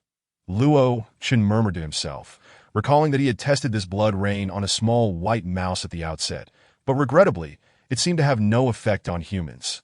Akin to ordinary rainwater. Perhaps Lin Xian would provide me with a surprise. I am nothing if not patient. That a smirk graced Luo Chen's lips as he savored the grapes fed to him by Su Muyu, pondering their peculiar softness and tenderness. His playful antics elicited a reproachful glance from her, each subtle movement overflowing with charm, captivating the heart. With a chuckle, Luo Chun drew her close, affectionately kissing her cherubic face, which bore a hint of annoyance. Meanwhile, his 29 gene warriors had experienced remarkable enhancements, each having achieved at least Black Iron Level 2, with 3 having even reached Level 3. To ascend a level, one must slay 10 zombies, indicating that each of these 3 had dispatched over 30, that this rapid progression showed no signs of halting, continuing almost incessantly. Luo Chen himself had also broken through to the 2nd tier of the Yin Yang scripture with the assistance of the 3 women. Boasting a strength of 2,000 pounds and the emergence of internal energy, an extraordinary phenomenon that could be harnessed throughout his body to unleash greater power in terms of physical combat. Not even all his gene warriors combined could rival him. His physical defenses had also seen dramatic improvement. Even a finely crafted tang knife, capable of cutting stone, could only leave a faint scratch on his skin. His formidable physique could only be described as monstrous. The wonders of the yin-yang scripture extended beyond mere strength. It actively absorbed the essence of the sun and moon for cultivation, effectively ensuring continuous growth. However, the further one progressed, the more challenging the cultivation became, akin to an exam where achieving the final few points required immense effort. This difficulty signified a qualitative leap in his abilities that if my body were to grow even stronger, I could stand still and allow ordinary zombies to claw at me without breaking through. A satisfied smile graced Luo Chen's face. Jin warriors were meant to ease his burdens, yet his own strength remained paramount and could not be overlooked. Meanwhile, Lin Xian was also intently observing the blood rain from his room. Alongside his childhood friend, Li Siqi, at last, the blood rain has arrived. The gene serums will soon follow. My moment to defy fate has come. Lin Xian's excitement was palpable as he eagerly anticipated the end of the blood rain to seize the gene serums and elevate himself to a formidable force in this new world. He quickly recalled the locations of the serums, noting two were within the resort. One on the rooftop pool and another in the courtyard beneath a coconut tree. I must prepare in advance to seize the opportunity. Lin Xian thought, then turned to Li Siqi, instructing her, Siqi, stay in your room and do not wander off, that I will return shortly that I end this apocalyptic world. Beauty had become a coveted resource, and without the constraints of decorum. The darker aspects of human nature were poised to expand. Those who once merely contemplated sinister actions would now act upon them, that a beauty like Li Siqi, lacking the means to protect herself, would become prey in such a world, losing all autonomy. Lin Xian's caution stemmed from his desire to protect her from unwanted attention. As most survivors began foraging for food, many male onlookers who had glimpsed Li Siqi's beauty eyed her with hunger. Lin Xian had witnessed such gazes countless times in his previous life. Thus he remained vigilant that I end this early phase of the apocalypse. The impact of morality still lingered, but as time progressed, such influences would diminish, ultimately vanishing. Where are you going? Li Siqi inquired, her brow furrowed with concern. That I'm heading downstairs to find something to eat. Otherwise, we'll starve. Lin Xian replied with a smile, a half-truth wrapped in deception. Despite their close childhood bond, he could not reveal his true intentions of seizing the gene serums. Years of surviving in the apocalypse had instilled in him a sense of caution. He was just beginning his journey and could afford no risk. All right, go ahead, I will wait for you in my room, Li Siqi said, a flicker of disappointment crossing her features as she retreated to her own quarters. Siqi, rest assured, I will ensure you become the most esteemed woman in the world. Lin Xian thought, watching her retreating figure with a pang of guilt. Yet his resolve remained unwavering. Grasping a stick he had found, he ventured toward the corridor's end. He aimed to seize the gene serums as soon as the blood rain subsided. Before anyone else had the chance to react to be why doing so, he would possess the strength of 1,000 pounds, rivaling ancient conquerors, granting him a measure of self-preservation in this new world. With this newfound power, he could pursue the fabled treasures he remembered from his past life, ensuring a smoother path ahead. Given time, he could ascend to the pinnacle of the world, and Siqi would merely be one of his many consorts. Excitement surged within Lin Xian, his spirit alight with fervor as he became lost in visions of a promising future. Yet he had every right to dream, for he was the chosen one. A singular reborn soul destined to stand at the apex of existence. What Lin Xian failed to notice was that, at the very moment he descended the stairs, 3 Gene warriors stealthily followed in his wake. Another Gene warrior, having gathered information from Li Siqi, promptly made his way towards the penthouse suite. The presidential suite, complete with an outdoor swimming pool, caught Luo Chen's attention as he observed the returning soldier reporting the situation. A flicker of intrigue crossed his face as he contemplated Lin Xian's intentions that in one stirs without a motive. The involvement of the son of fortune surely hinted at unforeseen opportunities, that it was indeed the perfect moment for him to seize the spoils. 2 would guard the penthouse, while the other 2 would keep watch over Li Siqi. Any intelligence must be reported to me. The remaining 25 must closely pursue Lin Xian. Wherever he goes, you shall follow, and seize everything he covets. Yet remember to maintain a fade of nonchalance, pretending to be merely sweeping away zombies. Luo Chen swiftly issued his commands, and the soldiers before him nodded in agreement. Finally, with a solemn gesture from Luo Chen, they departed with purpose, that the son of fortune finally beginning to develop. How exhilarating! Perhaps a celebration is in order. Luo Chen sipped from his half-filled glass of red wine. A radiant smile blossoming upon his lips, his eyes sparkling with anticipation. Meanwhile, Bai Shuiying, who was massaging his legs, caught sight of Luo Chen's expectant gaze and shyly lowered her head, her eyes darting nervously. After a few moments, she bit her alluring red lip, steeling herself to nod in agreement. "What are you doing?" Luo Chen inquired, puzzled by Bai Shuiying's sudden change in demeanor, his expression a mix of surprise and curiosity. Su Muyu playfully stuffed a pure green grape into his mouth, casting a reproachful glance at him, her charm captivating and heart-stirring. "Humph, Luo Chen, you are too mischievous, demanding such from Shuiying." Beside him, Chu Qian'er pouted, her lips forming a delicate O as she shot him a look filled with playful reproach, her expression adorably fierce that, "Oh dear." Bai Shuiying raised her beautiful face, her eyes glistening with a hint of grievance as they met Luo Chen's gaze, seeming to silently accuse him. "What have I done?" Luo Chen was utterly bewildered. He felt wrong for merely indulging in a few grapes. Had he unwittingly caused a misunderstanding among the three women?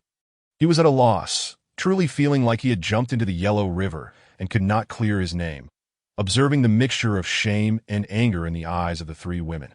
Luo Chen silently lamented his plight. He felt more wrong than Do-yi. These three women possessed an overabundance of imagination. Alas, they were compelling him to unlock new experiences, and he could only endure this predicament with a mix of grievance and delight. Chapter 26. Seizing Opportunities, a Hidden Threat. It must be said, the allure of the king among women is truly potent. Luo Chen found himself perplexed by its inexplicable charm. A sleepless night passed until the dawn of the next day arrived, marked by a sky drenched in blood rain, gradually settling into tranquility. Finally, as the clouds dispersed and the heavens regained their brilliance, countless streams of light cascaded from the dark red clouds, akin to a gate flung open, showering the earth with scintillating brilliance. Though not abundant, the quantity was by no means insignificant. However, the truly valuable treasures were scarce, and the fortunate souls destined to acquire them were few compared to the vast human population. Lin Xian aspired to be one of those fortunate individuals. He awaited eagerly in the lobby on the first floor, the expansive hotel lobby empty save for himself. Standing at the entrance, his eyes alight with excitement. Impossible to conceal. Outside the resort, scattered zombies began to wander in from various directions. Luo Chen soldiers had previously cleared the area, yet the sheer number of zombies was overwhelming, and soon they returned in droves. In the next moment, countless streams of light streaked across the sky, scattering across the resort's corners. Within the vast courtyard of the hotel, 5 luminous orbs emerged, each radiating a mysterious and blinding white light, beckoning exploration. At that instant, Lin Xian sprang into action, and the soldiers behind him followed suit. With a clear objective, Lin Xian skillfully navigated through the array of luxury cars for cover, adeptly evading the wandering zombies. Soon he found himself before a large tree nestled in the corner, one of the 5 orbs hovering above. Thanks to his memories from a past life, he knew that within this orb lay a precious gene elixir, capable of bestowing him with an immense boost of 300 pounds of strength, enhancing his speed, stamina, and defenses. "This gene elixir is mine," Lin Xian declared, determination etched on his face as he began his awkward ascent up the tree. Though lacking muscle memory, he possessed the memory of his soul, that in days gone by, pursued by hordes of zombies, he had frequently climbed trees, and now that skill proved advantageous. With excitement, Lin Xian wrapped his arms around the tree, his body writhing as he prepared to ascend. Suddenly, a series of loud thuds echoed, nearly sending him into a panic. His grip faltered, and he tumbled to the ground with a thud, landing unceremoniously, face up, as if cradling the earth in a tender embrace. A collision of spirits, an exquisite encounter. Dazed and disoriented, Lin Xian found himself in a whirlwind of confusion. Who am I? Where am I? What just happened? A barrage of questions surged in his mind. Meanwhile, Luo Chen's soldiers, having discerned Lin Xian's intentions to seize the energy orb atop the tree, acted swiftly, 25 of them firing their weapons in unison. The quiet pop of their pistols was not loud, yet the sound of zombies meeting their end and collapsing to the ground was enough to startle Lin Xian, causing him to plummet from the tree. Fortunately, there were no sharp objects beneath him. Otherwise, he might have emerged with a psychological scar, for even 10 gene elixirs could not compensate for that. The number of zombies in the courtyard was already minimal.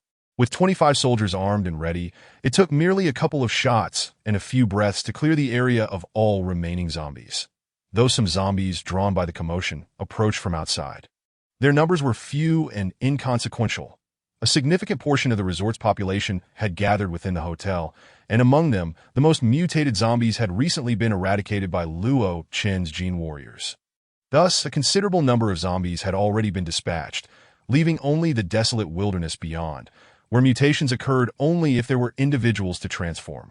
All 4 energy orbs were swiftly collected by the gene warriors.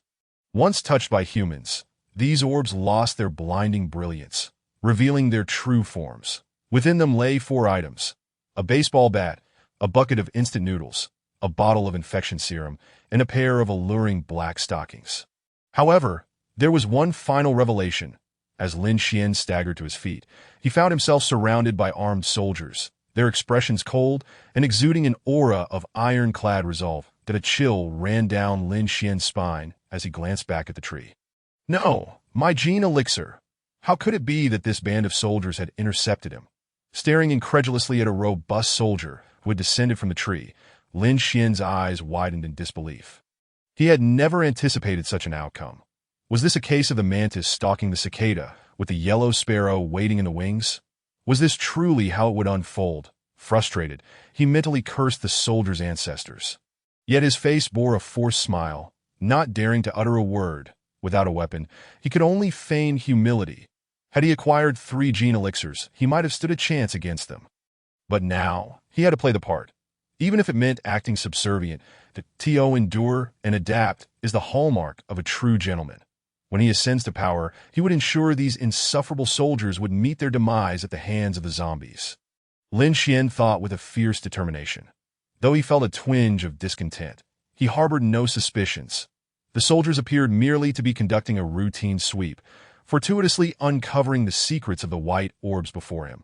A stroke of bad luck on his part. Rubbing his lower back and lightly touching his slightly swollen face, he managed a sheepish smile that, esteemed soldiers, I shall not disturb you any further. Lin Xian shifted his body while displaying a charming smile. Everything appeared so natural. This was a skill honed over decades of survival in the post-apocalyptic world, a masterful ability to smile at demons. Even in the presence of ghastly creatures, it could afford him an additional breath of life, an absolute skill for the end times. The soldiers did not respond, merely regarding him with cold, piercing gazes. Lin Xian felt a chill run down his spine under their scrutiny, his body trembling as he hastily departed. Chapter 27. Another ambush. Lin Xian goes mad. His next destination was the water park, where a radiant orb of light hovered atop a panda-shaped building containing a coveted gene serum. This time, he absolutely could not afford to miss it. As Lin Xian navigated the resort. Desperately seeking cover, he was nonetheless spotted by several zombies who roared and clawed their way toward him. Roar, roar, roar. The zombies convulsed erratically, flailing their limbs as they rushed forward, thick, viscous fluid oozing from their mouths.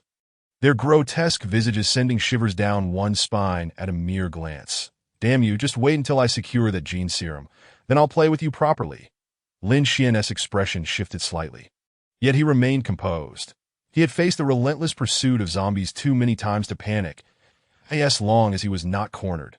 With his stamina, breaching the water park would pose no challenge. The water park boasted numerous recreation, however. Constrained by his current limitations, he could only watch helplessly as events unfolded before him, swallowing his resentment, seizing the opportunity while the soldiers were preoccupied with dispatching the zombies. He swiftly turned and raced toward another location rumored to harbor the coveted gene serum. He was determined to defy the odds, convinced that these soldiers could not possibly coincide with his chance at such a critical moment. With this thought in mind, Lin Xian hastened towards the hot spring villa, all the while harboring a flicker of doubt, remaining vigilant for anyone who might be trailing him. Yet, how could he possibly evade the watchful eyes of the over 20 soldiers who had been observing his every move? In response to the situation, dozens of soldiers exchanged glances, ultimately deciding that the 3 most formidable among them, 3 warriors of the 3rd tier of the Black Iron rank, would stealthily follow him. Their small number was intended to minimize the risk of detection, yet it did nothing to diminish their overwhelming advantage in strength over Lin Xian. These three black iron warriors possessed the equivalent power of someone who had consumed a vial of gene serum. Combining that with their innate abilities meant that even a casual punch could exceed 400 pounds of force. Armed with firearms and trained in military tactics, subduing Lin Xian, who was currently as defenseless as a fledgling chick, would be a mere formality. Chapter 28. The Woman's Thoughts, Boundless as a Pegasus. Meanwhile, at the luxurious hotel on the 18th floor, while Lin Xian was embroiled in a harrowing chase against the terrifying zombies, Luo Chun was living a life of regal bliss. He had just completed an unparalleled experience of spiritual purification, a sensation so exquisite and resonant that it lingered in the air. Music, after all, should be cherished and celebrated, even in a post-apocalyptic world. To neglect the precious cultural treasures of the Dragon Kingdom would be a travesty that he resolved to let Shuer practice alone for a time. And later, he would invite Su Muyu and Chu Qin'er to join in the noble endeavor of preserving musical culture, a legacy that would resonate through the ages. After concluding his thoughts, Luo Chen also noticed the radiant orb. Previously, he had been too engrossed in appreciating culture to investigate further. Now, he was eager to discern the true nature of this intriguing artifact in an instant. He dashed forward, and as the blinding white light dissipated, an object resembling a vial fell into his hands, containing a mysterious, ethereal blue liquid that exuded a pleasantly warm sensation. The information about the item immediately surfaced in Luo Chen's mind. Gene serum. Consuming it will increase strength by 300 pounds and comprehensively enhance physical constitution. It is a prerequisite for utilizing special abilities. Good heavens, a gene serum. Remarkable. Such a serum could cost him 100 points, enough to summon 10 soldiers. Truly a precious find. A delighted smile spread across Luo Chen's face as he marveled at the serendipity of receiving such a treasure directly in front of him. Truly, fortune favored him unexpectedly. Had things followed their usual course, this serum would have fallen into the hands of that wastrel Qin Jun. Fortunately, he had claimed this presidential suite first. Luo Chen wore a contemplative expression, grateful for his foresight in recognizing the value of this prime location. Ding! Congratulations to the host for successfully intercepting the Child of Destiny, Lin Xian, and acquiring the gene serum. Reward: 100 villain points. Redeemable for equivalent points. Splendid. Another gene serum, plus an additional 100 points. Luo Chen's lips curled into a smile, his joy evident. Seeing this, his girlfriends exchanged anxious glances, particularly by Shueying, who had dedicated herself to mastering a challenging musical culture for Luo Chen. Yet Luo Chen inexplicably laughed, more exuberantly than before, his grin stretching from ear to ear. Oh dear. The girlfriends widened their beautiful eyes, pinching and prodding each other, trying to discern the source of his apparent glee. What was the reason for Luo Chen's mirth? It turned out he had been captivated by another notification from the system. Ding! Congratulations to the host for successfully intercepting the Child of Destiny, Lin Xian, and acquiring the gene serum. Reward: 100 villain points, redeemable for equivalent points. Luo Chen's attention was entirely absorbed by the system space, unable to contain his elation. Truly, Lin Xian was the epitome of luck. It seemed prudent not to eliminate him immediately, but rather to extract every ounce of value before doing so. Ecstatic, Luo Chen waved his hand, converting the 200 villain points into equivalent points. Summoning 20 black iron soldiers, he deployed them to the water park, issuing initial commands that "My dear soldiers, go forth and level up quickly." A smile of anticipation graced his face as his forces swelled to 49, expanding rapidly, all within less than 10 days since the onset of the apocalypse. His power had significantly increased, and a profound sense of accomplishment filled him. Chapter 29. 3 Successful Interceptions, A Life of Despair. On the other side, Lin Xian, having endured countless hardships and unwaveringly resolute, finally arrived at the hot spring villa, determined to make one last gamble to seize the gene serum and transform his fate.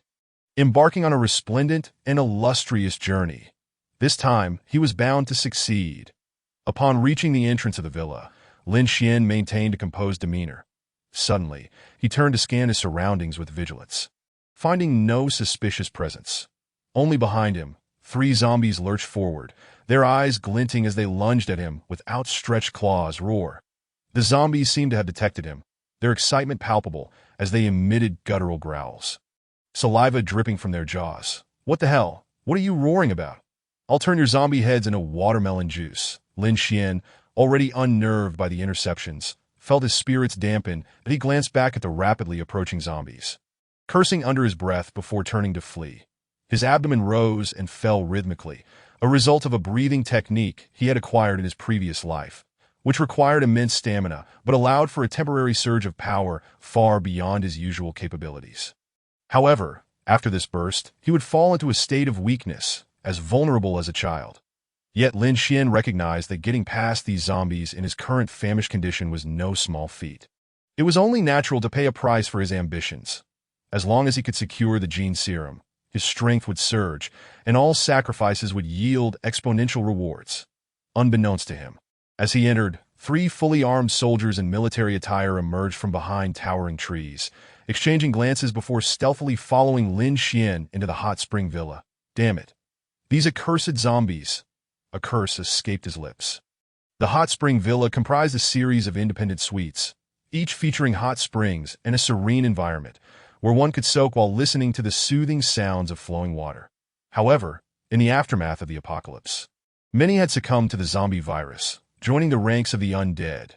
Inside the villa, these zombies mercilessly tore into the uninfected survivors. At that moment, only a handful of survivors remained, huddling in their suites, too fearful to venture outside.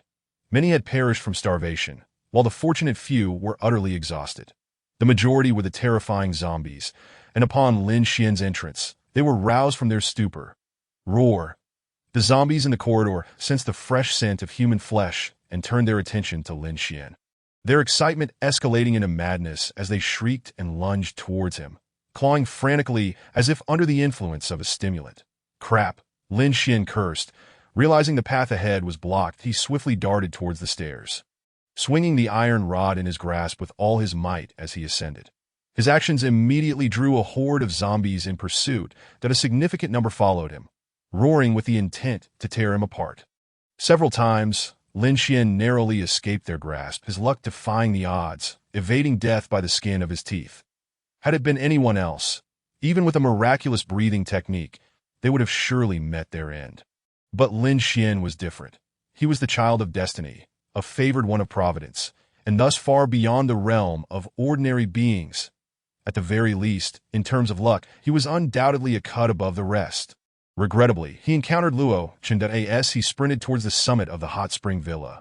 He was not only pursued by zombies, but also closely followed by 3 formidable military experts at the 3rd level of the Black Iron rank. Throughout this ordeal, the 3 Black Iron warriors relentlessly employed silenced handguns to eliminate the zombies. Bang, bang, bang, one by one, the undead fell, yet the sounds were drowned out by the continuous, haunting roars of the zombies. Lin Xian, running at the forefront, remained oblivious to the chaos behind him. Furthermore, in such a perilous situation, he was entirely preoccupied with his own survival, grappling with the imminent danger, focusing solely on evading the zombies and reaching his destination on the top floor.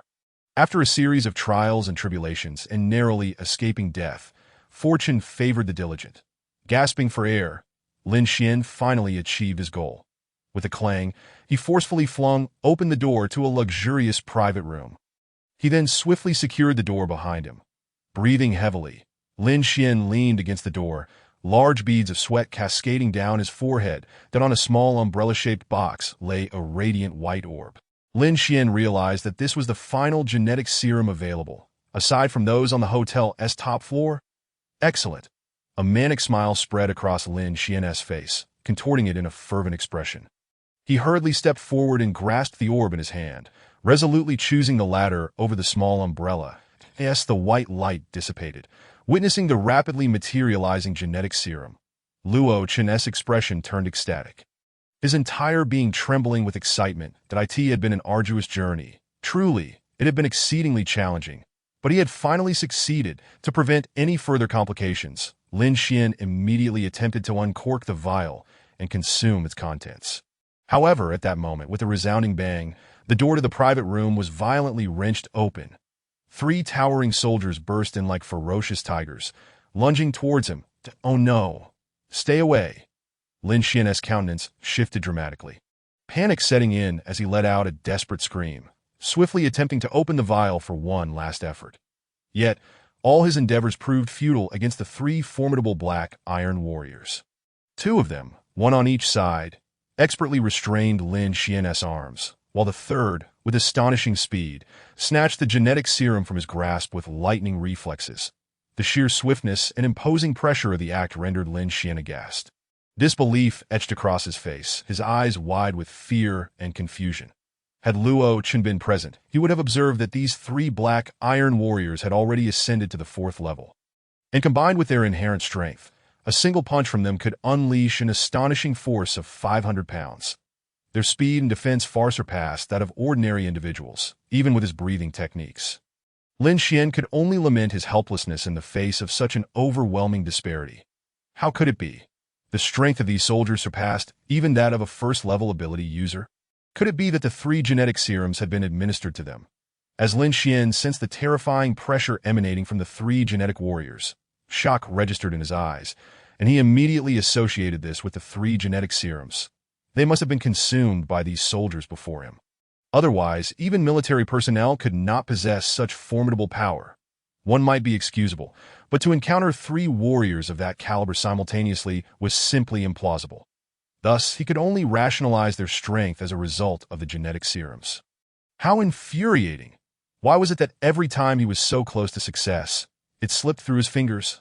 I cannot coexist with you, having been thwarted 3 times in succession, each time merely a step away. Lin Xian's face turned an ashen hue, darkening ominously as if shrouded in storm clouds, his expression reflecting a profound sense of despair. His eyes, however, concealed a deep, simmering resentment that he quickly masked, allowing it to flicker away unnoticed. Chapter 30. A comprehensive sweep to enhance strength. Meanwhile, over 40 black iron soldiers under Luo Chen's command, aside from a few assigned protectors, mobilized entirely to partake in the extermination of the zombies within the resort. This was an order from Luo Chen, instructing them to eliminate all zombies in the resort with utmost efficiency, simultaneously upgrading their abilities while plundering resources. 2 birds with 1 stone. Within the resort hotel, Luo Chen gazed at Bai Shuiying, caressing her cheek. Her skin, smooth and supple, glistened like silk, a delight to the touch. Observing the sweet smile on the girl's face, Luo Chen felt an exhilarating sense of accomplishment, generously rewarding himself. The melodious chime of the system notification resonated in his ears. Ding! Congratulations, host, for successfully intercepting the fated child Lin Xian and acquiring the genetic serum, rewarding you with 100 villain points. Redeemable for equivalent credits. Splendid. Luo Chen rejoiced in that moment of triumph. Silence enveloped the world, as if the heavens and earth had momentarily stilled. What brings such joy? Perceptive as she was, Bai Shuiying lifted her head from the plush couch, revealing a stunningly beautiful face, curiosity sparkling in her eyes as she turned to look at Luo Chen, who still held her its nothing, just some delightful thoughts. Naturally, Luo Chen could not divulge the workings of the system to her. No one could know. With a smile, he casually remarked a few words before once again donning a gentle expression. Today, having reaped the benefits from the fated child, I earned 400 credits. Such joy warrants a proper celebration. Lost in ecstasy. Oh no. Embarrassed. What is wrong? Weren't you just eager? Confused. I was joking, you big-headed fool. Playfully huffy. I'm not a doll for your amusement. Bai Shuiying shot a reproachful glance at Luo Chen. Her face flushed with embarrassment. No, Luo Chen. Go find Su Muyu or Chu Chi. I need to rest. In a moment of panic, Bai Shuiying seized an opportunity, pushing Luo Chen away, avoiding his gaze. Yet her alluringly rosy face bore an unwavering determination. Luo Chen. Though Bai Shuiying resisted, she feared inciting his ire. With trembling legs, she approached him, shaking his arm, her expression pleading, her voice melodious and enchanting, a sweet sound that sent shivers down the spine. All right, Luo Chen chuckled, tenderly caressing her cheek. Realizing he had been a bit too eager, upon reflection, he felt somewhat remorseful for not cherishing her more. Very well, you should rest. Luo Chen planted a gentle kiss on her forehead. Affectionate and intimate, that as he gazed at Bai Shuiying's slightly parted, alluring lips, a twinge of guilt welled within him, his eyes softening with adoration that you've worked hard. A mischievous grin played on Luo Chun's lips. His gaze playful as he assessed her, causing the girl to blush furiously that you're incorrigible. How dare you say that? I'm utterly mortified. Bai Shuiying rolled her eyes, her face aflame with embarrassment. All right, I'm leaving now. I won't tease you any longer.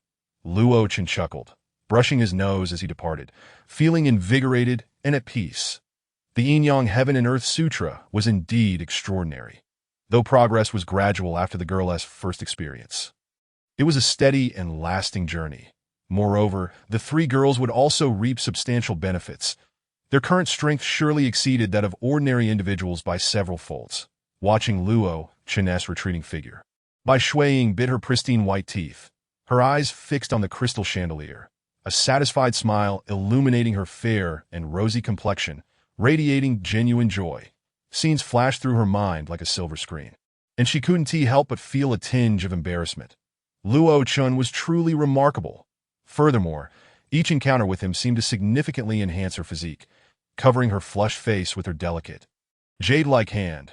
Bai Shuiying could hardly believe it, her small fist swinging in the air, becoming a fleeting white shadow, accompanied by a whispering wind, utterly astonishing.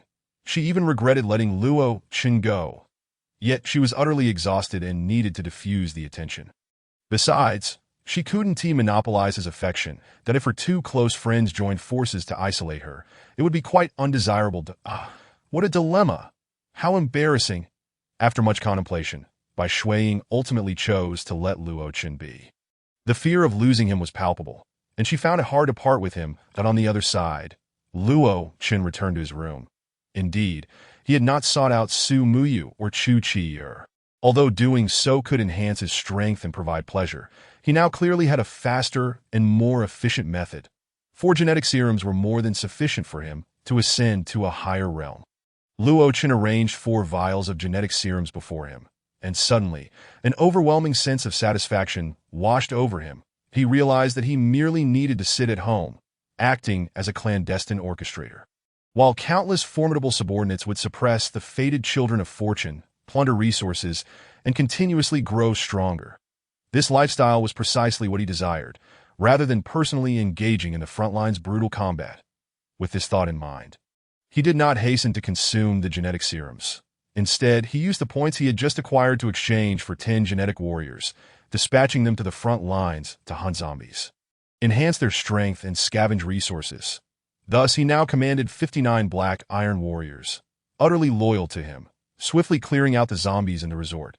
After deploying the black iron soldiers to designated locations and issuing initial commands, Luo Chen finally turned his gaze back to the 4 vials of genetic serums before him. He consumed all 4 vials. In this apocalyptic world, strength was the ultimate truth. Everything else was mere illusion. Only through the enhancement of one's own power could one safeguard and possess more beautiful things and people. With this conviction, Luo Chen unhesitatingly downed each vial of genetic serum. The deep blue liquid melted upon contact, exuding a faint, enchanting fragrance that lingered delightfully on his palate. That a torrent of terrifying energy coursed through his limbs and bones, rejuvenating his entire being, while the heavenly and earthly yin-yang scripture autonomously operated. His strength surged at an astonishing pace. The oppressive aura surrounding him grew ever more formidable.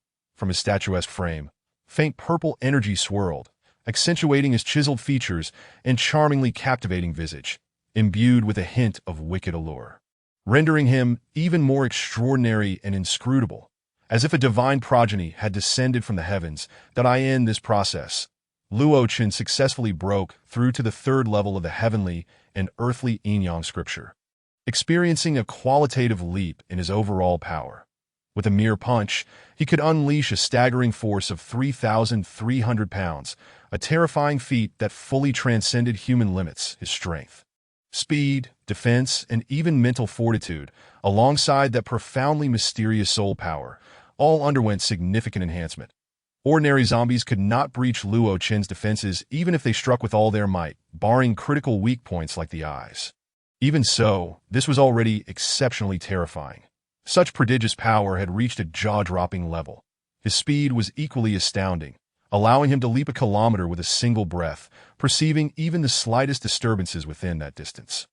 His prowess had reached an overwhelmingly frightening stage. Even Luo Qin himself was unaware of how strong he had become. Not to mention, the energy from training in the heavenly and earthly yin-yang scripture could automatically shield his body, forming a 3-foot barrier, and could also be infused into any weapon or strike, bestowing immense power upon every blow. The yin-yang barrier could extend over 10 meters from his body, permitting him to kill unseen within that range, leaving any adversary with no chance of survival. My current strength is formidable, he mused. However, he recognized that as his cultivation progressed, the difficulty of further advancement would only increase, that he required more resources to grow stronger. He needed a more substantial force to plunder all of this. A single person's energy is finite, yet the potential unleashed by a team is boundless. Luo Qin's eyes gleamed with brilliant light, as if they contained the essence of countless stars and the universe itself, imbued with unfathomable mysteries and extraordinary power. Simultaneously, nearly 60 black iron warriors, fully armed and loaded, commenced an all-out hunt for zombies within the resort. Sweeping through and thoroughly scavenging every resource that I end these times, the mantra was clear: better a dead ally than a deprived self. Luo Qin was no benevolent soul. He was a refined egoist, prioritizing his own interests above all else. Why would he engage in actions that harm himself for the benefit of others? That would be foolish. Those with great compassion and kindness would inevitably perish in the apocalypse, even if thousands were starving. What concern was it of his? In this world, lacking strength ultimately leads to elimination, a cruel law of nature, akin to the jungle's rule. The weak are devoured by the strong, and only the fittest survive. No one can alter or evade this reality, that I am the grand tapestry of existence. There is no absolute right or wrong. Such judgments reside solely within the heart. Each individual's assessment of circumstances varies greatly. Adherence to one's true self is paramount. Water parks, entertainment complexes, hot spring hotels, golf courses, a series of venues within the resort gradually witnessed the emergence of fully armed soldiers. They wielded assault rifles and grenades among various other firearms, slaying all who dared approach. By the end of just half a day, every zombie in the resort had been eradicated. Luo Qin also reaped a bountiful harvest, scavenging the entire resort's resources. Though they might not sustain him for long, they would suffice in the short term. All genetic warriors had also upgraded to level 2 or higher, with one named by Lang standing out, having ascended to level 4, and he was promptly appointed as Luo Qin's first company commander. Although numbers were still insufficient, that was merely a matter of time. Meanwhile, the survivors in the resort, now free from the threat of zombies, began to gather in small groups, competing for the scant remaining food. These individuals were the few that by Lang and his team had overlooked, and their numbers were exceedingly limited. Often, a single biscuit could spark a bloody conflict. They were powerless against Luo Qin's formidable military might, but showed no mercy towards their unarmed companions. Fully aware that failing to seize resources could result in a life-threatening crisis, that in such circumstances, what value did etiquette and morality hold? However, Luo Qin did not direct his attention towards these individuals. He had already instructed his men to locate several large trucks within the villa, preparing for evacuation. This resort held no further value for him. His current objective was to select a base that could support long-term development. Following that, he would expand outward, ultimately establishing himself as a regional overlord. The nearest prosperous area was Zhanghai Normal University, which was not solely comprised of the university itself, but also included 6 top-tier institutions in Zhanghai City, renowned throughout Jiangnan province. Even within the national educational resources, these universities were considered elite. The 6 institutions included Zhanghai Normal University, finance, foreign languages, media, dance, and film, housing a substantial number of young talents, particularly famous for their abundance of beautiful women. Overall, the demographics were primarily youthful. In the later stages of the apocalypse, population density represented an invaluable resource. Therefore, Luo Qin resolved to return to the nearest school and seize control of it.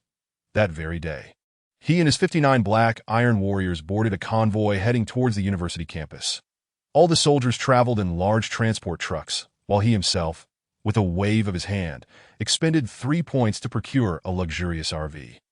This vehicle boasted an exterior design that exuded futuristic aesthetics and was replete with technological sophistication. The interior was extravagantly adorned, leaving no room for criticism. It was nothing short of perfect, more importantly. Its exterior could deploy a layer of alloy steel plating at any moment, offering bulletproof and blast-resistant capabilities. Ordinary firearms were utterly ineffective against it, and it could even withstand light artillery shells, pushing its defensive performance to the extreme.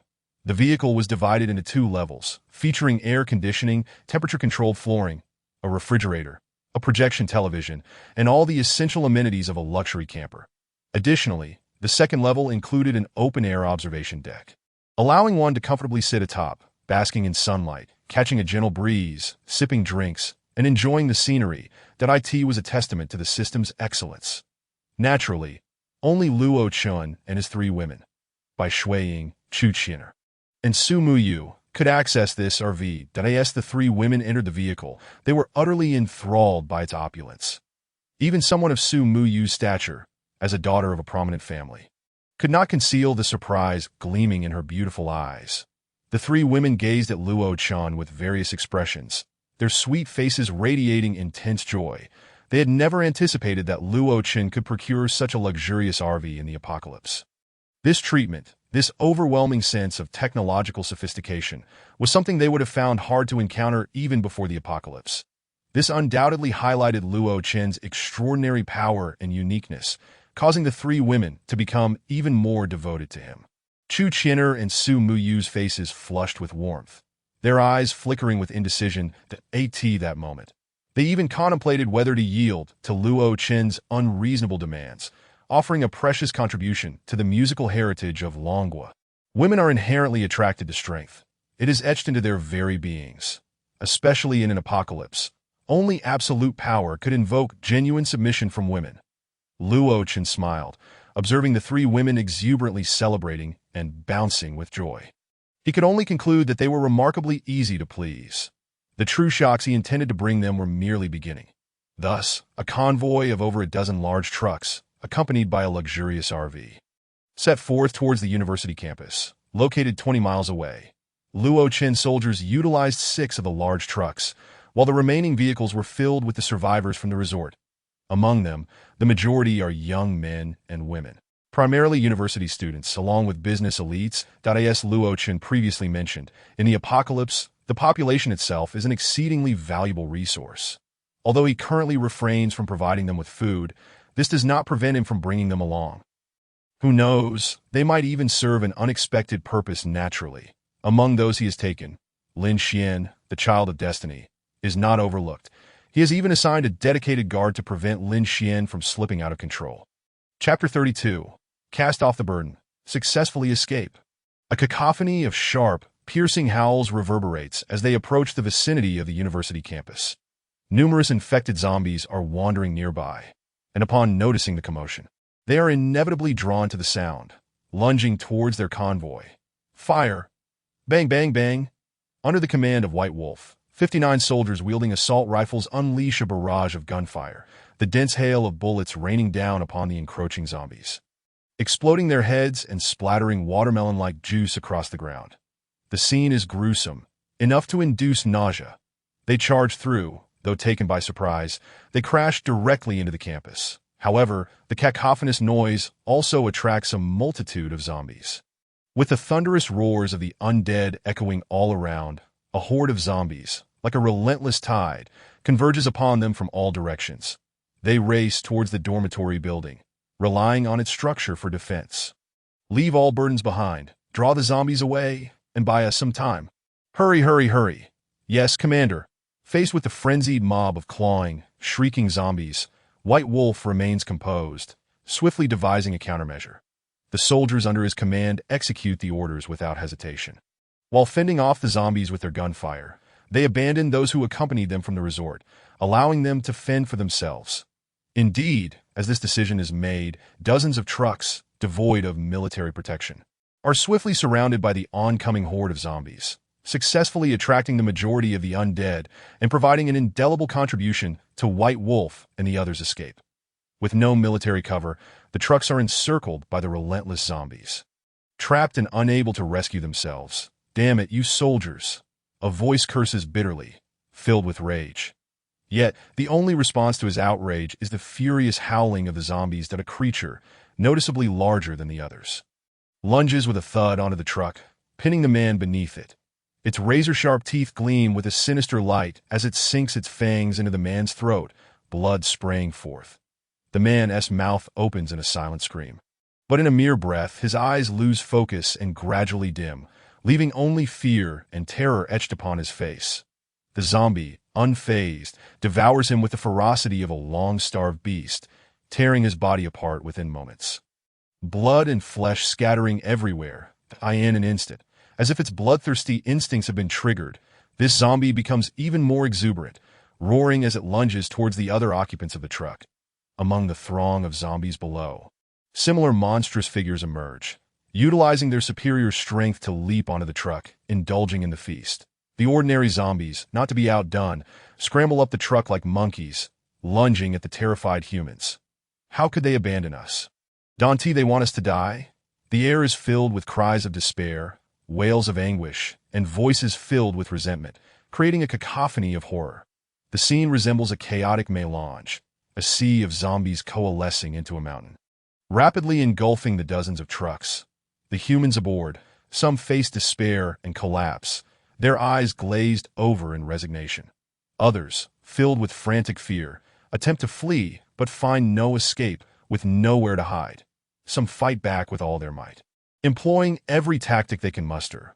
Yet they are no match for the relentless claws of the zombies. With cries of agony, they are bitten in the throat, blood splattering, meeting a tragic end, becoming fodder for the undead. "Please come back. You can't leave me behind." A sweet-faced girl, clad in a miniskirt and sporting airy bangs, dances in desperation as a zombie's claw grasps her delicate ankle, the contrast between its decayed grip and her tender skin stark. "No, please. Is there anyone who can save me? I'll do anything." Terror fills her face as she cries out, but in the din of chaos, her pleas are quickly drowned out, and everyone is too preoccupied with their own survival to assist her. Even with her striking beauty, regarded as a goddess by ordinary standards, despair fills her heart at this moment. Tears, like pearls, stream down her porcelain face, cascading down in torrents, her sobs resembling a weeping pear tree. Yet no one pays her any heed. Only the zombies seem to take notice of her plight. Sensing her fear, the zombie's ravenous gaze fixates on her, saliva dripping from its maw, its grotesque features alight with excitement. With a tremendous force, the delicate girl is yanked into the horde that in an instant, countless zombies surge forth, and within mere breaths, her form vanishes amidst the throng, blood and flesh littering the ground. Her once pristine legs are now stained crimson, the upper half exposed and bleeding profusely, trickling down her graceful leg lines. The sight is horrifying. Scenes of such brutality unfold continuously, merciless and bloodthirsty, sending shivers down the spine of all who witness. The atmosphere is thick with dread, as waves of zombies crash upon them, accompanied by the piercing howls of the undead that never cease. Each comrade falls into pools of blood, torn apart and rendered unrecognizable. As their anguished cries echo endlessly, "It's over. We are doomed. You will pay for this." In the final moments, a voice utters a venomous curse. Meanwhile, White Wolf leads his soldiers in a relentless assault, their assault rifles firing continuously, the dense barrage of bullets harvesting the lives of the zombies. The occupants of the trucks are consumed by the horde, successfully diverting the majority of the undead. White Wolf and his men seize the opportunity to occupy a dormitory building, employing a strategy of sacrifice to lure the zombies away. For abandoning those dozens of people, White Wolf and his superior, Luo Chun, feel no shred of remorse. In this apocalyptic world, only the strong can dictate the fates of others. Had the situation been reversed, and they found themselves in the position of weakness, the outcome would likely have been the same. Given the earlier circumstances, their actions were undoubtedly the best choice. To remain and resist the zombies together would mean depleting their limited ammunition, inevitably leading to their own demise. In the best-case scenario, even if they managed to escape with everyone, Luo Chen's forces would suffer severe losses. The worst outcome could even result in total annihilation. To sacrifice oneself for others, such a decision is foolish. Even ordinary individuals would not make such a choice, let alone Luo Chun, who embodies self-interest. Chapter 33. Thunderous Measures to Resist the Zombies. Teams 1 through 4. Suppressing Fire. Team 5. Find heavy objects to barricade the doors. Team 6. Use grenades. Throw them out the windows at maximum distance to divert the zombies' attention and alleviate the pressure.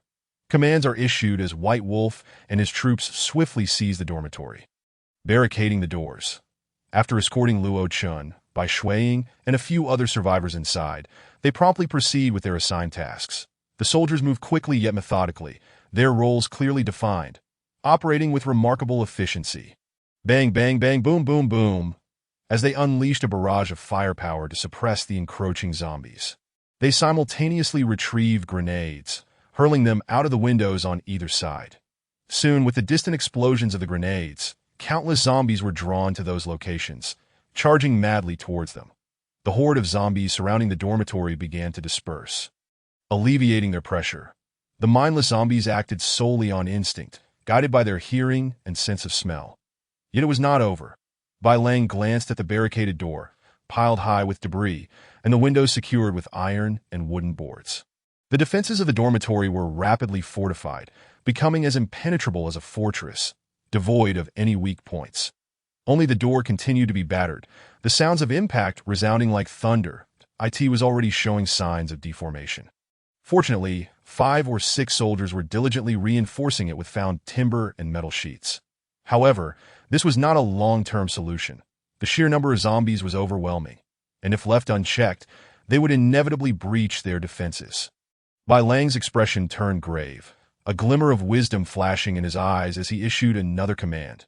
Teams 1 and 2, stay behind to continue suppressing and resisting the zombies, the remaining 4 squads. Everyone upstairs, from the upper windows, throw grenades to divert the zombie numbers. Understood, Commander. The soldiers responded in unison, springing into action down on the first floor. Su Muyu, Chu Qianair, and Bai Shuiying stood anxiously in a lobby, their eyes wide with shock as they witnessed the fierce confrontation between the soldiers and the horde of zombies. They had not anticipated the sheer number of zombies at the school, nor the formidable prowess of Luo Chen's soldiers.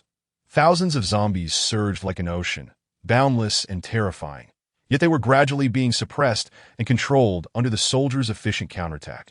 This spectacle left the 3 women in awe. Regarding the dozen or so individuals abandoned by Luo Chun, although they felt a pang of sympathy, they could comprehend his decision, even admiring his decisiveness.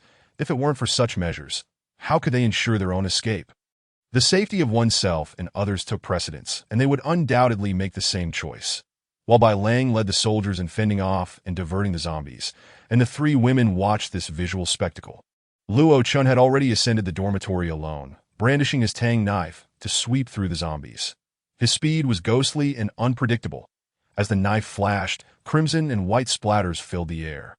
Beginning on the first floor, the zombies in the corridor proved no match for him. With each graceful movement, glimmers of cold light flickered, and snowflakes seemed to bloom in the air, creating a breathtaking visual display. One by one, the zombies fell beneath his blade, as easily as slicing through vegetables. The scene, both mesmerizing and chilling, sent shivers down one's spine. The dazzling blade glinted with a chilling light, cleaving through the air. A mesmerizing tapestry of silver streaks continuously reaping the lives of the zombies. Thud, thud, thud. One after another, the zombies collapsed, their viscera splattering across the ground, creating a powerful visual impact. The sheer ferocity of his prowess left the survivors within the dormitory in stunned disbelief, including the fortunate few like Li Siqi and Lin Xian who had not been abandoned. Watching Luo Chun, who moved with the ferocity of a deity, slaying all who stood in his way. Li Siqi and several strikingly beautiful girls could hardly contain their admiration. Their eyes sparkled, captivated by his presence, their cheeks flushed as they schemed on how to attract his attention and win his favor. The desire for such a life, one of protection and abundance, was a dream shared by many young women during these dire times. Yet, the reality was stark. Luo Chen was discerning, wielding the power of life and death, and had thus far only chosen 3 women to accompany him. This left many feeling disheartened, yet it did little to quell their fervent hopes of transforming their fortunes. Among those equally astonished was Lin Xian, trailing behind Luo Chun, utterly bewildered. What in the world? It's only the beginning of the apocalypse, and why is Luo Chun so fearsome? With such power, even a level 3 ability user would be no match. Lin Xian observed everything intently, confusion and amazement swirling within him.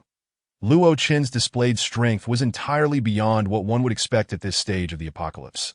Nevertheless, fortune had smiled upon him, allowing him to hitch a ride back to safety at the school.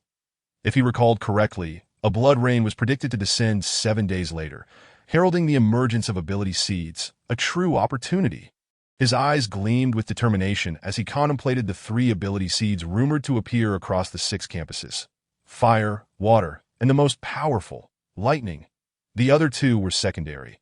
He was determined to seize the lightning seed. This terrifying power had once birthed a king, Lei Jun, a physical education teacher who had dominated the 6 campuses with his fearsome lightning abilities, establishing a sanctuary and becoming a formidable force until the mid-apocalypse. In this life, that lightning seed would undoubtedly be his. Lin Xian's gaze sharpened, his resolve hardening as he clenched his fist that he could not overlook the other 2 ability seeds either. In this apocalypse, possessing abilities meant standing above others, becoming a true powerhouse that he could share them with Li Si or cultivate his subordinates. Either way, it was better than allowing them to fall into the hands of outsiders. The fire ability seed, located in the plaza of Media University, would undoubtedly be swarming with zombies, requiring immense strength to obtain. The water ability seed, in the sports building of the Dance University, was relatively easier to acquire. As for the lightning ability seed, it resided on the rooftop of the cafeteria at Film University, known as Zhanghai Film University. Many celebrities hailed from here, and numerous wealthy heirs congregated within its walls. I am currently at Normal University, with Jiangning University and Dance University even further east, and there are still so many zombies in between. Trying to make it alone would be perilous. I need a vehicle or a group of bodyguards to escort me, Lin Xian pondered, when suddenly he spotted Luo Chen ahead. His eyes lit up with inspiration. He had a plan, with so many soldiers under Luo Chen's command and his extraordinary strength. If he could secure his protection, he would surely reach Jiangning University safely. As time passed, with Luo Chen having taken control of the dormitory and eliminated the zombies, his warriors, under Bai Lang's command, swiftly diverted the remaining zombies. The numbers amassed in their vicinity had dwindled significantly, and the remaining zombies were quickly dispatched by Bai Lang and his MN by the 5th day.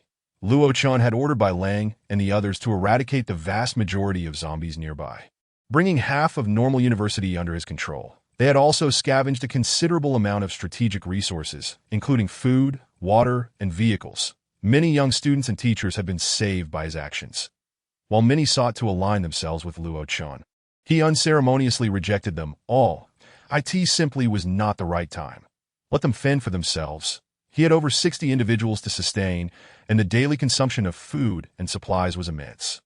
If he took in more people, he'd be left with nothing but the wind to sustain him. Such a thankless endeavor, benefiting others at his own expense, was not something he would entertain. During this time, Lin Xian, the favored son of fortune, boldly approached him, suggesting that Jiangning University, which housed the most affluent heirs and heiresses in the Jiangnan province, possessed the most abundant resources among all 6 academies. Commander, the resources at Jiangning University surpass even the combined total of the other 5 academies, that if you conquer Jiangning University, your strength will undoubtedly increase significantly. Lin Xian wore a smile on his face as he suggested to Luo Chen. Under the eaves, one must bow their head, in his quest to successfully reach Jiangning University and acquire the seed of lightning abilities. He felt compelled to display a sycophantic grin towards Luo Chen. If Han Xin could endure the humiliation of bending over, and Go Jian could endure hardship, even subsisting on human feces, what could my plight be? Those who aspire to achieve great things do not sweat the small details. I shall reclaim everything in due time. Lin Xian fervently brainwashed himself, his smile growing increasingly radiant, albeit tinged with a hint of distortion that rendered it somewhat bizarre to onlookers. Very well, let us set off immediately for Jiangning University. Luo Chen gazed at Lin Xian's twisted smile, paused in contemplation, but ultimately acquiesced. A smile crept upon his face, yet it sent chills down the spine. should I discover that you have deceived me. Your fate would be nothing short of gruesome, Luo Chen stated with an indifferent tone. Oh, Commander, I am but a student. How could I dare to deceive you? I merely wish to procure more food to survive better in this apocalypse. Lin Xian stifled his disgust, forcing a fawning smile. All right, go find Bai Lang and have him provide you with some provisions that in 10 minutes. You will guide us, and we shall depart together. Off you go. Luo Chen waved his hand dismissively, clearly impatient. Thank you, Commander. Lin Xian inwardly cursed but maintained a facade of obsequiousness as he hurried away to in the blink of an eye. A bulletproof truck appeared beneath the teaching building, piquing the curiosity of many survivors within the school. However, they dared not approach, keeping their distance due to the presence of heavily armed soldiers, exuding an icy demeanor nearby. They feared these ironclad warriors and could only observe from afar, whispering amongst themselves. The armored vehicle is significantly larger than a standard truck. Its defensive capabilities elevated to the utmost. It is a vehicle that embodies both offense and defense.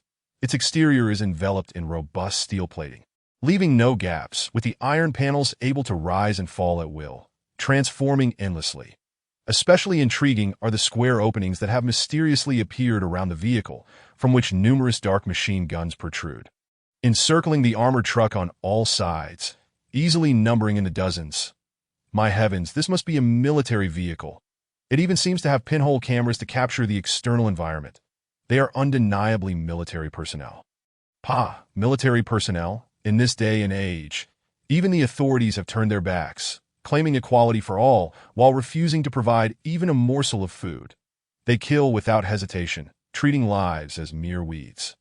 Seizing our scant provisions, that I see them as nothing more than a band of robbers. A young man with a buzz cut spoke resentfully, his expression brimming with indignation. Sho, brother, do you want to get us all killed? Just keep quiet. Another survivor cautioned, fearful of attracting unwanted attention. Isn't there a saying that it's better to live in misery than to die?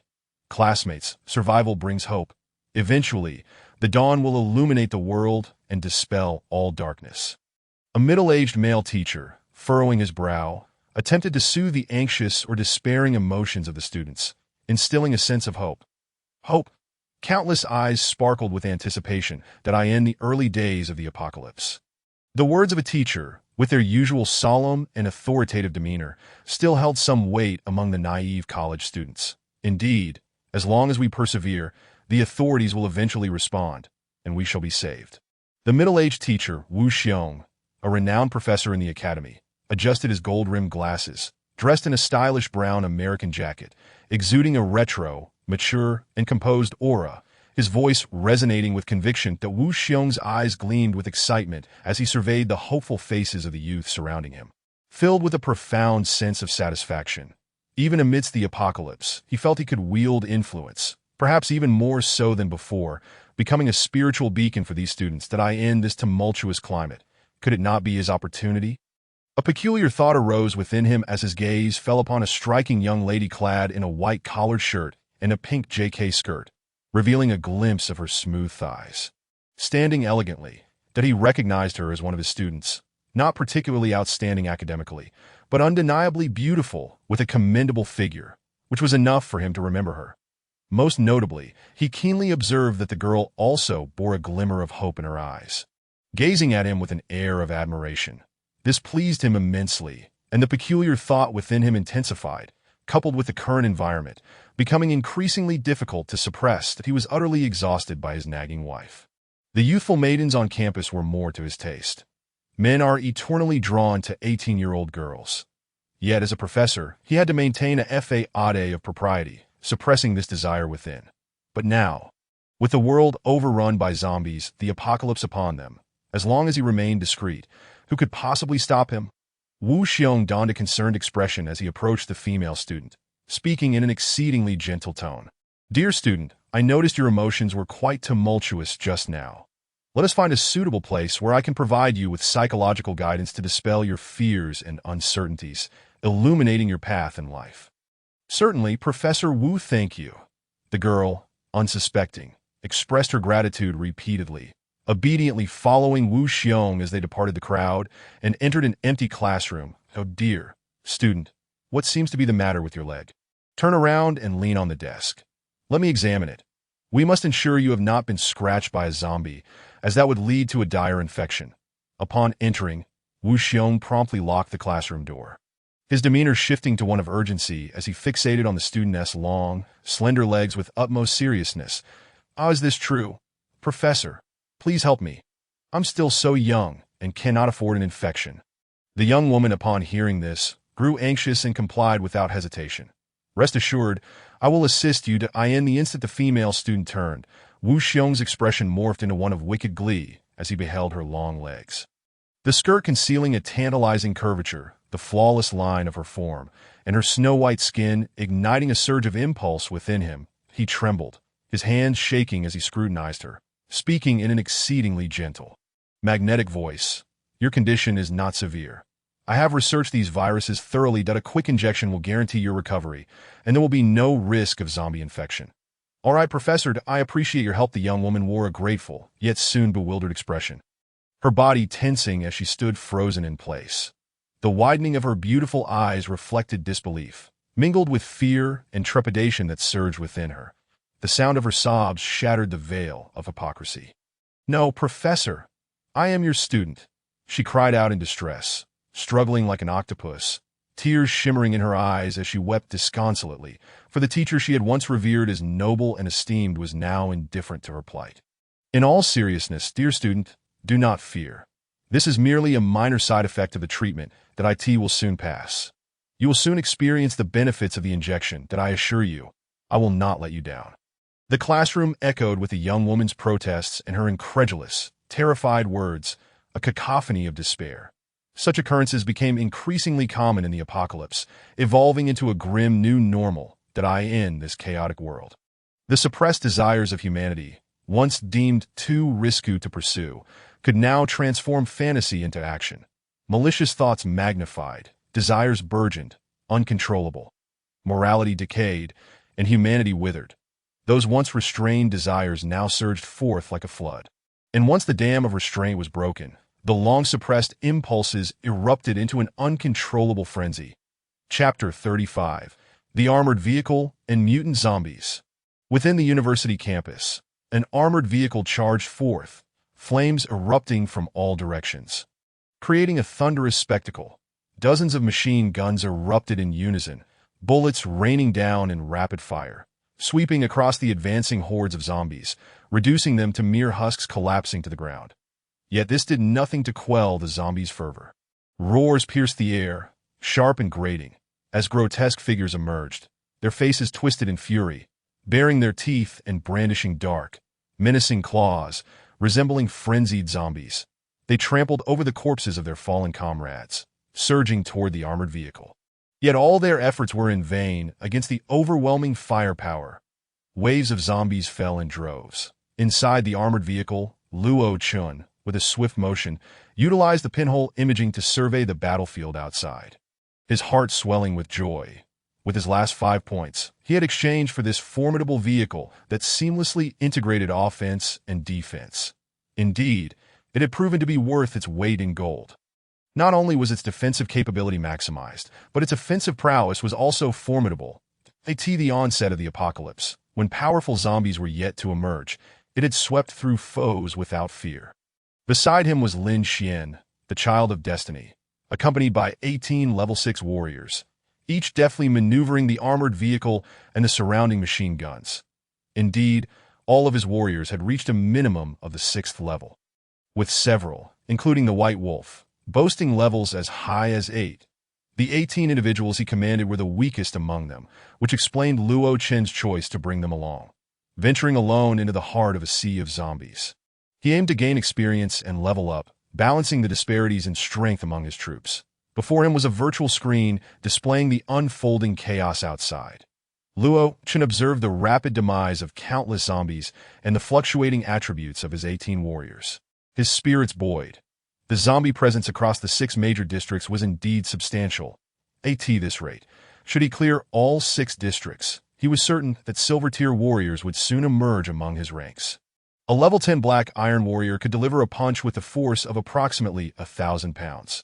Upon reaching silver tier, A qualitative enhancement would occur, boasting at least 2,000 pounds of might, along with comprehensive improvements. While this might not be significant in Luo Chen's eyes, it represented a substantial leap for ordinary enhancers.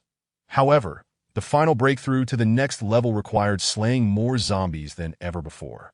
To ascend from level 1 to level 10, one would need to hunt around 100 zombies, but to reach the silver tier, at least another 100 would be necessary, totaling approximately 200 zombies. For an ordinary person at the dawn of the apocalypse, this posed an insurmountable challenge. Yet, for genetically enhanced warriors armed with firearms, it merely became a matter of time and quantity that he had commanded the White Wolf to protect Su Muyu and the others while simultaneously dispatching forces centered around the normal university to spread outward, relentlessly hunting zombies and scavenging for resources, thereby rapidly enhancing their combat strength. The fortification of their army was a constant evolution, changing every moment. Once this batch of soldiers leveled up, they could become officers in his future forces. Luo Chen's plans were meticulously laid out, glancing at Lin Xian beside him, who appeared calm but was internally restless that he could hardly restrain himself, that if he were to eliminate Lin Xian, he could instantly gain 5,000 points to summon 500 soldiers.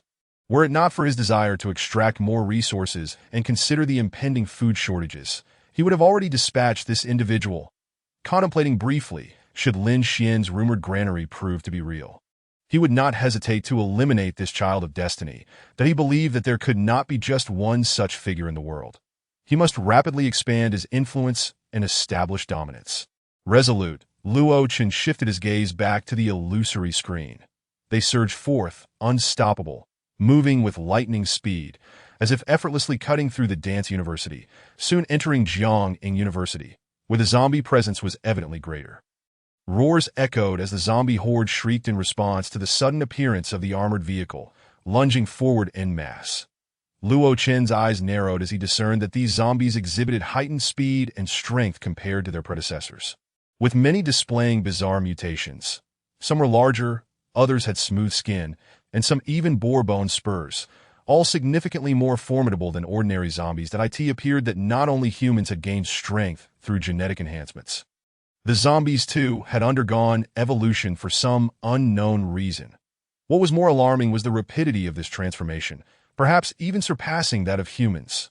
Suddenly, the ground trembled, and a deafening roar erupted.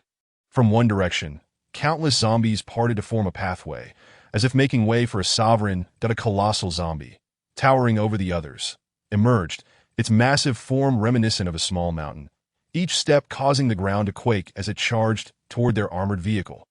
The seasoned warriors quickly identified the mutated zombie, directing the majority of their firepower toward the monstrous foe. Gunfire erupted, a symphony of chaos as countless bullets soared, striking the giant zombie. Yet unexpectedly, this creature did not collapse like the others upon being hit. Instead, the wounds created by the bullets rapidly closed, as if the projectiles were absorbed into its body, leaving behind no trace. A sight both eerie and terrifying.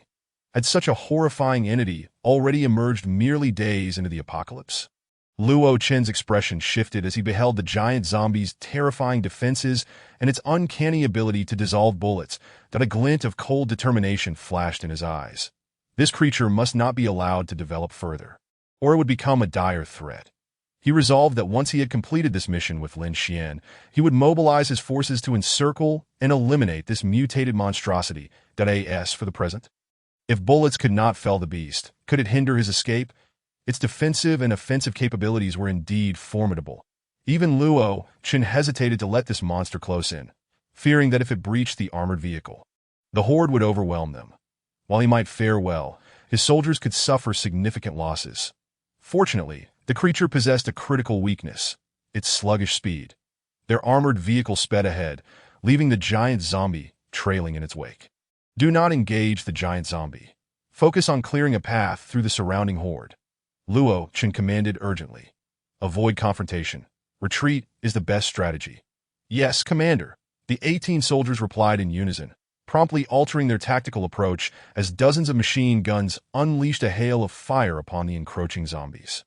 In mere moments, waves of zombies fell beneath the relentless barrage. The armored vehicle accelerated, successfully extricating itself from the horde. the giant zombie, shaking its massive form in frustration, gave chase for a while, but could only emit a furious roar as the distance between them widened. Chapter 36. The Colossus, the Evolver. Lin Xian observed everything with a mixture of astonishment and trepidation that he recognized the giant zombie from his previous life. According to his memories, this location had not only witnessed the emergence of the Thunder Monarch Lei Jun and two other ability users, but had also been the stage for a powerful zombie lord known as the Colossus. Conventional weapons were ineffective against it. Even bullets could be absorbed by its body without inflicting harm. Ultimately, it was the Thunder Monarch, Lei Jun, who deployed his terrifying lightning powers to defeat the Colossus. These mutated zombies were exceptionally fearsome and replete with potential, standing apart from ordinary zombies. Their level of evolution and direction far surpassed that of their counterparts, representing a significant step up that in the mid-stages of the apocalypse. A zombie lord of the same type as the Colossus had appeared, but its degree of evolution was incomparably greater. This Colossus had evolved to such a terrifying extent that even ordinary elemental abilities rarely inflicted harm upon it. Ultimately, in a fierce battle, the lives of hundreds of ability users were sacrificed to barely bring it down. A truly harrowing affair that as soon as I acquire lightning abilities, these zombies will become my prey. A glimmer of ambition sparkled in Lin Xian's eyes that in his recollections. It would not be long before energy crystals began to manifest within these zombies, especially within the mutated, lord-level creatures, whose cores would be brimming with vast amounts of energy. They were all invaluable resources, as Lin Xian pondered. Luo Chun and the Black Iron Warriors had already surged into the heart of Jiang Ing University, unstoppable and relentless. Witnessing this, Lin Xian's heart swelled with delight. His decision was indeed wise.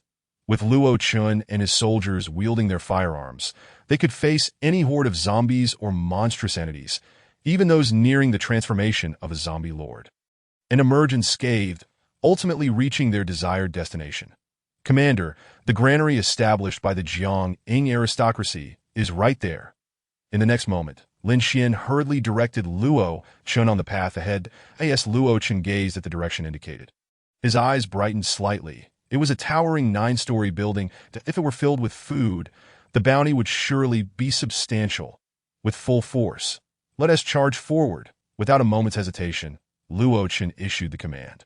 At your command, sir.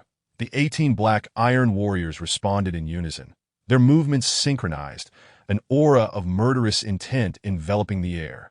The solemn and frigid atmosphere sent a jolt through Lin Xian, revealing a flicker of astonishment in his eyes. The soldiers exuded a presence more terrifying than that of a first-tier enhancer. Could it be that they were all enhancers? A fleeting hint of trepidation crossed his mind. The aura emanating from Luo Chun and his soldiers was overwhelmingly intimidating, especially Luo Chun himself, whose actions were akin to a tempestuous convergence of wind, fire, and mountains, evoking a sense of unstoppable might and invincibility, a truly terrifying sensation that sent chills down one's spine. Sitting there, his aura restrained, he appeared just like an ordinary university student, devoid of any outward indication of his strength, akin to a tranquil surface of water. And no one could fathom the monumental waves he could unleash once he erupted. Lin Xian even speculated that, despite acquiring the power of lightning, he would most likely not stand a chance against Luo Chun, given the latter's previously displayed combat prowess. Moreover, who could say for certain whether Luo Chun had concealed his true capabilities? Contemplating this, Lin Xian's expression grew slightly solemn. It was perplexing to him how, in the early days of the apocalypse, a being as extraordinary as Luo Chun could emerge as the chosen one, the favored child of fortune. How could he reconcile this? No, since I have been reborn, I must strive to become the strongest. Individuals like Luo Chun may temporarily serve as formidable mountains before me, providing motivation and urging me onward. Yet ultimately, they shall become stepping stones, aiding me in ascending to greater heights. Luo Chun, wait for me.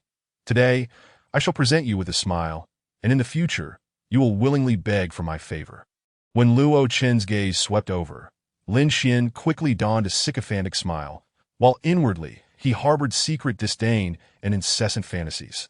Luo Chun wore a devilishly charming grin as he observed the zombies collapsing around the armored vehicles on the virtual screen.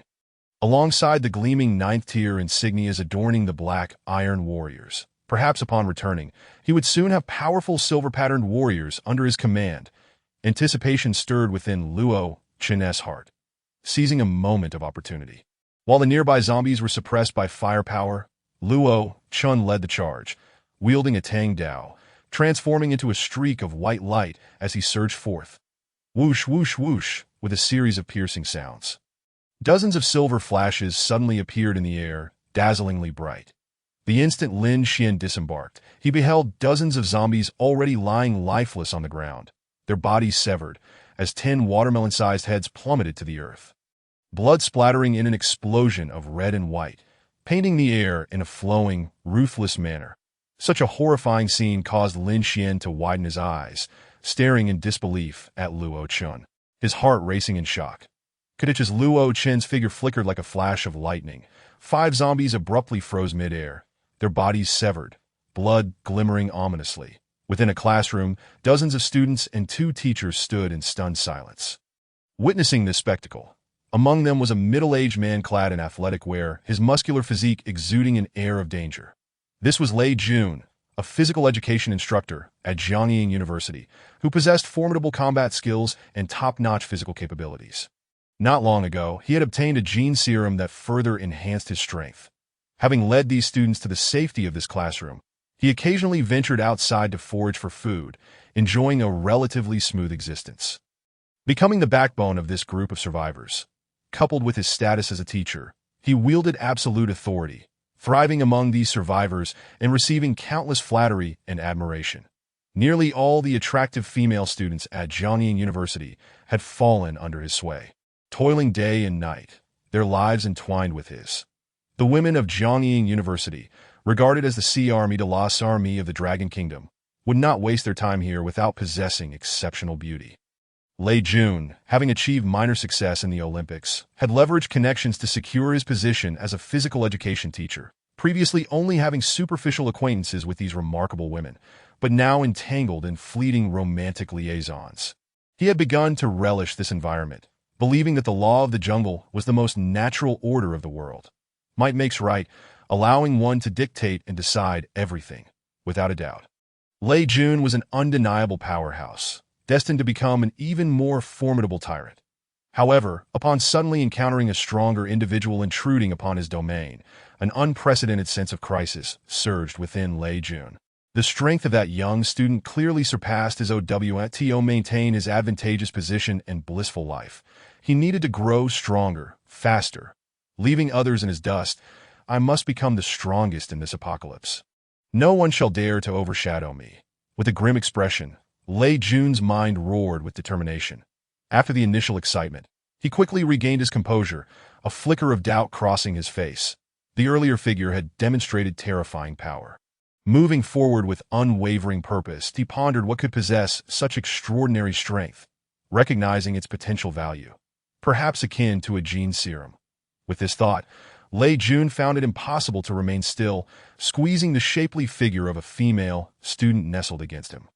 "Teacher Lei," the girl purred, turning her beautiful, misty-eyed gaze towards him, only to be taken aback by the fervent intensity in his eyes. Alarm coursed through her, and she glanced around at her classmates, noticing several male peers observing her with unusual expressions, instantly coloring her cheeks with shame. "Teacher Lei, isn't this a bit inappropriate? There are too many people here." Shyly, she buried her head, feeling utterly humiliated. Externally, she feigned modesty, but internally, she was filled with indignation and despair. She had never anticipated that Lei Jun harbored such peculiar predilections. Despite her profound reluctance, she felt utterly powerless to resist him. Did I end this classroom? Lei Jun was akin to an emperor. His commands were absolute. And without him, they would likely be enduring hunger and fear, living each day on the precipice of death. Perhaps even already perished. This reality instilled a deeper fear of defiance in them, as they dreaded losing their last glimmer of hope. In the face of adversity, many clung to the belief that order would soon be restored, and light would once again illuminate the world. The girl's gaze dimmed, yet a flicker of hope ignited within her heart. Suddenly, she felt an immense force, and her body was propelled several meters, landing painfully on the ground. The chilling sensation and acute discomfort left her stunned, gazing at Lei Jun with a sense of existential doubt. What the hell are you looking at? You foolish little thing. Do you really think you're something special? You're wasting my time. I'll take what I want now. Lei Jun glared fiercely at the self-satisfied girl before hastily making his way towards the door. Though he was lecherous, he understood that true power was the foundation of everything. With absolute strength, women meant little. Beautiful women mattered even less. His capacity to change partners would far surpass that of changing his undergarments.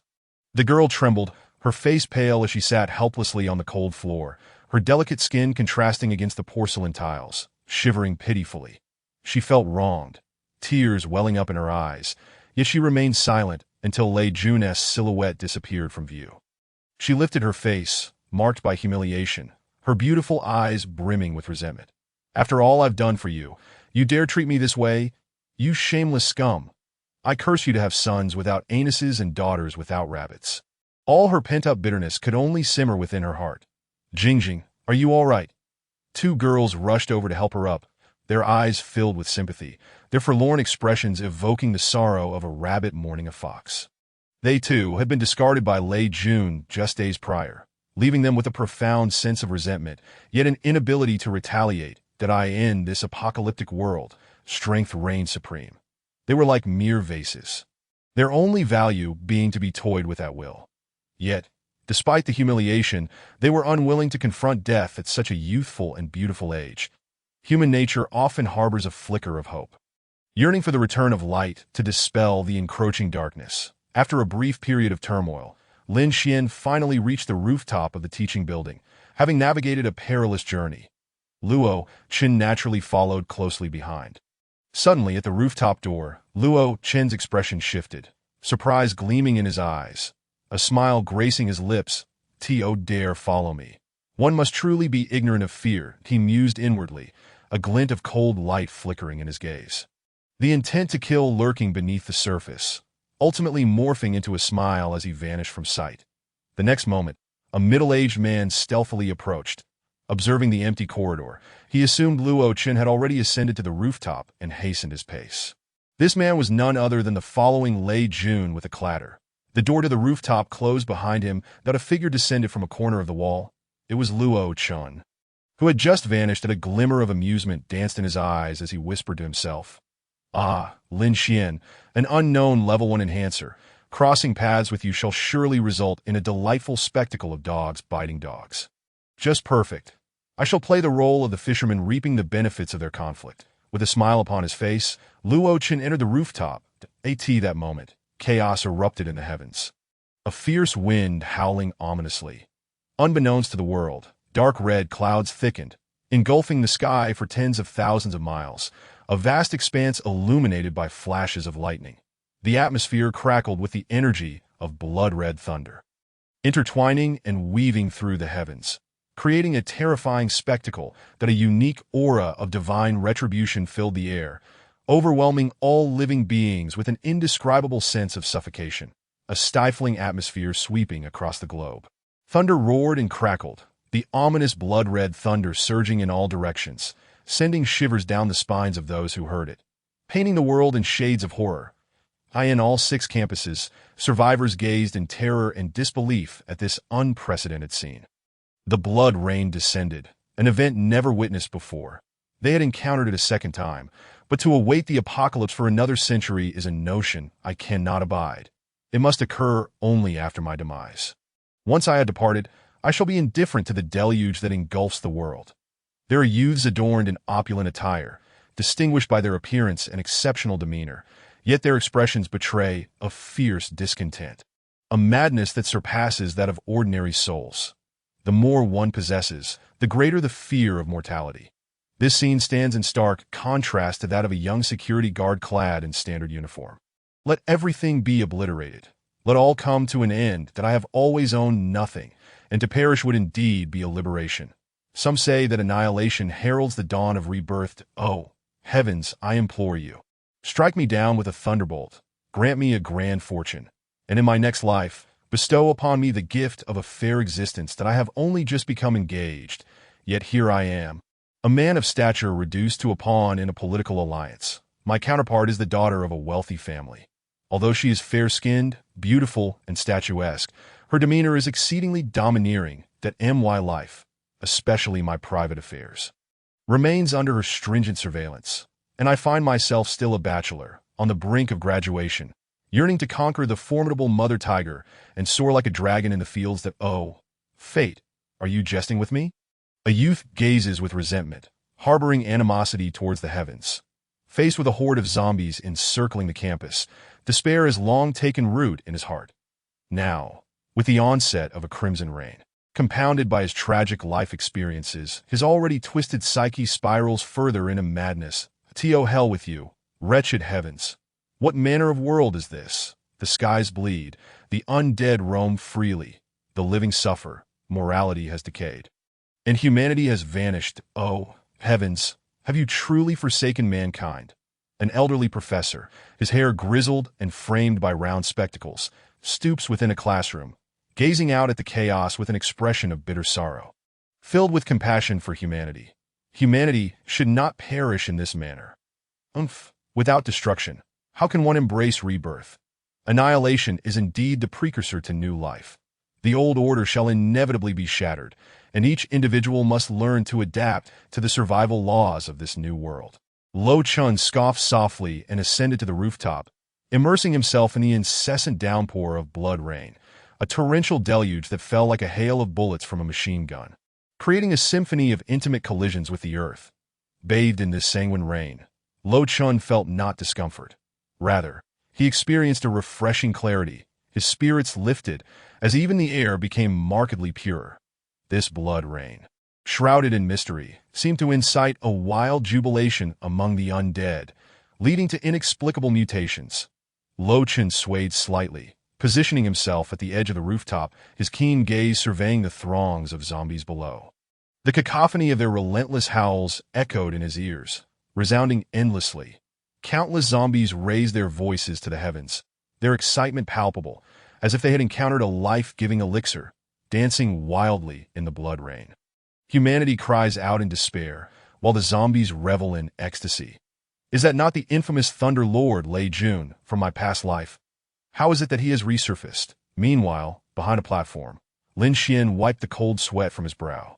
Holding his breath, gazing fearfully at a middle-aged man who had suddenly appeared on the rooftop, he recognized him. This was none other than the renowned Thunder Lord, Lei Jun Yet, according to the information he had previously acquired. Lei Jun should not be here at this moment. In his past life, he had known that after the blood rain, the zombies would undergo mutations, with the devourer invading this educational building. Lei Jun, accompanied by a group of survivors, had suffered heavy casualties, ultimately retreating to the rooftop, finding a way to survive in the face of the blood rain, transforming into a lightning seed, becoming an extraordinary being, and ultimately slaying the devourer. With his electric powers, Lei Jun unified Jiangyin University and 5 other campuses, consolidating resources to establish a sanctuary, becoming a regional overlord. But the timing is all wrong. Damn it. Why has everything unraveled since my rebirth? Lin Xian observed cautiously, watching Lei Jun move lightly across the rooftop, scanning the area as if searching for something. His brow furrowed, and his expression darkened. He had returned to this life expecting everything to proceed as planned, only to encounter the anomaly that is Lo Chun. And now, the Thunder Lord Lei Jun appears. What the hell has gone awry? Lin Xian's face darkened. His fists clenched tightly, turning pale as he pondered the situation, utterly perplexed. However, since Lei Jun had manifested, he could only adapt to the circumstances. Where would the lightning seed land on the rooftop? He had no way of knowing. So he steeled himself, prepared to act at a moment's notice that a cloud of gloom enveloped Lin Xian's mind. What had once seemed a foregone conclusion now felt precarious with the emergence of Lei Jun. Potentially turning his plans to naught, he could only silently rejoice that Lo Chun, the evolutionary being and a major general of the Dragon Kingdom, had entered the food building, thus avoiding direct competition with him. Otherwise, considering the terrifying prowess of his opponent, even with Lei Jun, the runner-up in combat, who had consumed genetic agents, he wouldn't stand a chance against Lo Chun. Fortunately, I employed a small stratagem, successfully reaching this place while eliminating a formidable rival. A hint of relief washed over Lin Xian's face as he mused. This could be considered a stroke of luck amidst misfortune. Chapter 39. Fortuity descends. The human heart is unfathomable. Boom, boom, boom. The heavens roared, and the blood-red thunder, transformed into a dragon-like lightning serpent, continuously sliced through the sky, adding a vivid hue to the crimson world, enhancing its horror and eeriness. The oppressive aura of divine retribution weighed heavily upon all survivors, rendering their breaths labored. Only the shrill howls of the zombies pierced the air, sharp and ear-splitting. Echoing throughout the realm, that as time progressed, numerous zombies underwent significant transformations. Some became remarkably smooth, their heads rounded and devoid of hair, with claws that gleamed black and dark purple, extending several centimeters like scythes, terrifyingly sharp. Their blood-red eyes gleamed with a ravenous hunger, accompanied by tongues that had grown exponentially, dripping with a nauseating viscous fluid, and rows of glistening fangs that instilled fear at a mere glance. The Devourers were born, having completed their preliminary metamorphosis.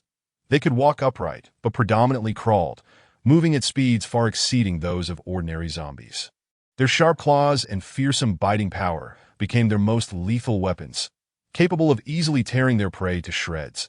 The aura they emitted was several times more potent than that of ordinary zombies, raising the danger level to an entirely new echelon. Additionally, some zombies had noticeably grown in size, their defenses becoming monstrous and their attack power astonishing. Their sole drawback was a significant reduction in speed. Others bore bony spines protruding from their backs, their visages twisted and withered, blending seamlessly with the damp earth. These zombies possessed terrifyingly sharp claws and fangs, moving at speeds several times faster than ordinary zombies. Their attack power horrifying enough to effortlessly shred a car into pieces. Hunters had completed their preliminary metamorphosis. Beyond that, there were colossal zombies that had grown several times larger than their ordinary counterparts. Yet their physiques remained robust and well-proportioned, their speed unaffected, becoming even more ferocious, and their attack power more terrifying. Tyrants had completed their preliminary metamorphosis. In the center of a plaza on campus, a congregation of over 1,000 zombies amassed, their faces grotesque, displaying menacing grins, exuding a foul stench, and radiating a bloodthirsty aura that was utterly nauseating. They formed a mountain-like heap, and anyone standing at the center could witness a massive figure, akin to a small mountain, slowly writhing. With each movement, the ground trembled, and countless zombies fell from its form like ants, creating a scene both grand and terrifying. The behemoth Lord class had completed its preliminary metamorphosis. Even the ordinary zombies, nourished by the blood rain, experienced a comprehensive enhancement. Their speed, attack power, and olfactory sensitivity all escalated to a new level, rendering them more terrifying as time moved forward. The blood clouds dispersed. The rain ceased, and the world was once again bathed in light, lifting the oppressive atmosphere. The previously frenzied zombies settled down, and myriad streams of light cascaded down as the blood clouds dissipated, scattering across the earth. These streams of light, imbued with hope, became the last vestiges of humanity in this apocalyptic age. Drawing from the experience of the previous blood rain, everyone understood that these emanations contained resources. Even genetic agents, such marvelous and precious commodities that in the blink of an eye, as the streams of light descended, brilliant white light illuminated the surroundings, blindingly bright, and all present displayed manic expressions, surging forward in a frenzied rush to seize them. In an open area, a stream of light descended suddenly, igniting a riot among a group of survivors, all eyes glinting with greed as they raced to claim it. Mine. This is mine. This time, I will surely become a person of significance like Boss Wu. I aspire to become a reinforcer, standing alone above the multitude. Someone, filled with exhilaration, rushed forward to embrace the orb of light. As the radiant glow faded, the smile on his face grew ever more pronounced, only to quickly turn rigid. With a soft thud, the sound of a blade piercing flesh echoed. He turned his head in disbelief, his eyes widening in shock as a familiar visage materialized before him. Its twisted grin and madness becoming his last memory that a youth with a tinfoil perm, his face contorted in savagery, drove the dagger deeper. The world around him spun, and he felt himself collapse to the ground, gazing at the fleeing figure of the tinfoil-haired youth with eyes full of resentment. They had shared the same dormitory, weathering 4 years together, enduring trials side by side, even swapping girlfriends, claiming that their bond was forged in adversity. A shared pursuit of glory and a journey upon the same path. Such sentiments were not unfounded. Yet, in the face of opportunity, this camaraderie became a mere jest. There was no betrayal, only the realization that the stakes of treachery were insufficient. In his final moments, he grasped the profound truth of this statement. Human nature is inherently selfish. One should never test it before the lofty allure of opportunity. That it was this very trust in his heart that cost him his life. Meanwhile, in another dormitory, a miraculous beam of white light streamed through the window, illuminating a room occupied by a young man and woman, both second-year students at a media university, clad in light attire. The air was imbued with a sense of intimacy, yet for them, it was merely routine. Childhood sweethearts, they had long vowed to be together forever, pledging undying devotion amidst the chaos of a zombie outbreak. Fortunate to remain in each other's company. Point 1, adorned with silver-framed glasses and possessing a fair complexion, appeared rather haggard, his frail form unmistakably bony, despite the ever-present danger of being devoured by the undead. He scoured various dormitories for sustenance, sharing the meager rations with his girlfriend. Yet even combined, their provisions were woefully inadequate. Fortunately, both were prudent planners. A single biscuit could last them a day, allowing them to survive thus far. The sudden appearance of the orb of light ignited their eyes with hope. They had previously observed such orbs from above the window, knowing they could yield various supplies, even gene serums that could enhance their survival capabilities in this chaotic world. Xian, we are saved. We can. The man's eyes gleamed as he hastened forward in his shorts and sandals. Yet before he could finish his sentence, a chill ran down his spine, followed by an excruciating pain that engulfed him, causing him to collapse onto the cold ground, blood blooming across his back. The vivid crimson quickly stained his white shirt, creating a jarring contrast that in disbelief. His eyes widened, forcing himself to focus on his girlfriend. In that moment, a pure and innocent face materialized before him, her expression marred by an unmistakable agony and struggle that ultimately morphed into a cold resolve. It is not that I, by Xian, lack compassion, but there is no food left nearby, and you cannot breach the horde of zombies to retrieve any. Rather than perish together, it is better for you to die first. This way, I might seize the opportunity and perhaps find a glimmer of hope. Did you not profess your love for me daily? Then please, forgive me.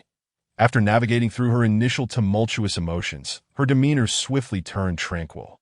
Her voice icy and her gaze devoid of warmth, as if she felt no emotion at all. Her alabaster thigh felt suddenly cold, the delicate contours of her legs stained with flowing red. The sharp hairpin in her hand dripped with blood, presenting a horrifying sight. She glanced at the blood on the hairpin and then at her boyfriend on the ground. That a flicker of pain crossed her eyes, and she could not help but lean down, gazing into his wide, disappointed eyes, revealing a radiant and enchanting smile, her eyes glistening with affection. It has been 2 years, you have a fine physique, and I am quite satisfied with you. Fear not, you will always hold a special place in my heart. But as she spoke, her gaze turned increasingly frigid, the eerie atmosphere chilling the very air around them. A delicate, jade-like hand smoothed over his wide, unyielding eyes filled with resentment. She then rose, her face a mixture of trepidation and anticipation, watching the receding white light, which revealed a treasure that brought her joy, an entire box of instant noodles. With this, she could sustain herself for quite some time, perhaps even encounter a turning point. For her boyfriend. In these times, men were far easier to come by than food. Such scenes of betrayal, shock, and incredulity unfolded continuously. In this apocalypse, the selfish desires of human nature were magnified, playing out a series of dramatic spectacles that were both captivating and thought-provoking. Those who held steadfast beliefs in love and friendship found themselves on vastly different paths, and the price of their experiences often proved to be their very lives. Chapter 40. A sudden interception, the thunderous powers. Human nature is inscrutable. Any attempt to challenge it is exceedingly unwise. On the rooftop of the teaching building, a brilliant white light erupted as an orb appeared. Lin Xian and Lei Jun's eyes sparkled with recognition. They knew precisely what this phenomenon entailed. Lin Xian, a reincarnate, and Lei Jun, who had previously obtained a gene serum from such an orb. Both displayed their yearning and madness at that moment. Lin Xian, closest to the orb, disregarded Lei Jun's threats and, in an instant, activated his breathing technique, propelling himself forward with unprecedented speed that astonished Lei Jun. Yet this was swiftly followed by rage. "Damn it, you little brat. Stop right there. I'll skin you alive." Lei Jun's voice was filled with venom as he pursued Lin Xian with remarkable speed, revealing the prowess of a first-level reinforcer. However, Lin Xian, having reached the orb first, beheld the seed of power crackling with electricity within, his face alight with joy. Having tested his physique in his past life, he knew he could safely consume the power seed without the risk of becoming a zombie. By ingesting this thunderous power seed, he would acquire the ability of thunder, turning the tide of danger and eliminating the competition posed by the Thunder Monarch. How could a reinforcer be compared to an ability user, especially one wielding such formidable destructive power as the might of thunder? With these thoughts racing through his mind, Lin Xian's smile twisted into a maniacal grin as he aimed to swallow the thunderous power seed whole. Just as he was about to do so, a muffled sound resonated, and Lin Xian suddenly felt his mind go blank, the world spinning as light rapidly faded to darkness, his consciousness slipping away as he collapsed to the ground. A radiant smile frozen on his face, gradually becoming rigid. "Who are you?" The abrupt turn of events left Lei Jun aghast, his fists clenched, summoning every ounce of strength in a state of tense readiness. His eyes betraying a mix of trepidation and hesitation. The critical moment, when Lin Xian was on the verge of becoming an ability user, a figure materialized before him, a young man clad in a brown t-shirt and shorts, revealing a well-built physique with a face exuding a rugged handsomeness and eyes sharp as blades. This individual was the powerful youth he had seen earlier, now standing before him with an even more terrifying and domineering presence, instilling a sense of insurmountable dread that a vast and overwhelming aura emanated from him, an invisible killing intent locking onto Lei Jun, rendering him rigid and sluggish. With wide eyes, Lei Jun felt cold sweat trickle down his back, his entire being chilled to the bone as he watched Luo Chen casually grasp the power seed, a look of ease on his face, despite his lack of movement. An intense fear and anxiety flickered in Lei Jun's eyes. "My good sir, I was unaware of your presence here, that I have no intention of being your enemy. I implore you to let me go." Tremors coursed through Lei Jun's body, his fear reaching its zenith. Facing an overwhelming terror that made him tremble as he lowered his voice, desperate to escape this perilous encounter. "Heh, you mere first-level reinforcer, and yet you dare to follow me. Now behold my formidable strength. Unmatched and invincible. Yet you speak with utter nonsense, vehemently denying the truth, a deceitful wretch, a mere opportunist. It seems that you are of no use to me." Luo Chen suddenly locked eyes with Lei Jun, his gaze sharp as blades, imbued with an unfathomable depth capable of penetrating the human psyche. In Lei Jun's eyes, he discerned not only fear and trepidation, but also the resentment and unwillingness lurking deep within. This was a man of immense ambition, inherently rebellious. Should he remain alive, he would inevitably become a source of trouble in the future. Thus, a glint of cold light flashed in Luo Chen's eyes. A terrifying aura of death erupted in an instant. With a slight movement of his wrist, he returned to his original position as if nothing had transpired, yet a breathtaking blade of light appeared from the void, cleaving downward with the force of a tempest, relentless and unstoppable, like a raging storm, fierce and domineering, arriving with the swiftness of lightning. Bang bang, the air resonated with explosive sounds, white smoke billowing, the very atmosphere shattered by the blade's ferocity. What? In the blink of an eye, Lei Jun's eyes widened in disbelief, akin to a startled calf, filled with incredulity and despair. He gasped as a horrifying blade of light surged towards him, rapidly magnifying in his vision until it consumed his entire field of sight. With a soft thud, Lei Jun's eyes bulged, a thin line of blue contemplating this. Luo Chen urged his soldiers to accelerate their pace, transforming into a dark shadow as they sped towards the campus of the university. Time swiftly passed, and it had been 6 days since Luo Chen acquired the seed of thunderous abilities. Throughout this period, he did not succumb to the allure of comfort, but rather led his troops on relentless campaigns. With the university at the core, swiftly advancing towards the other 5 major campuses in all directions. Countless zombies fell, becoming the sustenance for his Gene warrior's ascension. Every region had been swept clean by his army, their strength escalating dramatically. Eventually, they congregated in a square at Jiangyin University, ready for the final onslaught. Roars echoed as over 1,000 zombies, including formidable mutated ones, faced absolute firepower, leaving them with no room for resistance. They could not even approach Luo Chen and his men.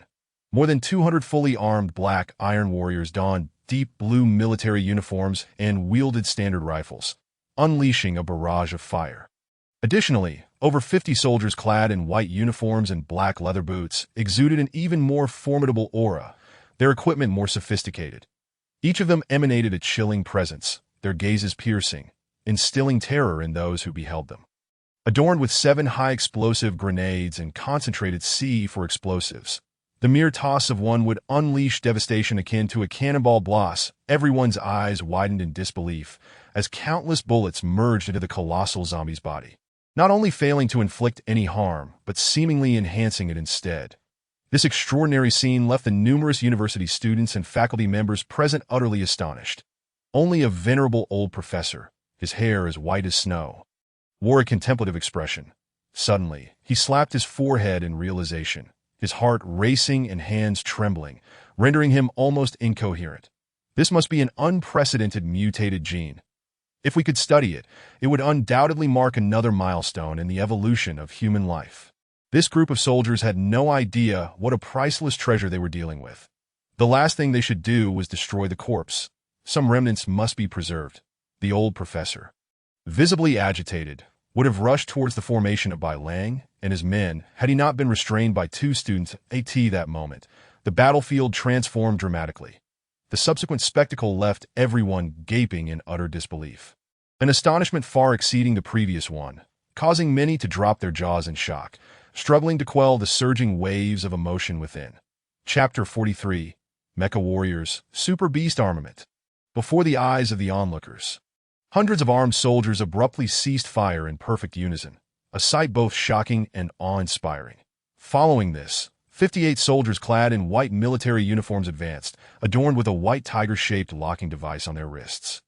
Exuding a cutting-edge technological flair, with a thunderous roar, the colossal zombie charged forward, unimpeded by gunfire.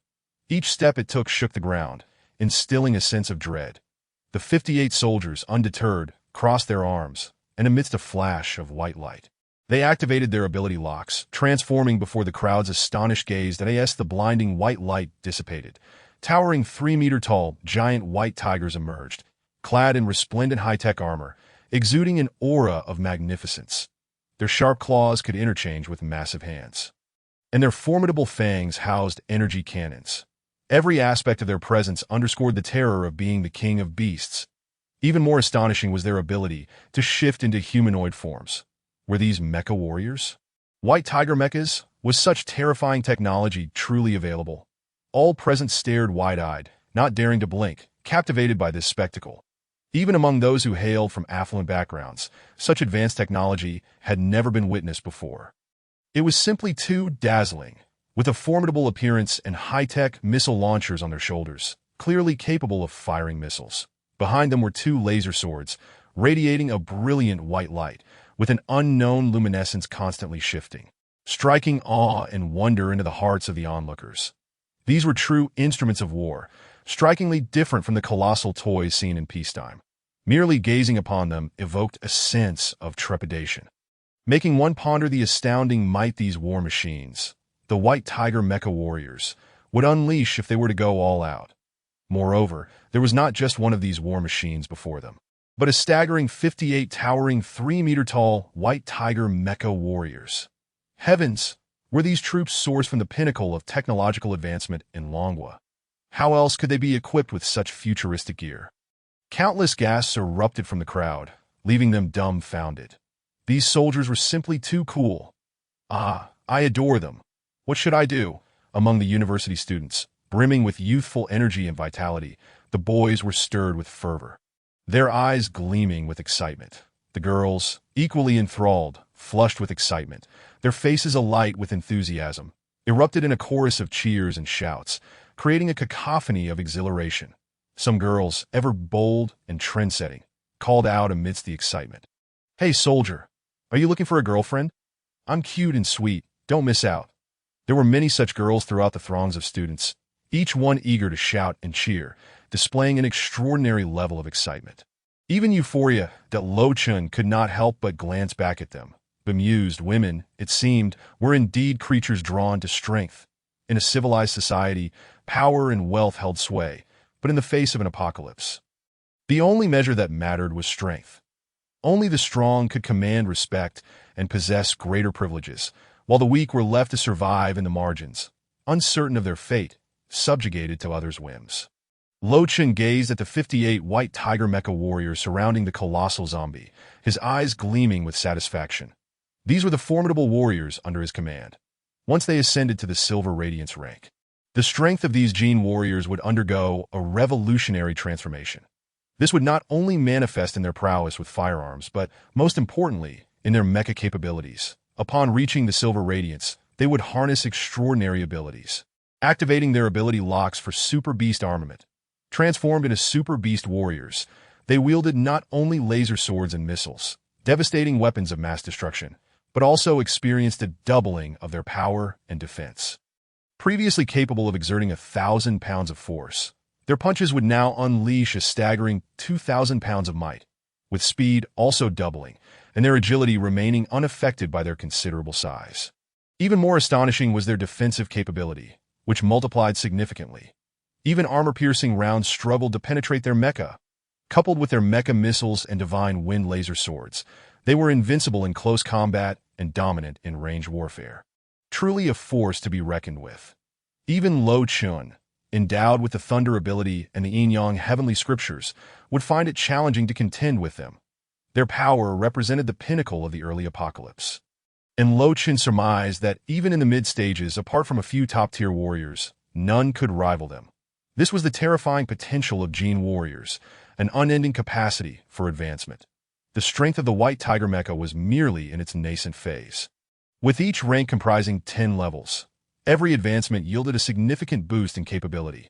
Take Bai Lang, for instance, the largest mecha warrior present, towering at an impressive 5 meters, rivaling the colossal zombie. His rank surpassed that of all silver warriors present, and thus the mecha he summoned was all the more formidable. However, summoning a mecha and activating the Super Beast armament came with a singular caveat. It required the consumption of the Silver Warrior's energy. At the initial level, their Super Beast armament could only be sustained for 10 minutes, but this duration would gradually extend with increased rank, allowing a Silver Radiance level 10 warrior to maintain it for 100 minutes. Such a substantial entity would naturally demand some energy expenditure, a fact Lo Chun understood well. The prowess of the Silver Warriors had far exceeded his expectations, filling him with joy and satisfaction. Such minor shortcomings, which could also be rectified with power escalation, were inconsequential in the grand scheme of things. Engage, kill it and extract its crystal core. A myriad of thoughts flitted through his mind like fleeting clouds. From the survivor's astonished screams to Lo Chun's command, mere moments passed. As he issued the order, the White Tiger Mecha warriors formed a perfect circle, seamlessly encircling the colossal zombie with no gaps. "Commence," Bai Lang commanded. Countless mecha warriors, controlled by numerous virtual screens displaying vast data, naturally received Bai Lang's orders. Understood, Commander. A multitude of mecha warriors, operating the White Tiger mechas, began to move with remarkable agility, swiftly drawing forth their divine wind laser swords, each measuring 2 meters in length. Wielded with the grace of a mere extension of their arms, the speed was astonishing, each strike slicing through the air, distorting the void in its wake, a sight both mesmerizing and terrifying. Excitement surged through the crowd as they clenched their sleeves, eyes wide with anticipation, utterly exhilarated by the unfolding spectacle. Blood surged, hearts raced, mecha warriors, super beast armament, laser swords, converging to vanquish the colossal zombie. What a breathtaking and awe-inspiring battle this was, a dazzling display of visual impact. The arrival of the white tiger mechas even made them forget the horror of the zombies, each person shouting in support of Bai Lang and his comrades. Chapter 44. Terrifying mechas, surround and annihilate. Attack. Amidst a cacophony of fervent cheers and flag-waving, the White Wolf commanded the White Tiger mechs with deft precision, each strike of the sword executed in perfect synchrony. The other 57 White Tiger mechs mirrored his movements impeccably, their actions fluid and harmonious, creating a breathtaking spectacle. Blinding beams of white light erupted from the laser swords, reaching an exhilarating velocity that shattered the very air, causing violent tremors in the void, accompanied by a series of explosive sounds. The scene was a marvel of advanced technology, showcasing unparalleled explosive power and striking force that a colossal zombie, the behemoth, let out a defiant roar, sensing the imminent threat posed by the laser swords. Its massive form was unable to evade the assault, resorting instead to wildly swinging its gargantuan claws in a futile attempt to counter the onslaught. The air was filled with the sounds of violent explosions and collisions, reverberating through the atmosphere as the ground trembled and the void quaked in response to the chaos. With a piercing roar, the behemoth emitted a shrill, ear-splitting cry that could rend the eardrums of any who heard it. Its razor-sharp claws managed to intercept the laser swords, producing a thunderous sound that shattered the silence. Yet tragically, other parts of the behemoth's form remained exceedingly vulnerable, lacking any additional means of defense, that as its claws clashed with the laser swords in a desperate struggle. The remaining 50 or so laser swords surged forward, launching a coordinated assault that delivered fatal strikes to various locations on its body. The behemoth howled in agony, but this cry was unlike any before, an unmistakable wail of despair that transcended language barriers. The sound was chilling, a lamentation of suffering that resonated deeply. The grisly sounds of flesh being severed echoed through the air, as blood sprayed and scattered into the void, painting a grotesque scene of carnage. Large chunks of the behemoth's flesh were cleaved from its body, the dark red blood emanating a foul odor unique to the undead, quickly dissipating into the surroundings. Even with the behemoth's monstrous defensive capabilities, it was rendered as fragile as fruit in the face of such overwhelming power, sliced into pieces beyond repair that a once invincible zombie lord met its demise at the hands of a merciless onslaught by a cadre of White Tiger mech warriors. Had there been only 2 White Tiger warriors, the behemoth might have had a fighting chance, but it faced a formidable force of 58 powerful mechs. Caught between offense and defense, the terrifying lethality of the mech warriors rendered the behemoth's defensive advantages moot. With the overwhelming advantage in numbers, defeat was inevitable. Heavens, the ease of their victory was astonishing. The might and terror of these mech warriors left many survivors in a state of disbelief, observing this display of such formidable strength and cutting-edge technology. They felt fortunate to witness such a sight. Without these troops, the horde of zombies would have surely consumed them whole. Numerous students silently expressed their relief as they beheld the dismembered remains of the behemoth, the dark red blood pooling and flowing down. Many girls turned pale and doubled over in nausea. Having endured the trials of the zombie apocalypse, they might have fainted had this occurred in a more civilized society. After the battle's conclusion, the entire military unit regrouped in formation, while the White Wolf and his fellow Silver-Tier warriors deactivated their Super Beast armaments, returning to their original appearances in that first moment. They felt the weight of countless ardent gazes upon them, most notably from blushing young women. Yet to their surprise, many young men also looked on with excitement and fervor, clearly still enraptured by the earlier clash between the mech warriors and the mutated zombies. The admiration in the eyes of the onlookers was palpable, and even these battle-hardened soldiers found it difficult to bear the intensity of their gazes, their expressions subtly shifting. The White Wolf, however, wore a dark expression, glaring at several directions in irritation. Damn it, women are one thing, but why are the men staring so hungrily? Can a university student not maintain some semblance of purity? With a scowl, the White Wolf approached Luo Chun, holding out a basketball-sized energy crystal, having cleared it of any debris. Commander, here is the zombie crystal you requested. The scene of White Wolf and the other officers bowing in respect to Luo Chun astonished the multitude of survivors witnessing this moment. Here was a youth, seemingly of their own age, who commanded such a powerful army equipped with advanced weaponry that it was a staggering revelation to them. The leader of this formidable force was either an elderly sage or a composed middle-aged man. Yet, Luo Chen's commanding presence was formidable, his piercing gaze like a vortex that drew one in, coupled with his chiseled visage, bronze skin, and the enigmatic smile that danced at the corners of his mouth. He presented an imposing figure. Many young women, witnessing this spectacle, felt their hearts flutter, their eyes sparkling with admiration. Countless fervent glances were directed at Luo Chen. These young women, having faced the horrors of the apocalypse, clung even more desperately to the notion of aligning themselves with strength. Luo Chen's ability to command these fearsome military figures, to lead an armed force bristling with high-tech mechs, marked him unmistakably as a powerhouse. His unique charm and aloof, captivating demeanor were intoxicating, drawing in countless admirers. However, Luo Chen paid no heed to them. His standards for women were exceedingly high, unless they triggered a task or met the system's aesthetic criteria. He would not squander his time or energy on them to him.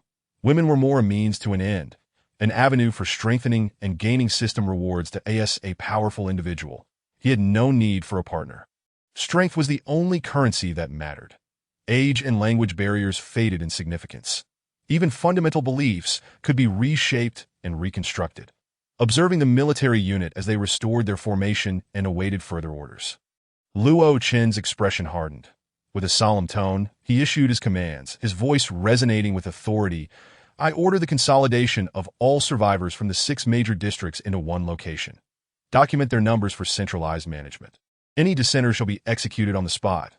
Scientists, campus beauty, enhancers, and technical personnel will be separated for reporting. 1st and 2nd platoons, execute the orders. 3rd platoon, remain by my side and await further instructions. Understood, Commander, White Wolf. Leading the 1st and 2nd platoons of over 200 personnel, saluted Luo Chen before swiftly commencing their tasks with utmost efficiency. Everything unfolded with meticulous precision. After clearing the 6 major districts of zombies, the next step was to establish a base in this new world, restoring rules and order and asserting dominance in this chaotic realm. Chapter 45. Despair of Zhao Silu, Overestimating Humanity? As Luo Chen observed the retreating figures of the soldiers, a flicker of contemplation crossed his face. The zombie crystal in his hand was stored within his mental space. Since the Second Blood Rain, many zombies have begun to possess these energy crystals, albeit with a low probability. Only one crystal might be found among dozens of zombies. However, this probability should increase as the zombies grew stronger. The energy contained within these crystals could elevate the levels of enhancers and ability users. White Wolf and his comrades could directly utilize them to enhance their own abilities, although the effect would be similar to hunting zombies, making it somewhat of a waste to use on them.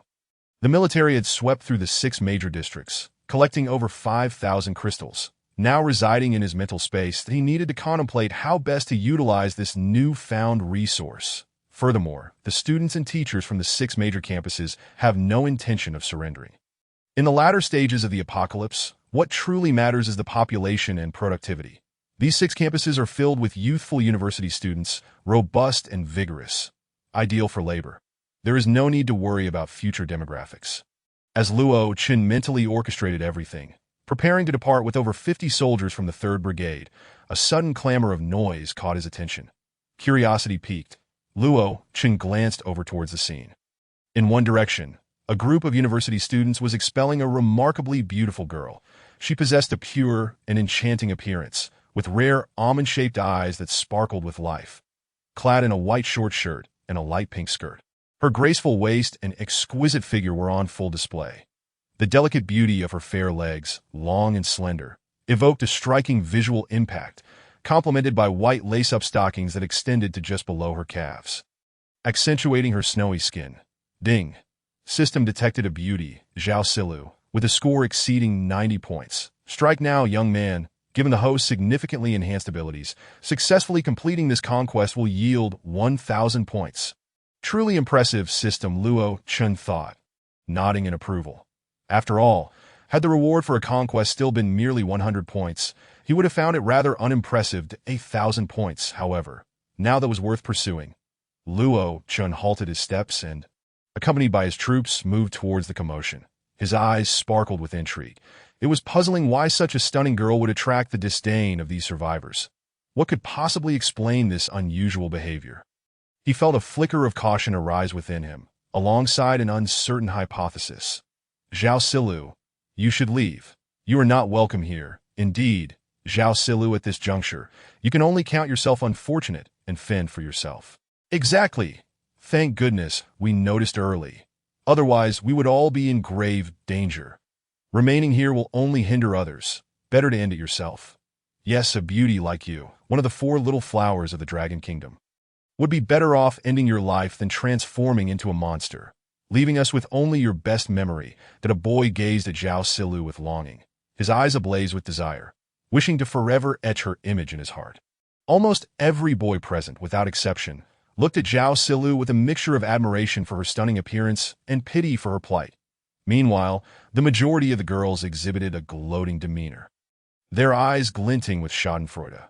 Zhao Silu was recognized as one of the 3 great beauties of Jiangning, backed by a powerful consortium and deemed a future star. Her beauty and sweet voice endeared her to the audience of the Dragon Kingdom. During her time at the university, she had received countless offers for roles, accumulating substantial wealth. This was merely an additional benefit. Her immense popularity had already earned her the title of a future film queen, being one of the 4 little flowers of the Dragon Kingdom. Even at Jiangning University, she was an object of reverence, someone to be admired from afar without the audacity to disrespect. Once the dream girl of all boys, she had become the target of envy and jealousy among girls. Yet, this once exalted figure was now infected with the zombie virus, destined to transform into a grotesque creature soon. The stark contrast of her current situation left many feeling regretful. Numerous gazes fell upon the jade-like arm that Zhao Silu clutched, marked by a distinct bloodstain that had faded to a haunting black. A ghastly reminder against her delicate, fair skin. This was the mark of a zombie's grip, with the transformation timeline varying by individual. Some required mere hours to succumb, while others took longer. Unconsciously, the crowd began to retreat. Zhao Silu stumbled, her fragile form scanning the surroundings helplessly. Tears welled in her sparkling eyes, her expression a mixture of despair and disappointment. The boys who had once adored her and showered her with attention now averted their gazes, shamefully dodging her eyes, lowering their heads or redirecting their stares. Even those who had once claimed to be her lifelong confidants vanished into the crowd, as if fleeing from a plague. How laughable. I believed I had so many friends who cared for and protected me, yet not a single one has the courage to stand by me. All their affections were mere facades. That I am truly a joke. Zhao Silu's lips trembled, her body shaking as she looked at these people, feeling both disappointment and self-loathing, as well as resentment towards those who had deceived her. They had promised to brave any storm together. Yet now they abandoned her, disregarding her plight. Men are all heartless. They had vowed eternal companionship, yet it was only to share glory, never to endure hardship together. Best friends are merely self-serving opportunists. Every face that had once gazed at her with concern now felt like a dagger, piercing her already fragile heart, causing her immense pain. Despair clouded Zhao Silu's eyes as she turned away, her delicate form illuminated by the warm sunlight, creating a poignant silhouette of solitude that evoked sympathy. Countless expressions surrounded her, some filled with pity, others with glee, and many simply watching the spectacle unfold, all indifferent and unmoved. Jiangning University is a prestigious institution in the Dragon Kingdom, attended by the affluent and elite. The students here, regardless of gender, lacked neither partners nor friends. Power and wealth dictate relationships, leading to a constant cycle of new faces. Men would not forsake an entire forest for a woman they could never have. And women would not sacrifice their beautiful lives for a friend who had lost her value. In this moment, Zhao Silu understood she had overestimated human nature. Chapter 46. The Future Film Queen. Unleashing her voice. Is this how you give up? Don't you realize that as long as life continues, anything is possible? Just as Zhao Silu felt the world around her plunging into darkness, a distinct and cool voice suddenly rang out, illuminating her shadowy existence. That as long as life continues, anything is possible. Zhao Silu whispered, a flicker of light igniting within her dimmed gaze as radiant beams illuminated her exquisite features. revealing her pure and sweet visage. To end that moment, a tall, sun-kissed young man with a charmingly mischievous smile appeared before her, embodying a unique allure. That instant, Zhao Silu felt a warmth she hadn't experienced in a long time. Her heart fluttered, and the pallor of her face was replaced by a soft blush. Her eyes instinctively wandered to the striking young man before her, only to shyly dart away, a hint of bashfulness coloring her cheeks. A tingling sensation coursed through her, akin to an electric shock, embarrassing yet delightful. Heavens, have I truly felt such a spark? Zhao Silu's almond eyes widened in disbelief, unable to fathom this was a sensation she had never experienced in her 20 years of life. Oh dear, how utterly embarrassing. I can hardly face anyone now. She lowered her head, yet this posture allowed her to perceive the breathtaking expanse of the snow-covered plateau, her face aflame. Luo Chen observed with amusement. Realizing that this conquest would require little effort as he approached, his formidable abilities had already provided him with all pertinent information concerning Zhao Silu, in the most vulnerable moments of a young girl, when she feels the most desolate and abandoned, he would step in to offer her compassion and care. For sensitive beings like her, even the slightest act of warmth could be magnified by their heightened sensitivity, especially for an innocent girl untouched by the harsh realities of life. Luo Chen understood this all too well. Come with me. A subtle smile graced the corners of his lips, exuding an undeniable charm that nearly left Zhao Silu in a daze, her mind swirling as if she had lost her soul. Just then, Luo Chen seized her wrist, drawing her close amidst the astonished gazes of the crowd. Surrounded by a plethora of military guards, they ascended into an armored vehicle. Once inside, a shimmering crystal barrier enveloped them, isolating them from the outside world and providing an exceptionally soundproof sanctuary. It was only then that Zhao Silu regained her senses, her cheeks flushed as she attempted to withdraw her delicate hand. Yet Luo Chen offered her no such opportunity. With her skirt's pleats fluttering, she felt her face heat up, akin to a spring being coiled, trying to spring away, but no matter how she struggled, she remained tethered to him. Instead, her predicament heightened the tension, igniting a spark in Luo Chen's previously calm gaze. Zhao Silu's face bore the marks of embarrassment, her heart racing uncontrollably, her entire being taut with anxiety. Revealing the depth of her inner turmoil, behave yourself, and refrain from moving, Luo Chen commanded with a tone that was both authoritative and alluring.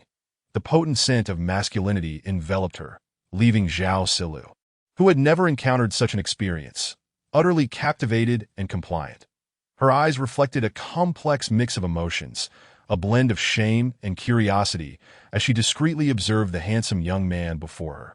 Resembling a startled little rabbit, surprisingly, she felt no aversion to his seemingly frivolous advances, which astonished her, further deepening her embarrassment at her own response.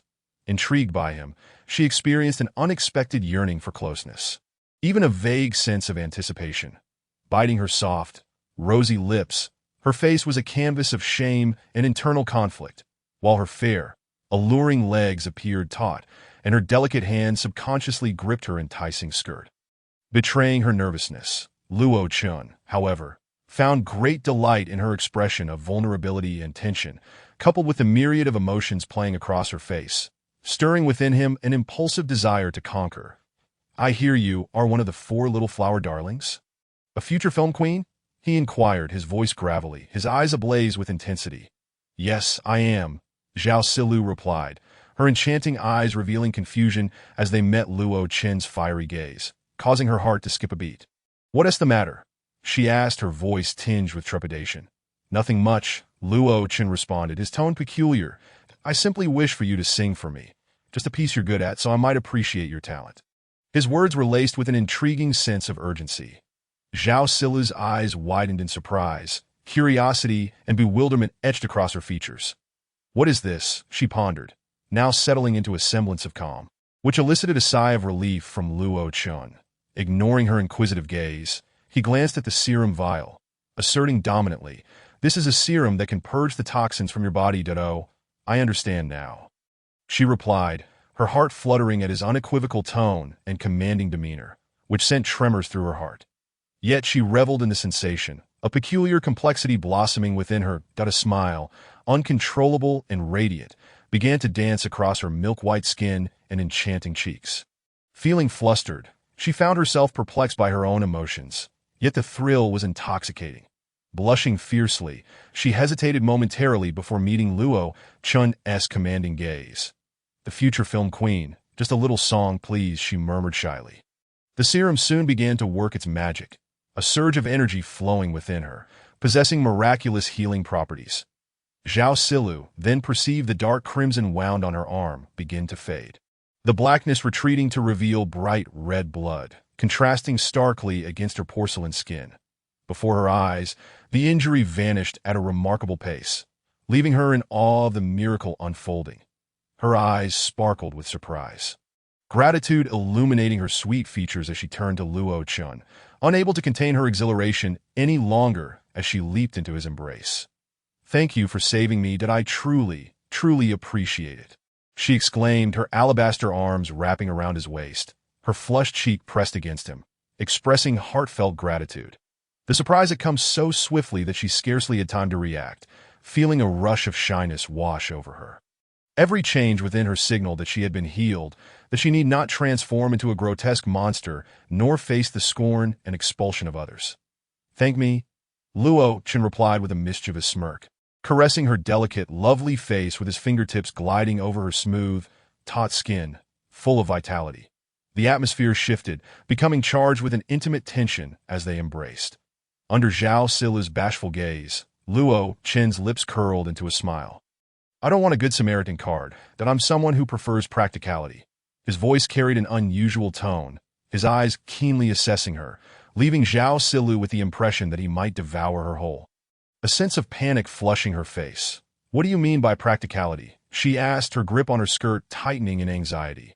Luo Chen's gaze followed her movements, taking in her long, fair legs clad in white strappy stockings and a light pink, chic short skirt. Her demeanor, simultaneously demure and inviting, was akin to a shy water lily, resplendent and vibrant, every gesture captivating and alluring. Practicality means sealing the deal, ensuring you have a secure future. Luo Chen's domineering words reverberated through Zhao Sila's heart, causing her pulse to race and her cheeks to flush with shyness. Her gaze darted away, unable to respond, yet she felt no desire to reject his proposition. Confusion clouded her mind, leaving her uncertain of how to proceed, instinctively evading the situation with the innate shyness of a young girl. Suddenly, an imposing seal was stamped upon her, leaving her no means of escape, her eyes widening in surprise. With her eyes tightly shut, a look of intoxication graced her features, her lashes fluttering as her gaze fell, a rosy hue enveloping her entire countenance. That he had squandered a vial of serum. How could he possibly give it away for free? He was, after all, a meticulous self-serving individual who preferred to convert gratitude into tangible benefits. Chapter 47. Moral Coercion, the Execution of Li Gang.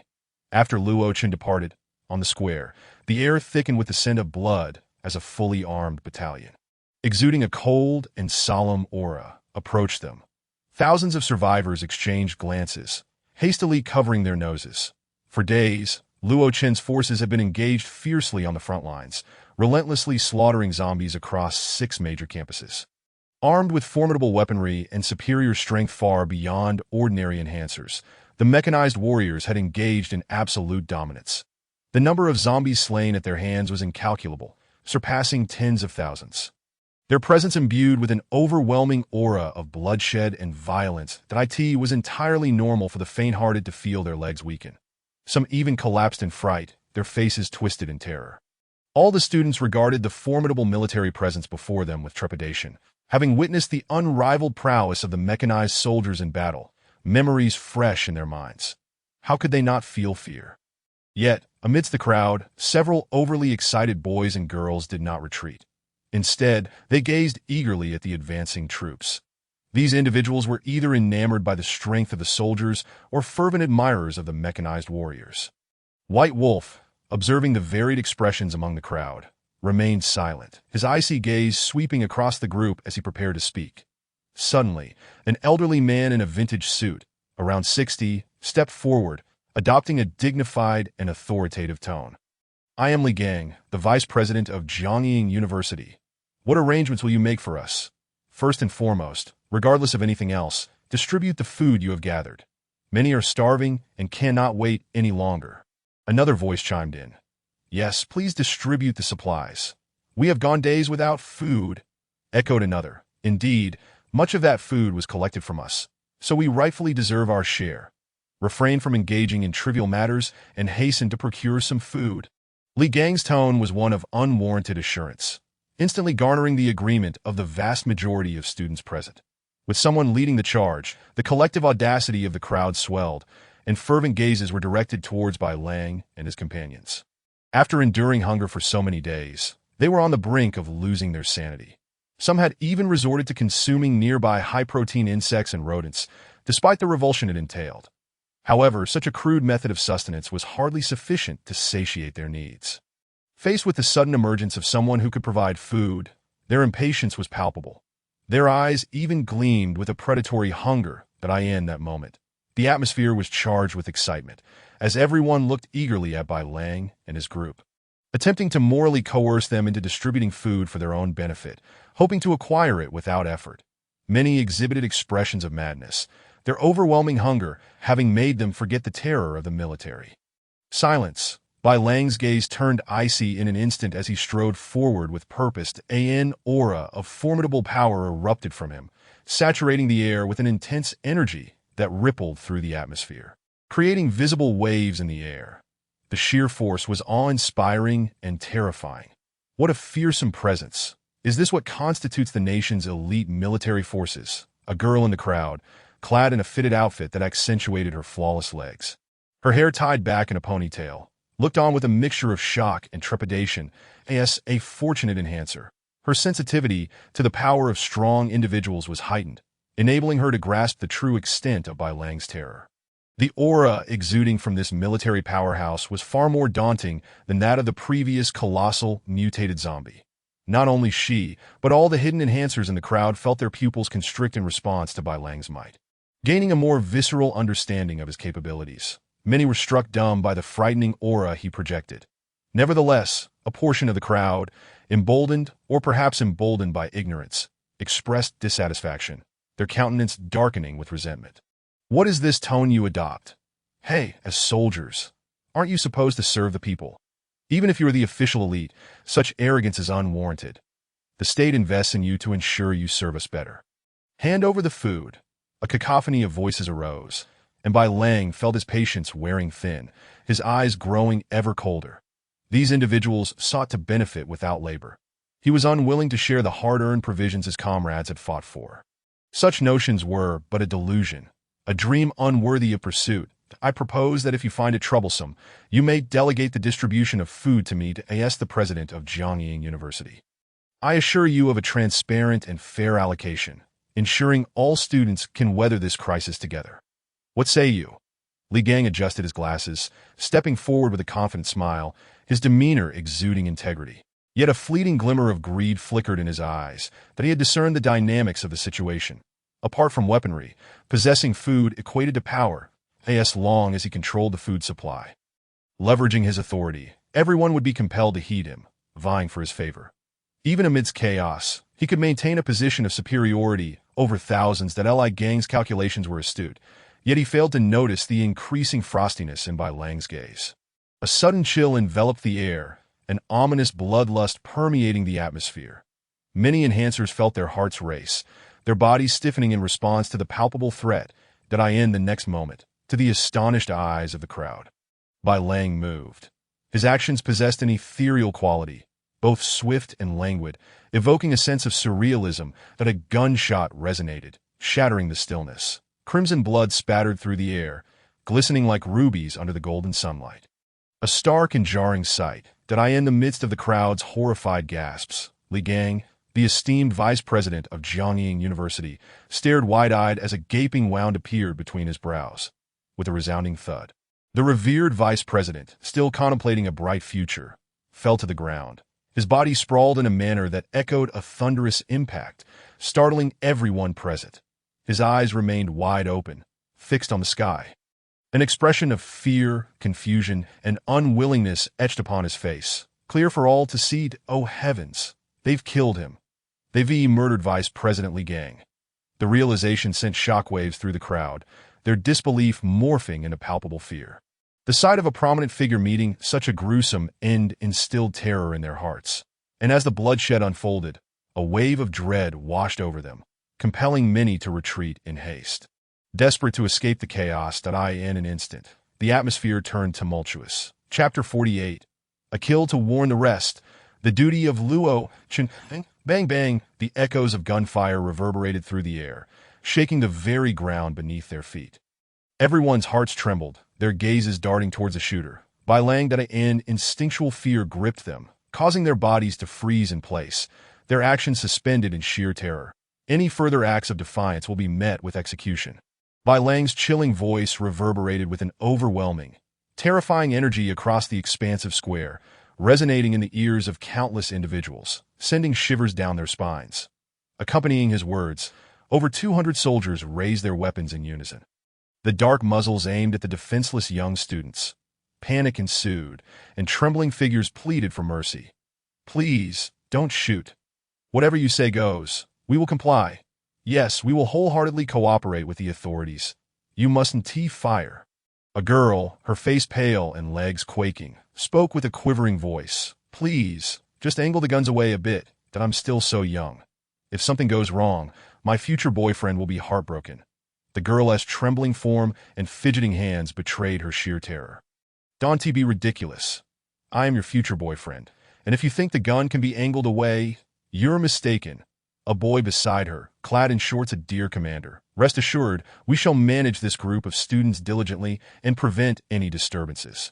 Following the chilling deterrent of the White Wolf's actions, coupled with the menacing presence of countless dark gun barrels, the demeanor of the thousands of students gathered has undergone a dramatic transformation. Each student fervently patted their chests in assurance. Even the female students, with their pale, trembling faces reflecting the tumult of emotions, hastily declared their stance, creating a scene of grandiloquence that was both awe-inspiring and alarming. Moreover, numerous teachers and professors, in this critical moment, volunteered to step forward, willingly taking on the role of order maintainers. Within moments, the thousands of students were lined up neatly, each registering in an orderly fashion. This sight brought evident satisfaction to the White Wolf, who left a small squad of soldiers to maintain order while they swiftly departed from Jiangying campus to the other 5 major campuses. Gathering and accounting for these survivors, as for the concern regarding potential trouble from these individuals, the White Wolf felt completely at ease. The strength of a mech warrior is equivalent to that of a level 10 enhancer, rendering them formidable opponents. Furthermore, at the onset of this apocalypse, even a level 2 enhancer could be deemed an absolute powerhouse. Even when encountering abilities, ordinary powers at their nascent stages would undoubtedly fall short against a mech warrior. Thus, even if they were few in number, no one across the 6 major campuses would dare to challenge their authority as for their escape. He was even less concerned. The food supplies across the 6 campuses had already been thoroughly scavenged. Those who wished to avoid starvation could easily flee and seek their own paths to survival. Everything proceeded in an orderly manner. Meanwhile, at Jiangying University, in the dormitory area, there lay an exceptionally luxurious student apartment, specifically constructed for international students. This was the room that Luo Chen's soldiers had deliberately chosen during their sweep, selecting the finest one. Previously, it had been occupied by a curly-haired black student, exuding an air of bravado, who was even provided with 2 female companions for company. Unsurprisingly, this student was promptly expelled, along with his 2 companions. The process of expulsion encountered minor hiccups, resulting in 3 bullets shattering 3 watermelon heads. Yet it caused little upheaval. Luo Chen reclined upon the newly replaced plush bed, his gaze meeting the sight of long, flowing hair, akin to a celestial maiden, exuding an enchanting presence. Observing Zhao Silu's sweet demeanor elicited a sense of conquest within him, which he savored thoroughly. Even the recent frustrations that had plagued him were alleviated, akin to a remedy for his fiery temper. Truly, it was a balm for his soul. Luo Chen's heart brimmed with satisfaction as he involuntarily reached out to caress her smooth silken hair and exquisitely beautiful face, flawless as fresh milk, with a texture as delicate as silk. Her skin was taut and radiant, brimming with vitality, a gentle squeeze revealing an abundance of collagen.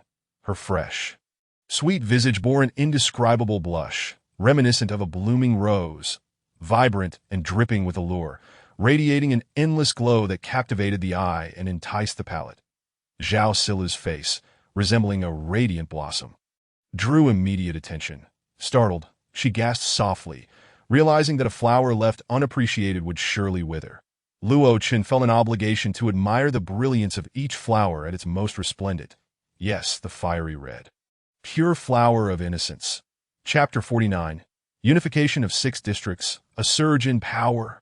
The yin-yang celestial scripture began to operate, and a wondrous power flowed back and forth between the two that yin and yang represent the balance of all things.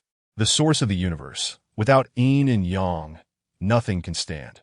Humans are no exception. As time passed, a soft purple energy aura traversed Luo Qin's entire being, the flowing light representing the supreme hue of purple deepening in richness. While his aura continually strengthened, his body's meridians expanded, with all 108 acupoints opened, resulting in noticeable qualitative improvements in his bones and sinews. Should anyone possess the ability to perceive internally, they would observe that Luo Qin's meridians had enlarged several-fold, with his bones faintly shimmering in a golden hue, appearing extraordinarily mystical and unparalleled. Ultimately, at a certain pinnacle, accompanied by a gasp, Luo Qin's aura ascended to a new level. The majority of effort and contribution yield proportional results, provided the path taken is suited to oneself. Such was the case for Luo Qin, who wore a satisfied smile, convinced that he was indeed on the right path. The yin-yang celestial scripture was marvelous beyond compare, its mysteries unfathomable. Regarded as the scripture of the universe's essence, the energy cultivated through its practice was immensely powerful, and with each enhancement of his skills, his yin-yang power was continually purified, its quality elevated to unprecedented heights. Naturally, this also required an increased amount of energy. The yin-yang celestial scripture had broken through to the 4th level. Luo Qin's strength underwent a monumental transformation, capable of unleashing over 4,000 pounds of force with a mere strike, that if infused with yin-yang power and thunderous force, the result would be unfathomably terrifying. Even he himself could not predict it. Firstly, the rapid growth of his genetic warriors allowed him to be a calm strategist rather than a pawn engaged in ceaseless battles. He had hardly engaged in combat thus far. Secondly, his growth rate outpaced even that of mutated zombies and mech warriors, who, in his eyes, were merely slightly larger ants that would likely require a horde of thousands to pose any threat to him. The yin-yang celestial scripture, indeed, was unparalleled in its profundity. Luo Qin murmured, his eyes gleaming with anticipation. He harbored a premonition that upon breaking through to the 5th level of the yin-yang celestial scripture, he might awaken an extraordinary power. However, reaching the 5th level represented a watershed moment, necessitating an amount of energy equal to the sum of the previous 4 levels. Luo Qin's expression grew peculiar. Was this a subtle urging for him to take a wife? Engaging in relentless cultivation, even with the zombie crystal cores, felt prohibitively slow for him. He had grown accustomed to rapid enhancement, each explosive growth in power providing an exhilarating sensation, far more pleasurable than a future diva showcasing her vocal talents. This was an enhancement of his own strength. No matter the circumstances, it was undeniably his own power. Such rapid advancements had left Luo Qin accustomed to swift progress. To suddenly slow down felt utterly discomforting. That was akin to someone who had grown accustomed to a life of opulence suddenly finding themselves in the lower strata. How could they adapt? Transitioning from below to above is easy and fulfilling, while descending from above is fraught with difficulty as habits become cumbersome. Ding! Congratulations to the host for successfully courting the beautiful Zhao Silu. Scoring above 90 in attractiveness. Reward: 1,000 points.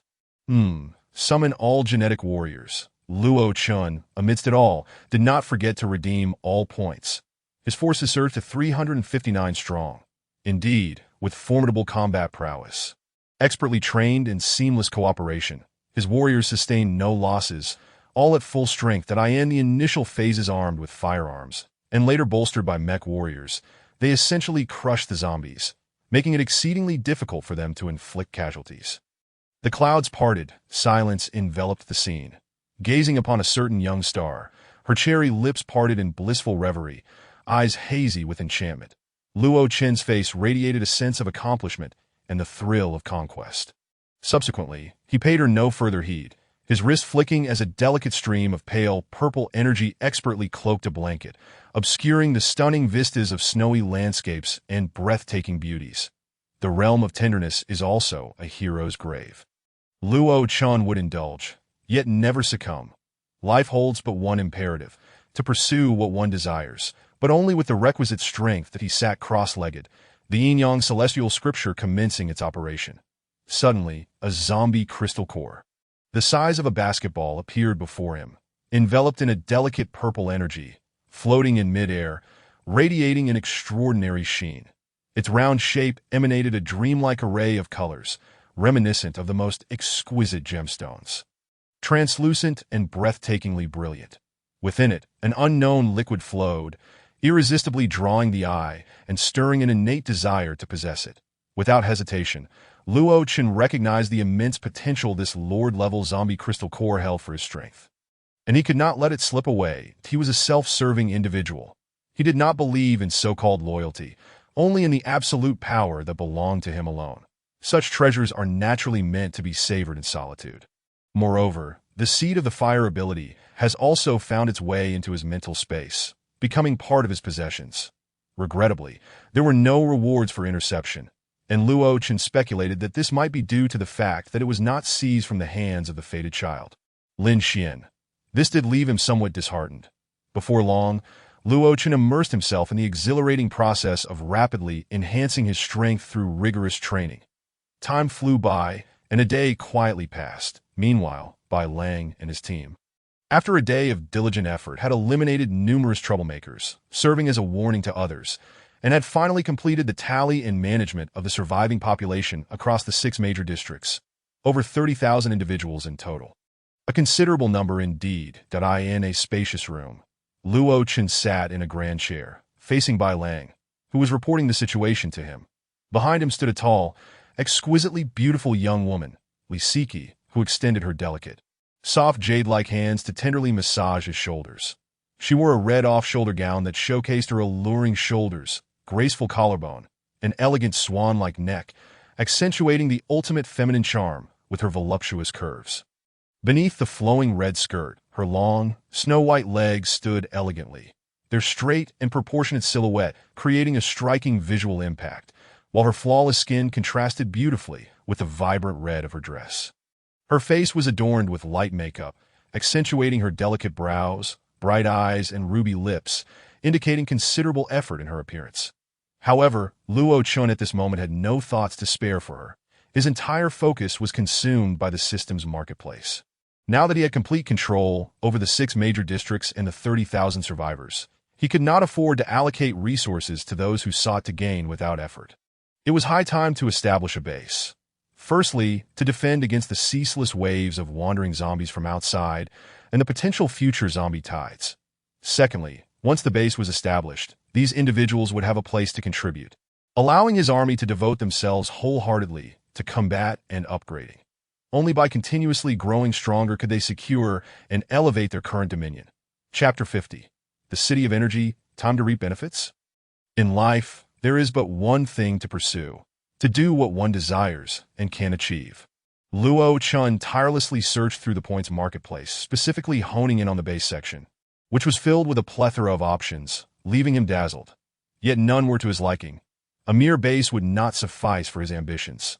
He aimed to construct a city in the early days of the apocalypse.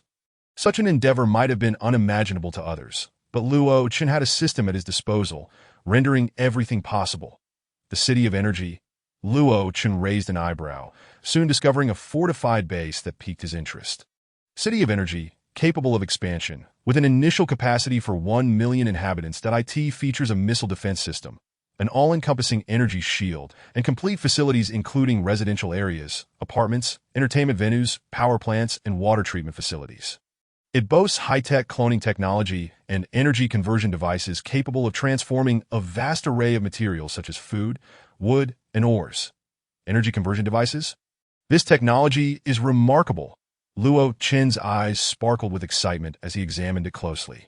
In essence, it allowed for the reciprocal transformation of various energy substances, albeit at varying ratios. Moreover, It could utilize human effort for the conversion process, requiring the input of items or seeds to be transformed, which could then yield finished products through manual labor, without any limitations on quantity, determined solely by the operator's capabilities.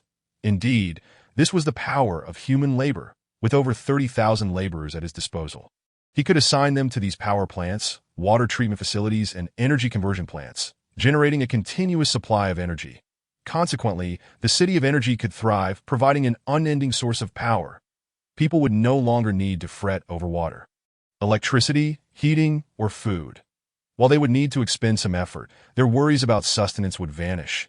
And more importantly, they would be shielded from the dangers posed by zombies. Such a life, in contrast to the hardships faced by others. Living in constant fear, grappling with the uncertainty of comfort, hunger, and cold, would be akin to paradise. With these thoughts, Luo Chun felt a surge of excitement, only to be dashed upon seeing the price. What the hell? 10,000 points? And that is just the initial cost. All the energy is produced by me, for goodness sake. System, how dare you charge such exorbitant prices? Luo Chun was acutely aware that this was, in fact, quite reasonable, yet he found himself penniless. Buy it or not, that's the price, no negotiation. Sundara, do you think the system is a charity? Snorts, if you don't pay, how do you expect this system to conjure anything? The system retorts, exasperated. Well, that is a valid point. Luo Chun, with a face full of frustration, found himself at a loss for words that in truth. He had long given up hope and was already scheming on how to amass wealth. To make money, indeed, a penny can thwart even the greatest of heroes. He needed funds, and it seemed he had to make some moves against Lin Xian, the fated child. The wool must come from the sheep, and he would pluck it clean, convinced that he could gather the necessary resources. With a fierce determination, Luo Chun suddenly pulled Li Siki into his embrace. She gasped, startled, her face flushing a deep crimson as she looked up at the fiery gaze of Luo Chun, her delicate features radiating a captivating allure. Luo Chun gently lifted her chin with his finger, admiring her bashful, sweet visage. Unable to withstand such a heated gaze, Li Siki attempted to avert her eyes. But Luo Chun was not one to grant her wish. His mere finger felt as heavy as 1,000 pounds, rendering her entirely powerless. Her face flushed with shame as she was scrutinized by Luo Chun like an object of admiration. Words could scarcely describe the turmoil within her heart. Observing this, Bai Lang quickly retreated. Having accompanied Luo Chun for so long, he was perceptive enough to sense the shift in atmosphere. Before long, the ambience in the room became charged. As Luo Chun caressed her porcelain-like face and silky hair, the smooth texture and softness captivating him, he slowly uttered 3 words. "Let us begin, sir." Li Siki's face was flushed, her delicate hands gripping the hem of her skirt. Her heart racing with embarrassment, feeling utterly exposed. Fortunately, this secret was known only to the two of them, that Li Siki, attuned to his intent, understood what Luo Chun meant, having a prior experience against such a domineering, yet powerful and uniquely charming man. She found herself utterly unable to refuse. Like a tamed deer, she gradually lowered her head, crouching down, allowing her disheveled hair to cascade down, the red skirt billowing, accentuating the enticing curve of her back and the ample outline of her form. Reminiscent of a ripe peach, plump, rounded, and delightfully elastic. Her snow-white skin contrasted beautifully, and her straight, graceful legs extended to the roots of her thighs, their delicate contours pleasing to the eyes she indulged in her drink. She could clearly savor the moment, her body leaning forward, her flushed swan-like neck stretching as she buried her head low, adorably puffing her cheeks as she drank. Lin Xian is returning. You know what to do, right? Luo Chun affectionately stroked her silky hair, his eyes shimmering with amusement. Understood. Just don't let me down, Dad, if I am disappointed. The cost will be beyond your ability to bear. Luo Chun's eyes flashed with a cold glint. As Li Siki murmured in agreement, Luo Chun gradually accelerated, the vehicle roaring to life with a powerful hum, surging forward with determination that he aimed to extract sufficient value from Lin Xian before eliminating him. Using the fated child as a stepping stone to exchange for a city, establish his dominion, and become the unrivaled overlord. Chapter 51. Wronged and aggrieved Lin Xian. At Jiangyin University, on the elevated platform of a teaching building, Lin Xian slowly opened his long dormant eyes, astonished, his spine tingling with dread. The last image before his slumber had been of Lei Jun making a move, and then everything went black, leaving him in ignorance of what transpired. Alarmed, he anxiously glanced at the spot where the Thunder Seed orb had been, now devoid of anything, not a trace remaining. Damn it. My Thunder Seed! Curse Lei Jun, I will not rest until we settle this. The bewilderment in Lin Xian's eyes swiftly faded, only to be replaced by a fierce anger that erupted in a resounding roar, scattering the birds in flight. His expression was one of utter madness, filled with hatred and resentment. Before him stood the evolver Luo Chun, who had seized his gene elixir, and then there was the Thunder Monarch Lei Jun, who had taken his extraordinary seed. Heaven above. Did you grant me rebirth merely for amusement? Lin Xian's face darkened as he rose to his feet, stretching his stiff body, producing a series of crisp cracking sounds from his bones that in an instant. His countenance grew even more grim. After all, he had survived in this apocalyptic world for decades, amassing ample experience and knowledge. He quickly deduced that his slumber had undoubtedly been prolonged, though the exact duration remained a mystery to him. Damn it. Lin Xian gritted his teeth, his eyes ablaze with fury laced with bloodshot veins. Lei Jun, I hope you live long enough to recover your health, so you can anticipate the moment I take my revenge. His fists clenched so tightly that they turned pale, emitting a sharp sound, his long-neglected nails embedding into his flesh, droplets of blood trickling down from the crevices of his skin, falling to the ground, a testament to the depth of his rage and the intensity of his hatred for Lei Jun. This was precisely Luo Chen's cunning. He lurked in the shadows, never revealing himself to Lin Xian, choosing the perfect moment to strike, making Lin Xian believe it was only Lei Jun who had robbed him of his opportunity. Consequently, Lin Xian's guard against him would not be excessively heightened, allowing Luo Chen another chance to reap the benefits. Yet Lei Jun was notorious in his past life for his ruthless nature, an exceedingly selfish individual. How could he possibly spare Lin Xian's life? Was it because he deemed Lin Xian too weak to bother with? Was he truly the favored child of destiny, with decades of experience from his previous life? Lin Xian quickly regained his composure after the initial surge of anger, pondering Lei Jun's inexplicable decision not to kill him. Everything felt exceedingly strange. He seemed to be perpetually on the brink of success, as if there were invisible hands disrupting the trajectory meant for him, turning what was rightfully his into someone else's fortune. Forget it, I'll go down and assess the situation first. Lin Xian's expression fluctuated between shadows and light, ultimately deciding to descend from the rooftop and enter the teaching building. As he stepped inside, a familiar cacophony filled his ears, and the scene before him transformed dramatically, revealing a look of astonishment on his face. He beheld a scattering of students in the various classrooms, though few in number, their faces devoid of the panic and fear that had followed the onset of the apocalypse. Even the chaos and ruin that had initially greeted Lin Xian upon his arrival had been significantly cleared, appearing far more organized and pleasing to the eye. Strangely, Lin Xian belatedly realized that the once omnipresent, ear-splitting roars of zombies, those grotesque, erratic creatures that had once roamed freely, had vanished without a trace, as if they had never existed at all. What the hell is going on? Has the apocalypse ended? Or have these people gone mad? Countless questions swirled around in Lin Xian's mind, his face etched with uncertainty and disbelief. That moment, two girls in JK skirts strolled down the corridor, looking weary yet unable to conceal the spark of hope in their eyes, accompanied by serene smiles. Undoubtedly, they were filled with optimism. This sight struck Lin Xian's heart deeply. Classmate, what has transpired here? Aren't you afraid of the zombies? In a moment of urgency, Lin Xian hastily approached one of the girls, grasping her delicate arm with fervor, his voice tinged with excitement and a hint of madness. His trembling hands turned her pale skin crimson, and bruises began to form visibly. You're hurting me. Let go, you rogue, the girl exclaimed in fright, taken aback by Lin Xian's sudden and frenzied demeanor, her expression turning to one of terror as she struggled to free herself. Calling out, "Help, a rogue is attacking me." Her companion, a slightly plump girl, was momentarily stunned by the scene, but quickly came to her senses and joined in the cries. There's a rogue here. Someone, help, in an instant.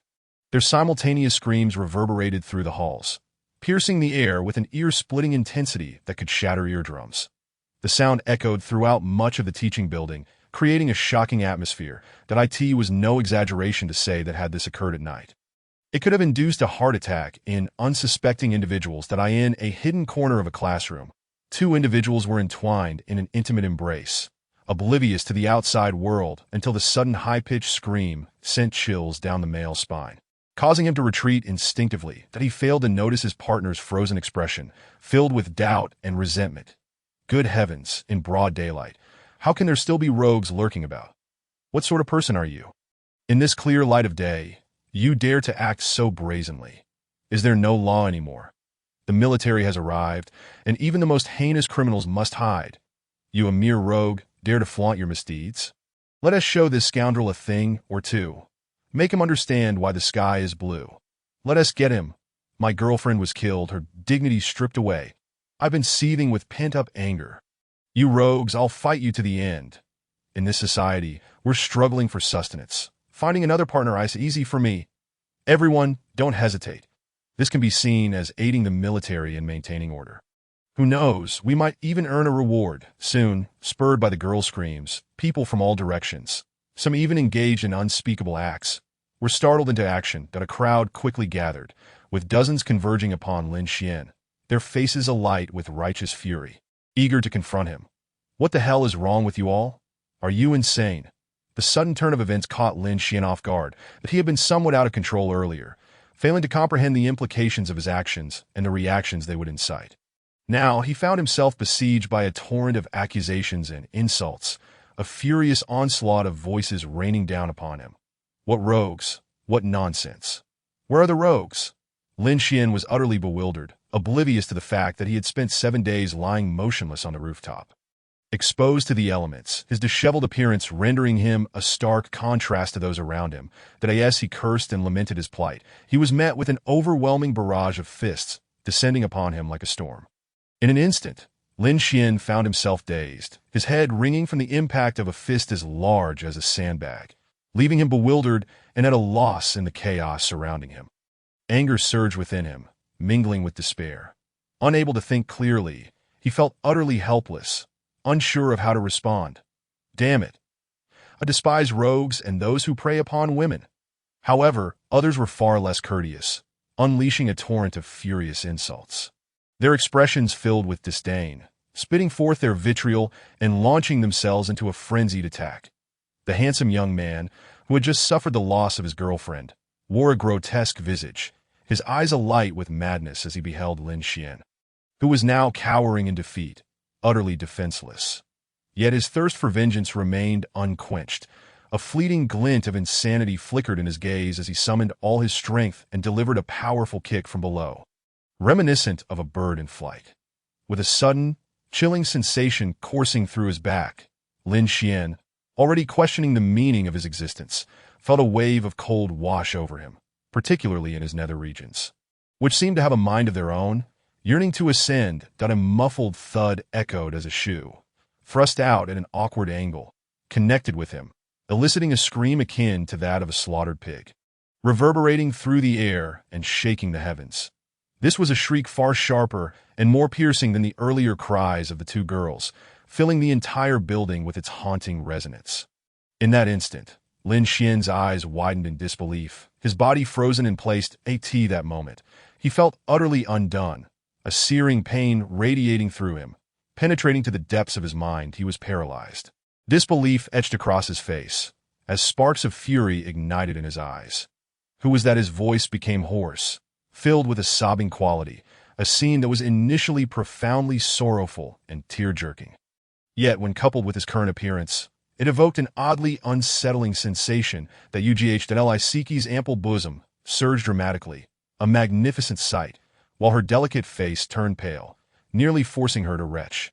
However, in her quest to perform well in this scene and earn more of Lin Xian's trust, Liseki had no choice but to suppress the nausea that rose in her throat. Her face was ashen, and a sense of discomfort enveloped her. Towards Lin Xian, her heart swelled with an inexplicable sense of disdain and resentment. "How are you?" Liseki asked, forcing a smile through her queasiness, her voice laced with concern. Lin Xian struggled to articulate his words, overwhelmed with emotion, tears brimming in his eyes. Just as he was about to express himself, Others were quicker to intervene. Around a dozen students, upon noticing the patrolling guards behind the woman, begrudgingly retracted their raised fists and feet, hastily seizing the moment to assert their voices, each one more astute than the last. Their utterances widened Lin Xian's eyes in shock, as he shook his head vigorously at Li Siki, his comical pig-like visage inciting laughter. "Oh dear, the officers have arrived. Officer, we weren't causing trouble. This scoundrel attempted to disgrace our female classmate in broad daylight. Can you expect us to tolerate such behavior? Indeed, it was he who initiated the assault. We merely acted in self-defense. Officer, this individual is clearly a habitual offender. Everyone here can testify. You must punish this scoundrel severely. Ideally with a firing squad. We would wholeheartedly support it." Almost everyone present chimed in, voices raised in righteous indignation, with more than half demanding immediate execution for Lin Xian to uphold justice and prevent such incidents from recurring. Is this how it's going to be? Accusing the innocent first? Lin Xian's temper flared, his patience worn thin, and no matter how composed he was, he could not allow them to label him a rogue and a rapist. He immediately defended himself, especially with his goddess Li Siki in attendance, that he could not let their slander tarnish his glorious image in her eyes. Utter nonsense. His mind raced with a torrent of thoughts, filled with indignation, yet he could only stammer out a few words, resembling a parrot mimicking speech, making him the target of ridicule. This is hilarious. This guy is undoubtedly an outsider. We have no one in our 6 campuses who can't speak clearly. Laughter erupted, dripping with disdain and mockery, as piercing gazes pierced Lin Xian's heart like sharp daggers that in an instant, he felt utterly humiliated, the discomfort overwhelming him. Throughout his previous life, enduring years in a post-apocalyptic world, he had never faced such a disgrace to his character. "I am not." Lin Xian found himself at a loss for words, realizing his already swollen lips could hardly articulate anything coherent. He quickly turned his pleading gaze towards Li Siki, but upon looking, his heart sank to his dismay. He noticed a smile flicker across Li Siki's face that in that moment, Lin Xian felt as though the entire world had forsaken him. He found himself engulfed in darkness, his heart plummeting into an abyss of despair. He was reluctant to believe it. Yet glancing once more, he saw that Li Siki's face was instead etched with concern, her eyes radiating warmth and care. Lin Xian couldn't help but rub his eyes. Upon clearer inspection, relief washed over him, and he understood that Siki was fundamentally different from these vulgar individuals. Chapter 53. Childhood Sweethearts. 3 girls burst into laughter. "All right, everyone disperse. You are Lin Xian, correct? This matter will be reported. Those unrelated should leave. You 2 young ladies, be cautious in the future. If you see anything amiss, keep your distance as the situation calmed." 2 imposing figures exuding an air of authority stepped forward, their expressions stern and icy, dismissing the crowd with a wave of their hands. "All right, we'll leave it to the military brothers. We trust you." The once ferocious crowd, resembling wolves, quickly transformed into docile sheep in the presence of the 2 intimidating figures, wearing forced smiles as they hastily dispersed. "Military brothers, you must deal with this scoundrel severely to prevent more innocent flowers of our nation from suffering harm." "Yes, military brothers, such a person must not be spared." The 2 girls in JK skirts, previously panicked, now regained their composure, particularly upon witnessing Lin Xian's disheveled state, their expressions shifting to one of distaste. Eager to distance themselves from this peculiar deviant, that in an instant, the crowd scattered, everyone retreating from the area. After a brief inquiry, the 2 formidable figures departed, as everything had been orchestrated by Luo Chun. Yet even Luo Chun hadn't anticipated Lin Xian would endure such treatment, that he had sent someone to accompany Li Siki just as a precaution, never expecting it would prove so crucial. Otherwise, the illustrious child of destiny might have been beaten to death, or perhaps, by sending someone, was it not the fate of the child of destiny manifesting itself? During this time, Li Siki hurriedly assisted Lin Xian, guiding him to an apartment room that in the 6 major campuses. Most had succumbed to the zombie apocalypse, lacking everything except housing. Throughout the journey, Li Siki's gentle and attentive demeanor nearly brought Lin Xian to tears, fostering a deep sense of trust in her.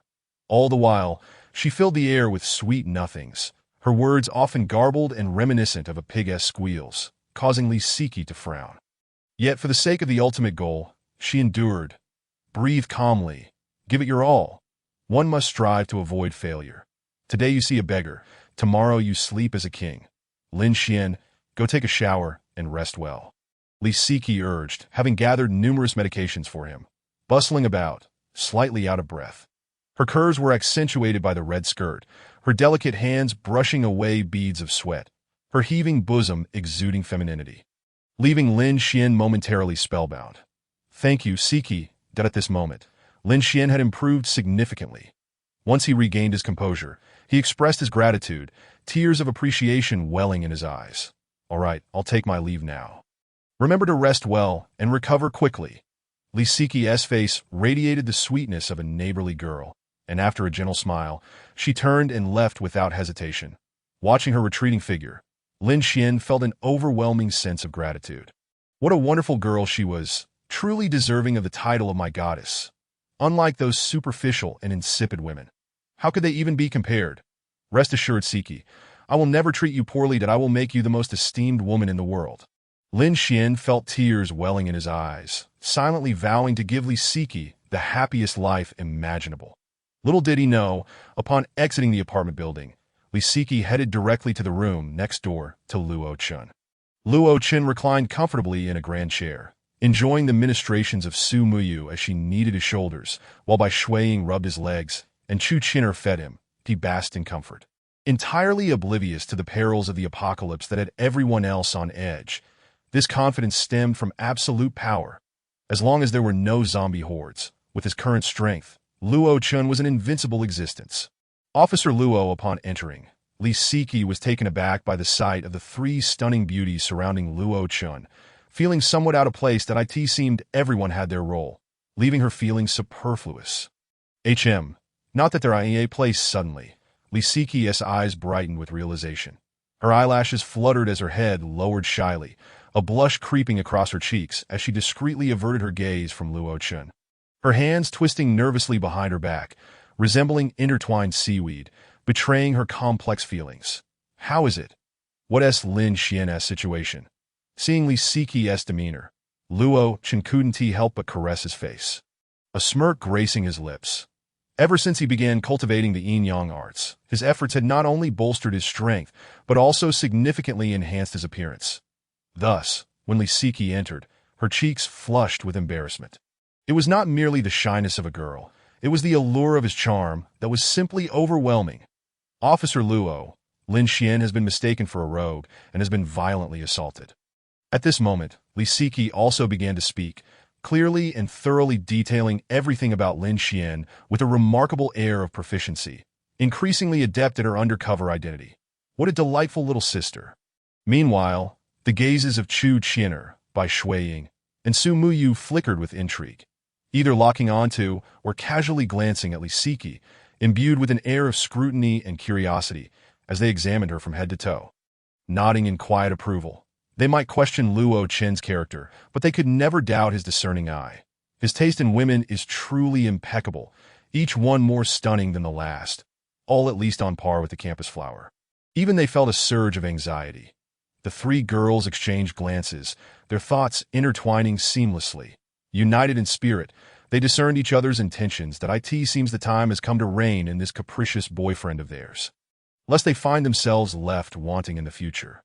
The three girls, blushing unintentionally, resembled ripe peaches, their skin a delicate shade of rosy white, exuding a charm that was irresistibly enticing, provoking an overwhelming desire to take a bite.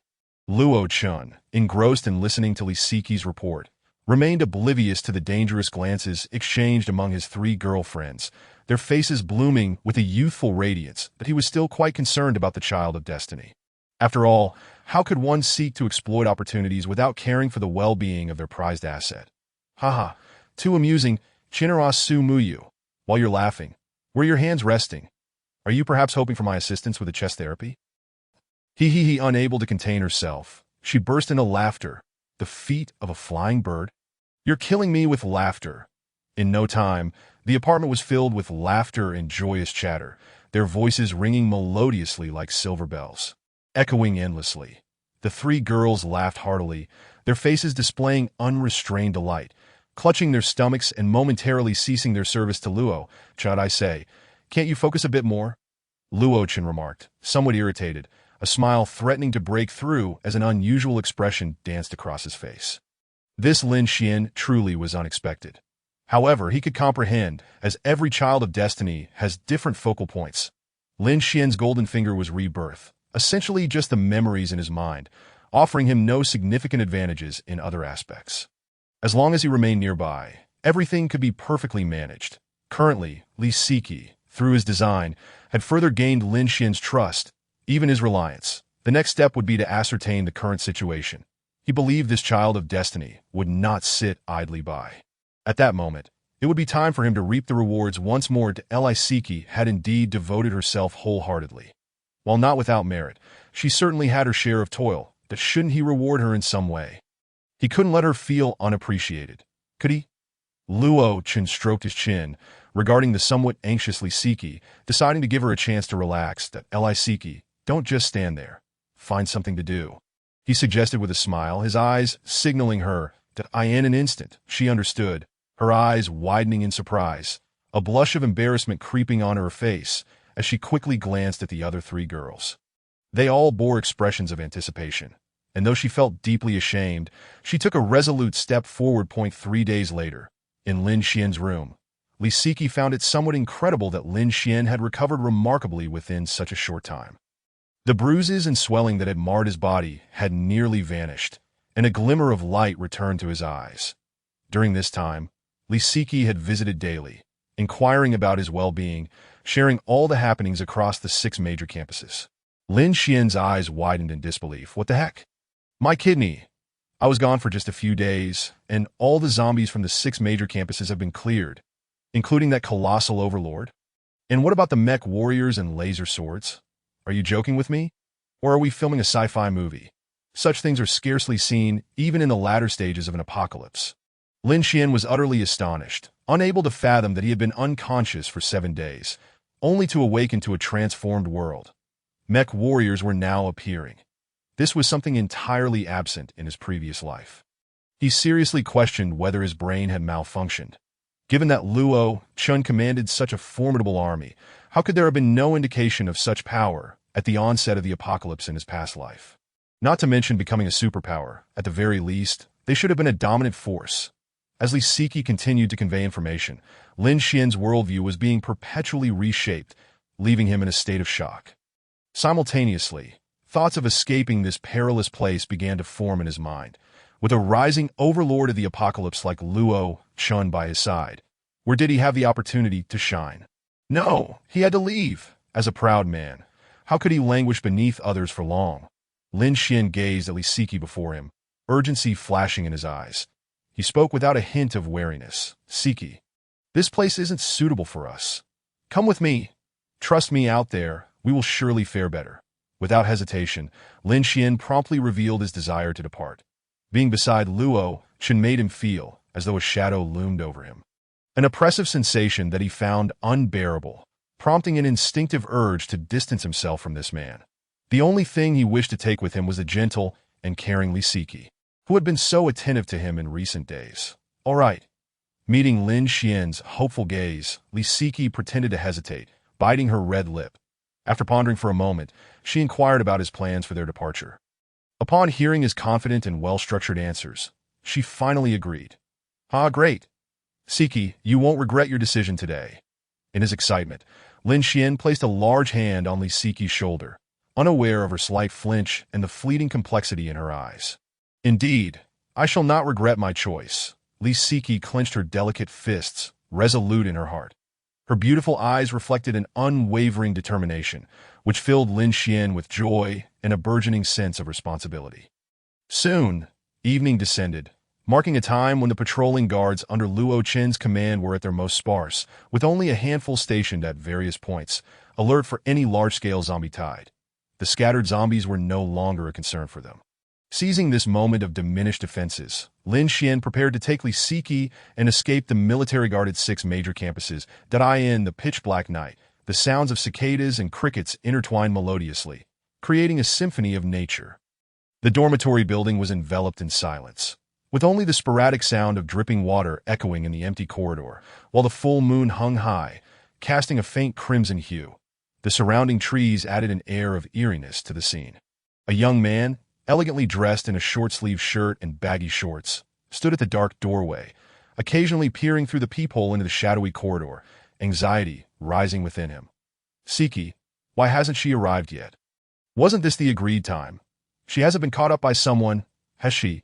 Lin Xian looked at the sky, which had long surpassed their meeting time, worry etching itself across his face. Just then, a series of knocks echoed at the door, startling Lin Xian as if a stone had been dropped into water. Oh no, it's Li Siki. I almost forgot about the important matter. He slapped his forehead, grabbed a backpack, and quickly opened the door, only to find his goddess, Li Siki, standing at the threshold. Why did you arrive just now? He questioned, his eyes lighting up at her glamorous appearance. Oh, it was my two best friends who wouldn't let me go, she replied. Understanding dawned on Lin Xian, his gaze intense as he quickly said, it's getting late. I prepared the car. Let's hurry and leave. All right, Li Siki responded, her eyes flashing momentarily. Siki, why are you walking so slowly? As they proceeded, Lin Xian sensed something was amiss. He touched his head and glanced back at Li Siki, noting her striking figure in a red dress, her fair and alluring legs gracefully poised. So beautiful, but why is she trembling? No, not at all. It's just late, and I'm feeling a bit chilly. My stomach hurts, Li Siki quickly replied, pausing her steps and clutching her abdomen, displaying a pained expression. What was truly going on? Only she herself truly understood. Li Siki's fair cheeks inevitably flushed a deep crimson, as her thoughts soared far beyond the clouds. She perfectly illustrated the meaning of being present in one camp while her heart resided in another. Well then, allow me to support you. Let us hasten our pace. We must avoid lingering too long, Lin Xian remarked. He couldn't shake the feeling that something was amiss, yet he had no time to ponder it deeply. Firstly, Li Siki's performance was exceptional. Secondly, he was anxious to depart. Thirdly, Li Siki held a unique place in his heart, as pure as a snow lotus and as pristine as a mountain stream. Such an image made it impossible for him to associate her with anything else. Li Siki responded, and the two swiftly exited the teaching building. Lin Xian's expression was one of excitement. Even in the darkness, he felt as though he were soaring through the skies like a great rock. From that moment on, he would dive into the ocean like a fish and soar to the heavens like a dragon. That I, Lin Xian, born into this world, shall surely reign supreme in it. While Lin Xian was filled with lofty ambitions and exuberance, he remained oblivious to the dozens of figures that had silently appeared in all directions, weaving a vast net that quickly enveloped him. That a wicked smile crept across Luo Chen's lips, possessing keen eyesight. He clearly observed the exuberant smile of ambition on Lin Xian's face. To obliterate him, one must first incite his madness. At that moment, the system's haughty yet melodious voice echoed, ding. The function to become stronger is activated. Detected that the child of fortune, Lin Xian, is preparing to escape the host's control. The host has the following choices. 1. Allow Lin Xian to leave with his flower, Li Siki, unhindered. Reward, 1 good person card and 1 exquisite green hat. 2. Intercept, but do not kill. Keep the sheep alive to continue shearing. Reward, 1,000 points. 3. Ruthlessly annihilate. Execute decisively to eliminate any future threats. Reward, 5,000 points, plus a special gift bag for defeating the child of fortune. Chapter 55. Realizing the truth. Unbelievable. A good person card? An exquisite green hat? Are you joking with me, system? Is this what you call a reward? Luo Chen's face darkened as he instantly dismissed the first option. The second, intercepting without killing to continue shearing the sheep. It sounded feasible, but the reward was too meager. Only 1,000 points, to be honest. Luo Chen found it beneath him. Moreover, once he took action, Lin Xian's heightened awareness as the child of fortune would surely lead him to deduce many things, making future attempts to shear the sheep much more difficult. Given his urgent need for money, it was better to kill directly. System, I choose option 3. Ding. Selection successful. Please complete the option's content to receive the reward. As the system's prompt resonated, Luo Chen's heart stirred with anticipation, ready to unleash a massacre. Meanwhile, Lin Xian, accompanied by Li Siki, was reveling in life, blissfully unaware that this night was particularly frigid. The murderous intent in the air was steadily converging from all directions, as the chilling night wind carried a palpable sense of danger. Just as Lin Xian was 100 meters away from the car, a sudden gust of cold wind struck, and the oppressive aura of death erupted. Akin to a slumbering behemoth awakening, ready to swallow its prey whole. Swiftly and decisively, dozens of silver-tier experts clad in dark garb emerged, their shadows darting through the night, surrounding them with an alarming speed. "Who are you?" Lin Xian exclaimed, shock evident in his eyes as he beheld the sudden appearance of the black-clad experts. The terror he felt was beyond words. He sensed the arrival of dozens of terrifying auras, rendering him icy and rigid, as if the very flow of blood within him had been stifled. The black-clad figures remained silent, their cold, indifferent gazes fixated upon him, causing his heart to plummet into despair. What kind of terrifying gaze was this? After years of surviving in a post-apocalyptic world, he understood well that these individuals were formidable forces to be reckoned with. Suddenly, they parted to create a path. All the cold-eyed experts lowering their heads in a strange show of respect at a tall, strikingly handsome young man in a black woolen coat emerged, surrounded by an aura of reverence, revealing his true identity. "It's you? Officer Luo?" Upon seeing this person, Lin Xian's body trembled violently, his eyes widening in shock, soon overwhelmed by an intense fear. Looking at the black garments encasing the figures around him, Lin Xian's heart raced, as a long-buried question began to form an answer in his mind. "Officer Luo had been following me all along. Your troops did not coincidentally appear by my side?" Although Lin Xian posed this as a question, his heart was certain. His recent misfortunes were undoubtedly orchestrated by the man before him. This was the one who commanded hundreds of troops, wielded black-tech mecha warriors, controlled 6 major campuses, and held life and death power over thousands. Officer Luo. A man who had never before graced his memory. Since you already bear the answer in your heart, why ask further?" Luo Chen smiled, yet his eyes glinted with a chilling coldness that sent shivers down one's spine. Luo Chen raised an eyebrow, and the dozens of silver-tier experts beside him sprang into action. Shadows darted through the darkness with blinding speed, their movements elusive and mystifying, making them nearly impossible to counter. "Damn it!" Lin Xian roared in anger. Realizing the truth of his suspicions ignited his fury, and without considering his own limitations, he threw a punch. Bang! A dull thud echoed, followed by a shriek of agony. As expected, Lin Xian fell heavily to the ground, contorting into a miserable shape, his face twisted in pain as he emitted a heart-wrenching wail. "Wait, Officer Luo, at this point, I do not seek mercy for myself. I only wish for you to spare my classmate, Li Siki. She was coerced by me. She is entirely innocent." Lin Xian, enduring the excruciating pain that pierced through him, desperately shouted for the sake of his beloved goddess. Li Siki, hoping for a glimmer of salvation, a glimmer of interest flickered across Luo Chen's face as he raised a hand, signaling everyone to halt. A mocking expression adorned his countenance as he replied, "Very well, I shall fulfill this request. Rest assured, your beloved will be well taken care of." "Ha ha." Amidst Luo Chen's laughter, Li Siki gracefully moved away from the lamenting Lin Xian, making her way towards the radiant Luo Chen, who was surrounded by admiration. In the end, to Lin Xian's astonished and disbelieving gaze, Li Siki dove directly into Luo Chen's embrace. "Siki, what are you doing? Leave that man at once. He is a devil." In that moment, Lin Xian felt as if his heart were being torn asunder, his eyes bloodshot, his entire being trembling. Another answer that had plagued him surfaced in his mind, yet in the face of brutal reality, one often refuses to believe. Chapter 56. Betrayed by his beloved, Lin Xian's agony. Loyalty is merely a bargaining chip against betrayal. "Siki, you must leave him." Lin Xian shouted hoarsely, his face contorted, disheveled, and resembling a madman. In the presence of such an unthinkable reality, people often cling to a sliver of hope.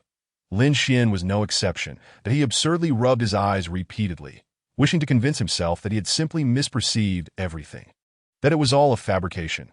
"Lin Xian, we are not suited for each other." The Li Siki, embraced by Luo Chen, recognized Lin Xian's turmoil.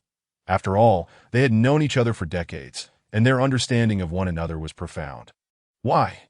In that moment, as he listened to the woman's cold and heartless words, Lin Xian seemed to regain his composure, yet his twisted and trembling visage betrayed the turmoil within, as if his heart were collapsing. Teetering on the brink of despair, that I in a hoarse voice, Lin Xian fixed his gaze upon Luo Chun, whose hand encircled Li Siqi's slender waist, his eyes ablaze with hatred. This scene was painfully glaring, like the sharpest dagger piercing through his heart, leaving him in unbearable agony that I do not comprehend. Was I not good enough to you? We have been childhood sweethearts for over a decade. Lin Xian questioned defiantly, flames of anger igniting within his eyes as his body trembled, yet he was tightly restrained by two black-clad experts, while dozens of others radiated a chilling aura, keenly observing him and suppressing his presence completely. You have done nothing wrong. However, I never promised you anything, did I? Li Siqi wore an expression of self-evidence, and soon a look of regret flickered across her face. You are indeed a fine person, caring and attentive towards me. But the current you cannot provide what I desired, as Li Siqi spoke. Her tone grew increasingly cold, and the regret on her face vanished, replaced by a sense of indifference. This is merely your one-sided infatuation. Li Siqi's frigid voice echoed in the nearby void, clearly reaching Lin Xian's ears. Is all of this truly my willing submission? What a fine example of one-sided affection. I was foolishly deceiving myself. After witnessing so many betrayals in my past life, how could I still believe in women? It is my own folly, a consequence of my own actions. Lin Xian laughed maniacally, his expression contorted and his demeanor wild, his heart cold and eyes filled with madness. Come, end my life. In the struggle for power, the victor thrives while the vanquished perishes. Even if I, Lin Xian, am blind to others' true natures, I refuse to live without dignity. Merely surviving in this world, Lin Xian shouted, his voice hoarse with desperation, that he knew that Luo Chen would not spare him. Thus, he preferred to face death with dignity, seeking a swift resolution. Blind to others' true natures? Even now, you fail to grasp where you went wrong. It is only fitting that you fall to my hands. Luo Chen listened to Lin Xian's defiant words with disdain, curling his lips in a cold smirk, his gaze indifferent. Who in this world can truly see into another's heart? It is a tremendous joke. This world is filled solely with endless conflicts of interest and countless life and death choices. The so-called loyalty is merely a lack of sufficient stakes for betrayal. His gaze was unprecedentedly frigid, filled with apathy, as a meticulous egoist. Luo Chen would trust no one but himself, regardless of their expressions or words. He remained ever vigilant towards everyone. Not betraying is simply due to insufficient stakes. Those in power are faced with whirlwinds of conflict and interest. Apart from the soldiers rewarded by the system, he would never place absolute trust in anyone, as this would maximize his self-protection. So it is perhaps only individuals like you can claim dominance in the apocalypse and venture further. Lin Xian's face displayed a moment of realization, as if he had come to an understanding. His excited heart and trembling hands all came to a halt, his expression turning grim as he despondently uttered, "In my life, step over my corpse, and you may go further." You're not wrong in that regard.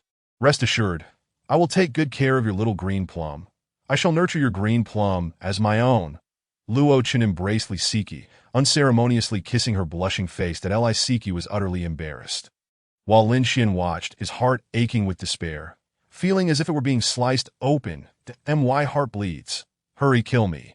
Lin Xian screamed in desperation, consumed by a desire for death. He truly could not bear to witness the affectionate scene between the two before him. Fulfill his wish, dispose of the body cleanly, incinerate it directly.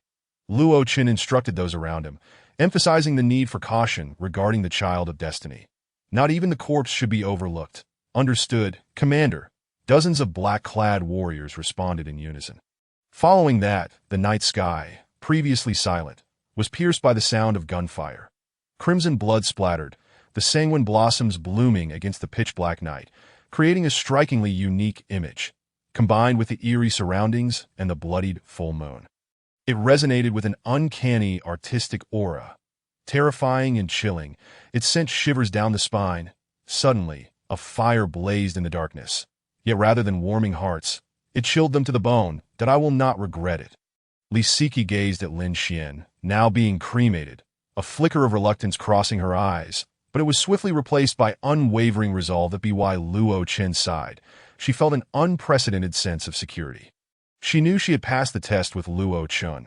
The life of happiness she desired, adorned in fine garments and surrounded by admiration, was now beckoning her. Belle Isiki's eyes gleamed with anticipation. Yet Luo Chun remained indifferent, declaring, in the apocalypse, weakness is a grave sin. The weak are forced to accept their fate, while the strong can actively determine the life and death of others. Ding! Congratulations to the host for successfully courting the child of destiny, Isiki, and completing the true love trial, earning 3,000 points. Ding! Congratulations to the host for successfully slaying the child of destiny, Lin Xian, earning 5,000 points and receiving the beheading gift pack. The system's notifications rang out incessantly, and the curve of Luo Chen's lips grew increasingly pronounced as he observed Isiki beside him, her fragrant, soft figure intoxicating and refreshing.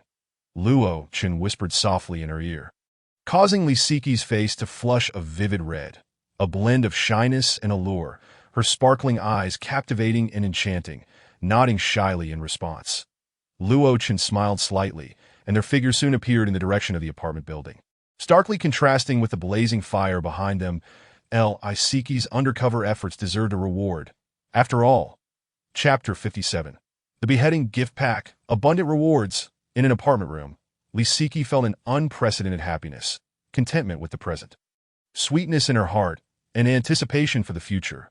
Everything she could desire was within reach. Luo Chun could offer her everything she wished for, and this was the very reason she had recklessly thrown herself into the flames. There is a saying, it is better to cry in a BMW than to laugh on a bicycle. Such was the case before the apocalypse, and in the post-apocalyptic world, reality would only become more pronounced. The rules may have shattered, and order may have been rebuilt, but it provided countless individuals with the chance to defy fate and reshuffle the deck. The old era has passed. A new era has dawned. Everyone must learn to survive in this new world, under the new order. At this sight, a wicked smile crept onto Luo Chen's face as he watched Isiki's sweet anticipation and genuine joy, stirring something within him. Gently caressing her delicate, rosy face, he felt a profound satisfaction. The skin beneath his fingertips was as smooth and soft as the finest silk, tight and exquisite, brimming with moisture and collagen, all of which were reasons for Isiki to remain by his side. Every woman within 10 meters of him was of goddess caliber. They were all beautiful, perfectly proportioned, and exuded a delightful charm, captivating all who beheld them. These qualities were their strongest assets, essential for their survival. In his eyes, women were born as masters of bartering for benefits. In simpler terms, relationships between men and women, like the vast majority of relationships in the world, are transactional. Men are drawn to women's beauty and figure, while women are attracted to men's power and status. Both parties seek mutual gain, often developing a semblance of affection through deeper communication. If a man possesses no merit, no woman would take notice. Conversely, if a woman lacks beauty, few men would be interested. Relationships between men and women are merely exchanges of interests, each seeking something from the other, whether it be beauty, wealth, power, or other purposes that in essence, it is all about mutual benefit. This is why he indulges women but never offers his heart. He would rather betray the world than allow the world to betray him. He is a villain, after all. How could he possibly experience true love? For him, women are primarily tools to accomplish tasks and gain points to grow stronger. Yet this does not hinder his care for Isiki and a few others. That a wicked smile danced on Luo Chen's lips, his eyes sparkling with intelligence. Beauty captivates the eye, while interests cloud the mind. His actions are also a means to maintain clarity of thought, allowing him to venture further. It is said that the gentle embrace of beauty is a hero's grave. Some say the more beautiful a woman, the more deceitful she becomes, for her weapon is her beauty, which ordinary men find hard to resist, naturally lowering their guard. Throughout history, many outstanding figures and regional tyrants have ultimately met their demise at the hands of women. This serves as a cautionary tale, a lesson that Luo Chen keeps firmly in mind, that as thoughts whirled through his mind, he immersed himself in the system, while Isiki occasionally cast shy glances at him. Luo Chen, however, paid her no mind, absorbed in the thrill of gaining strength system, opened the beheading gift pack. Ding! Activation successful. The system's proud voice chimed. That a glimmer of anticipation crossed Luo Chen's eyes. The beheading gift pack from the Child of Destiny surely would not disappoint. Right? Ding! Congratulations to the host for obtaining 1 seed each of the 5 elemental abilities: metal, wood, water, fire, and earth. Ding! Congratulations to the host for receiving 5,000 points. Ding! Congratulations to the host for acquiring 10 vials of genetic serum. Ding! Congratulations to the host for obtaining 12 dynamic artillery pieces. The incessant chimes of the system filled the air, and Luo Chen's heart soared with delight. Each item within the beheading package was exceedingly precious, worth its weight in gold. Even the most modest gene potions he had scavenged from the 6 major campuses were few and far between, barely numbering in the dozens. Many had been claimed by the vast student populace. Moreover, the ability seeds were among the most coveted treasures in the early days of the apocalypse. Their value immeasurable and not merely a matter of price to IT present. He possessed only a single fire ability, which he intended to share with his several partners. He had been troubled over how to distribute it when the system generously rewarded him with 5 ability seeds, arriving like a much-needed blessing. Previously, he had already distributed the gene potions he had gathered to Su Muyu, Bai Shuiying, and Chu Qianair, and even later recipients Zhao Si Lu and the now presently Si Qi had received their share. All 5 women were now first-tier enhancers, coupled with the nurturing of his heaven and earth creation scripture, also known as the Yin-Yang scripture. The restorative powers he gained were not to be underestimated. In terms of combat skills and sheer strength, he could rival second-tier enhancers. This was precisely why these women were so devoted to him, because their needs were met and their expectations were vastly exceeded. In the harsh and unforgiving environment of the apocalypse, many women fretted over the prospect of a mere half-eaten biscuit or a chance to bathe, suffering from hunger and cold, living in a state of constant fear. Yet in Luo Chen's presence, they not only enjoyed a life free from want, but also experienced luxury and were attended to by dedicated servants, basking in the envy of all.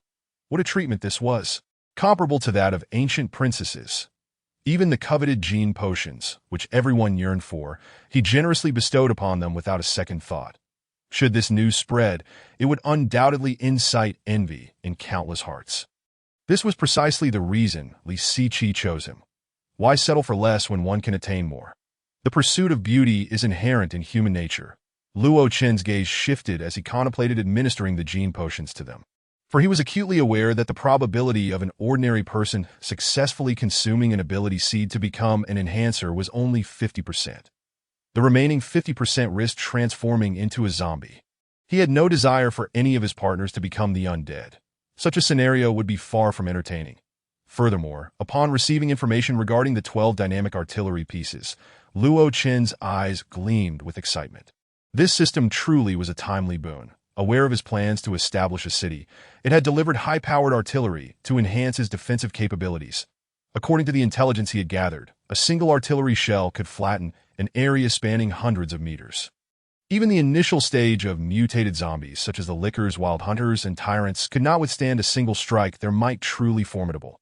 Only a leader-class zombie, like the Behemoth, could muster any resistance. Chapter 58. A Surge in Forces and 5 Elemental Girlfriends.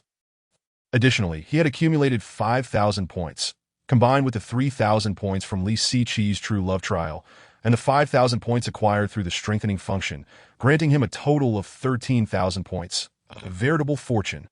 Luo Chen's gaze sharpened, his objective clear as he navigated to the base section within the system.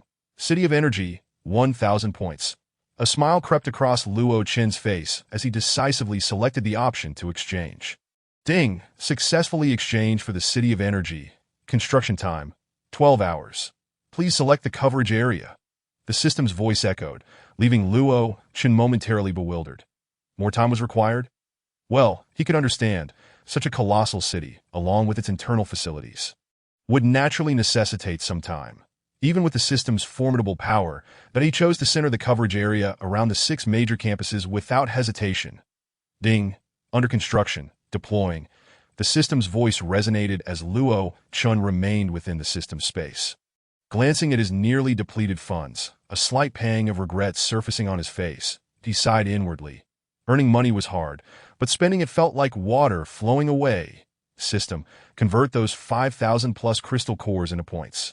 After a moment's contemplation, Luo Chen instructed.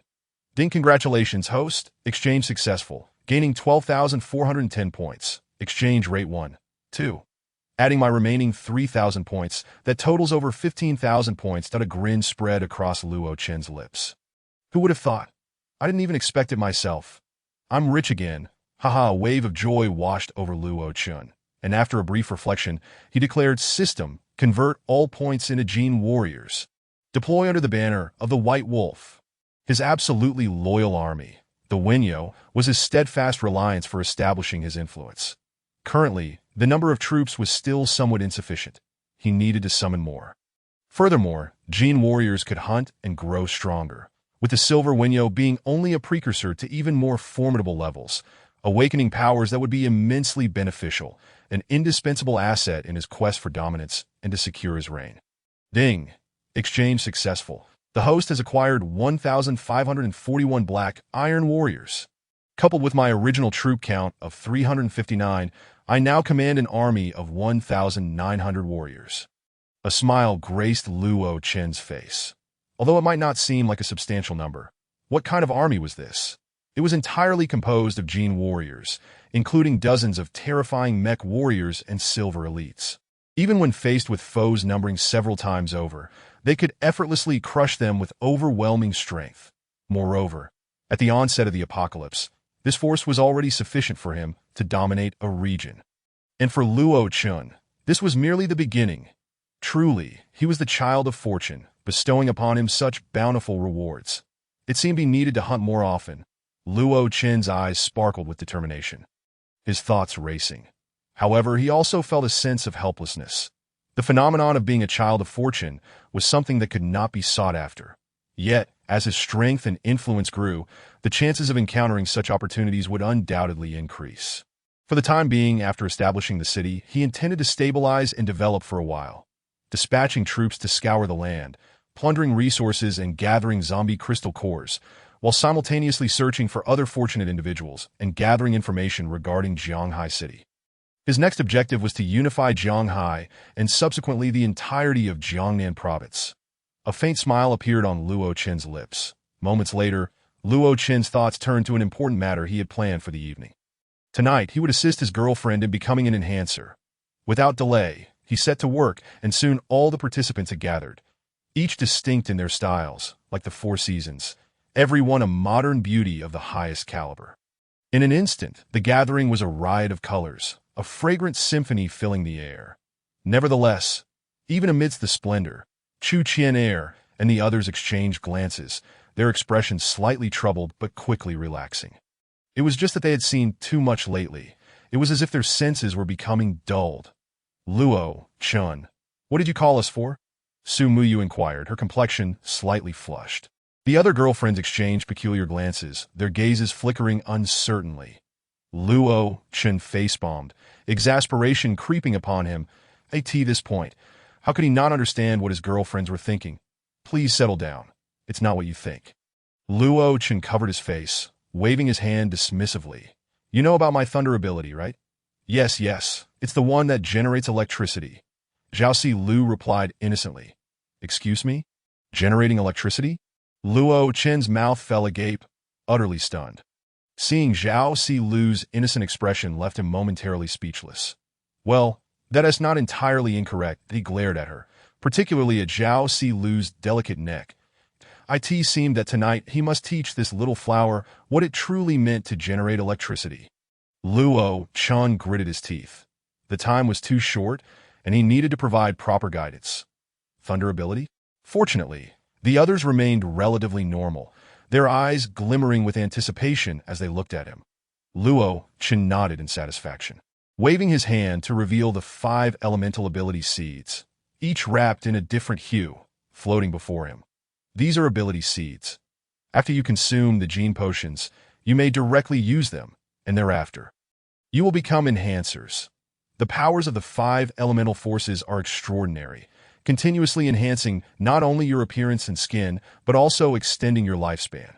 Luo Chen began to explain to his 5 eager girlfriends, who resembled little kittens with expectant eyes, and they listened intently. That he observed that only Li Siqi and Bai Shuiying expressed significant interest in the discussion of strength, while the others seemed somewhat disinterested. With Luo Chen's protection, They regarded strength as a secondary concern. However, upon hearing about beauty enhancement and longevity, all the girlfriends' eyes sparkled in unison, prompting Luo Chen's eyelids to twitch. Beauty enhancement?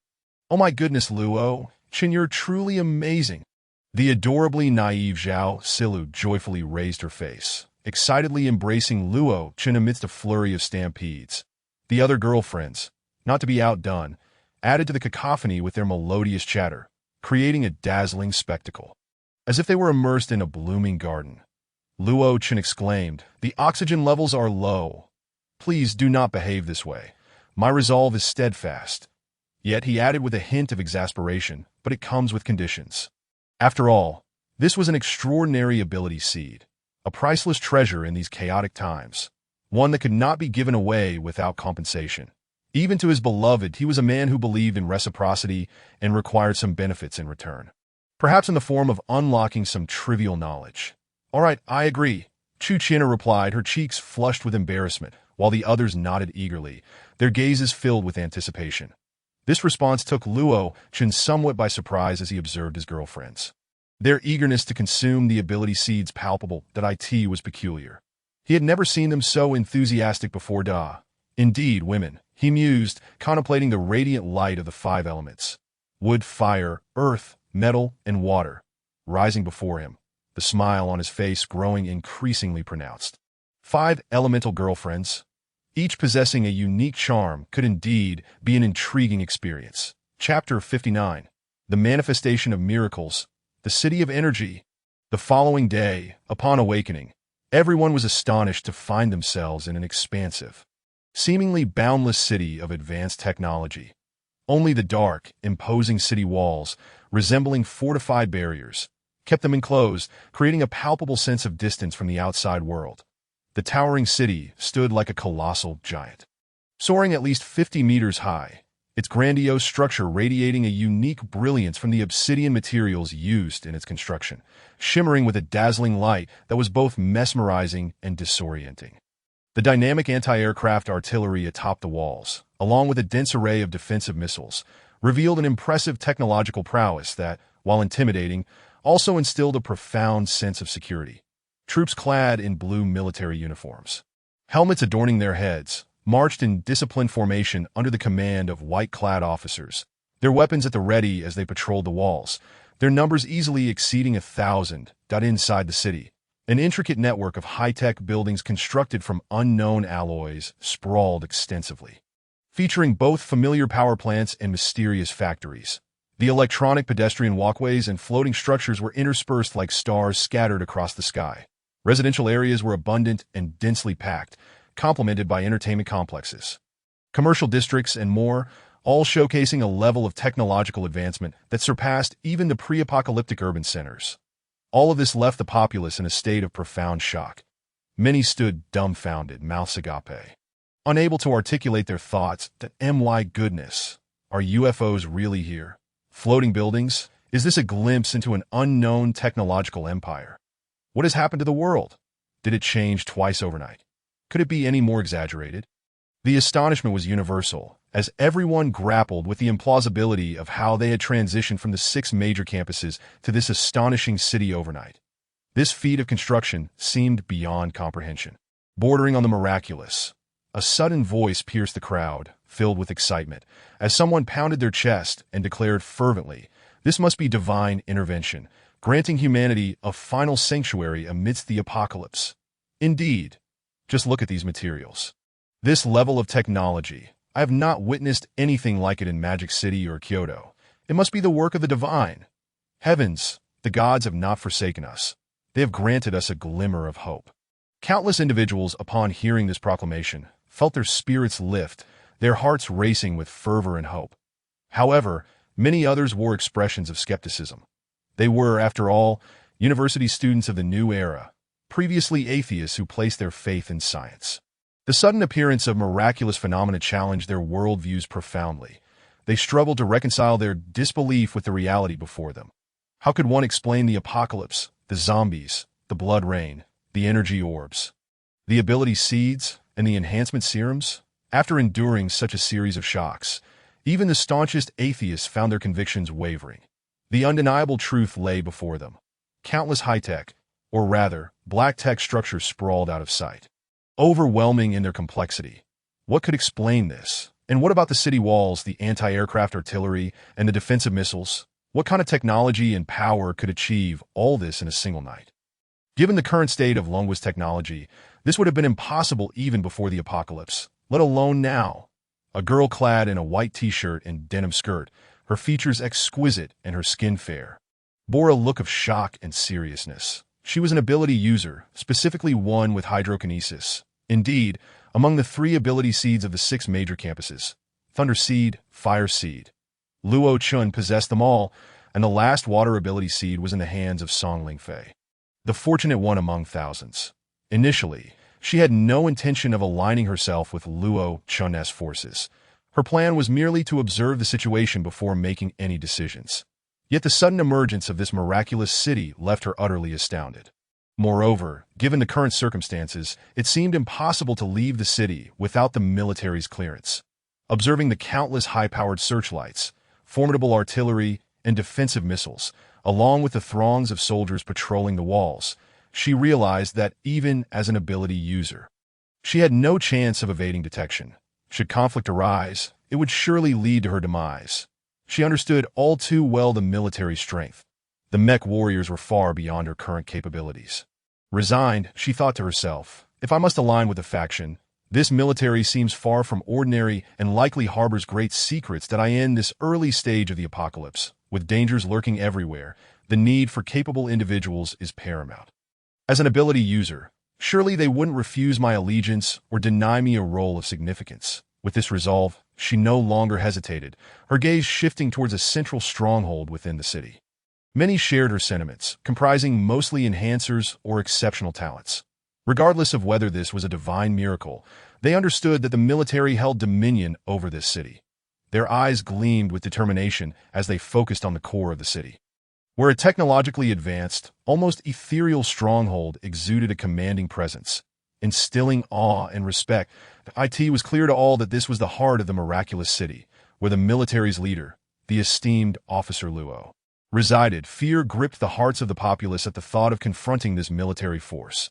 The very idea of rebellion seemed utterly preposterous, having witnessed the terrifying prowess of the mech warriors. They understood that, even armed, they would stand no chance against such a formidable army. Moreover, many cast wary glances towards the unfamiliar, cold faces patrolling the outer walls, the sheer number of elite soldiers emanating an oppressive aura that stifled their breath. Observations had previously noted a significant increase in the ranks of Officer Luo's forces, which had multiplied dramatically overnight. The mystery surrounding this military was enveloped in layers of intrigue, and with each revelation, it became clear that there was much more beneath the surface. Many astute individuals speculated whether this military was affiliated with the official forces, but they wisely chose to feign ignorance, refraining from questioning what could lead to dire consequences. Regardless of the truth, what could they do? If the military's existence were indeed a facade, provoking them could lead to disastrous repercussions. Such folly would only bring harm to themselves and others, a truly foolish endeavor. Thus, a tacit agreement of silence prevailed. No one knew the true extent of this military's capabilities or how many soldiers they truly commanded.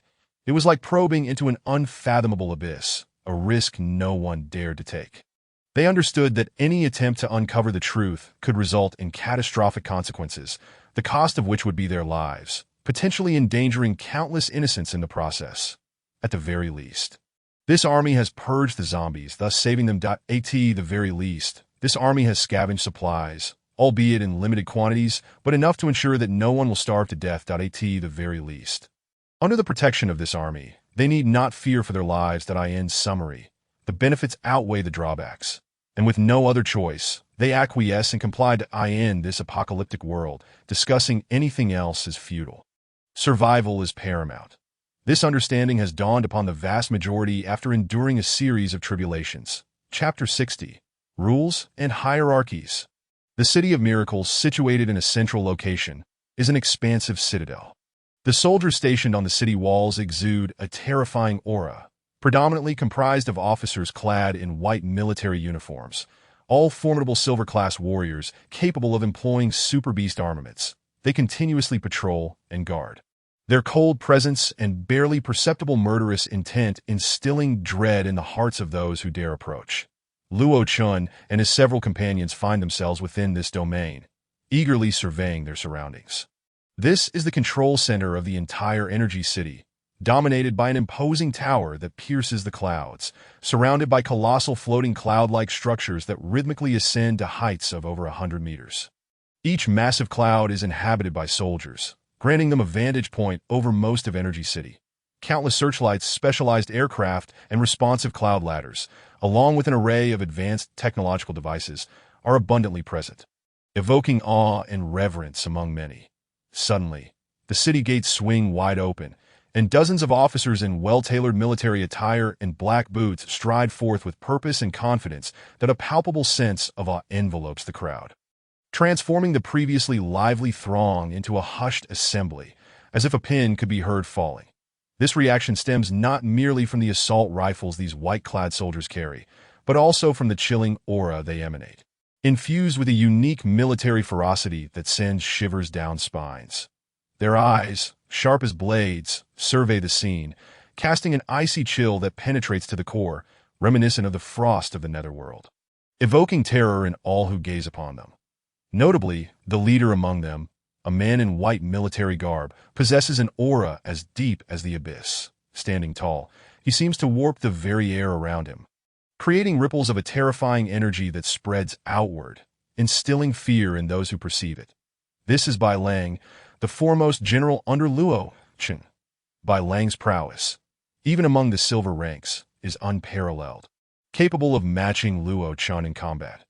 Even against a colossal lord, he could engage and emerge victorious. Such a formidable figure, in the early days of the apocalypse, is virtually invincible. Instilling fear in a crowd of defenseless students is a mere trifle for him. Many recognize the iron-fisted, decisive Bai Lang, and they speculate on the purpose of his appearance amidst these unfolding events. Cough, cough. Commander Bai, what is your intention? At this juncture, several middle-aged men, well-groomed and exuding authority, step forth from the crowd. Most of them are around 50 years of age, representing the senior administration of the 6 major campuses, principals, deans, and esteemed professors. They hold significant prestige among the students and are known for their eloquence. Naturally, they take it upon themselves to inquire on behalf of the assembly, their gazes collectively fixed on Bai Lang. In that instant, all attention converges upon him. Yet, Bai Lang remains unperturbed, his expression as frigid as ever. His demeanor indifferent, unaffected by the scrutiny to him. Professors and principals are no more significant than a single punch. In this apocalyptic realm, strength reigns supreme. The powerful dictate terms, establish rules, and wield the power of life and death, while the weak must submit, resigning themselves to fate, lest they face a grim end. With a glint of coldness in his eyes, Bai Lang speaks with a chilling tone. This city is the Energy City. Our Commander Luo is a reincarnation of a deity and will guide you through the trials of the apocalypse. You need not worry about your safety, nor fret over food and clothing. All of this will be provided by Commander Luo. Need not worry about food, nor about safety.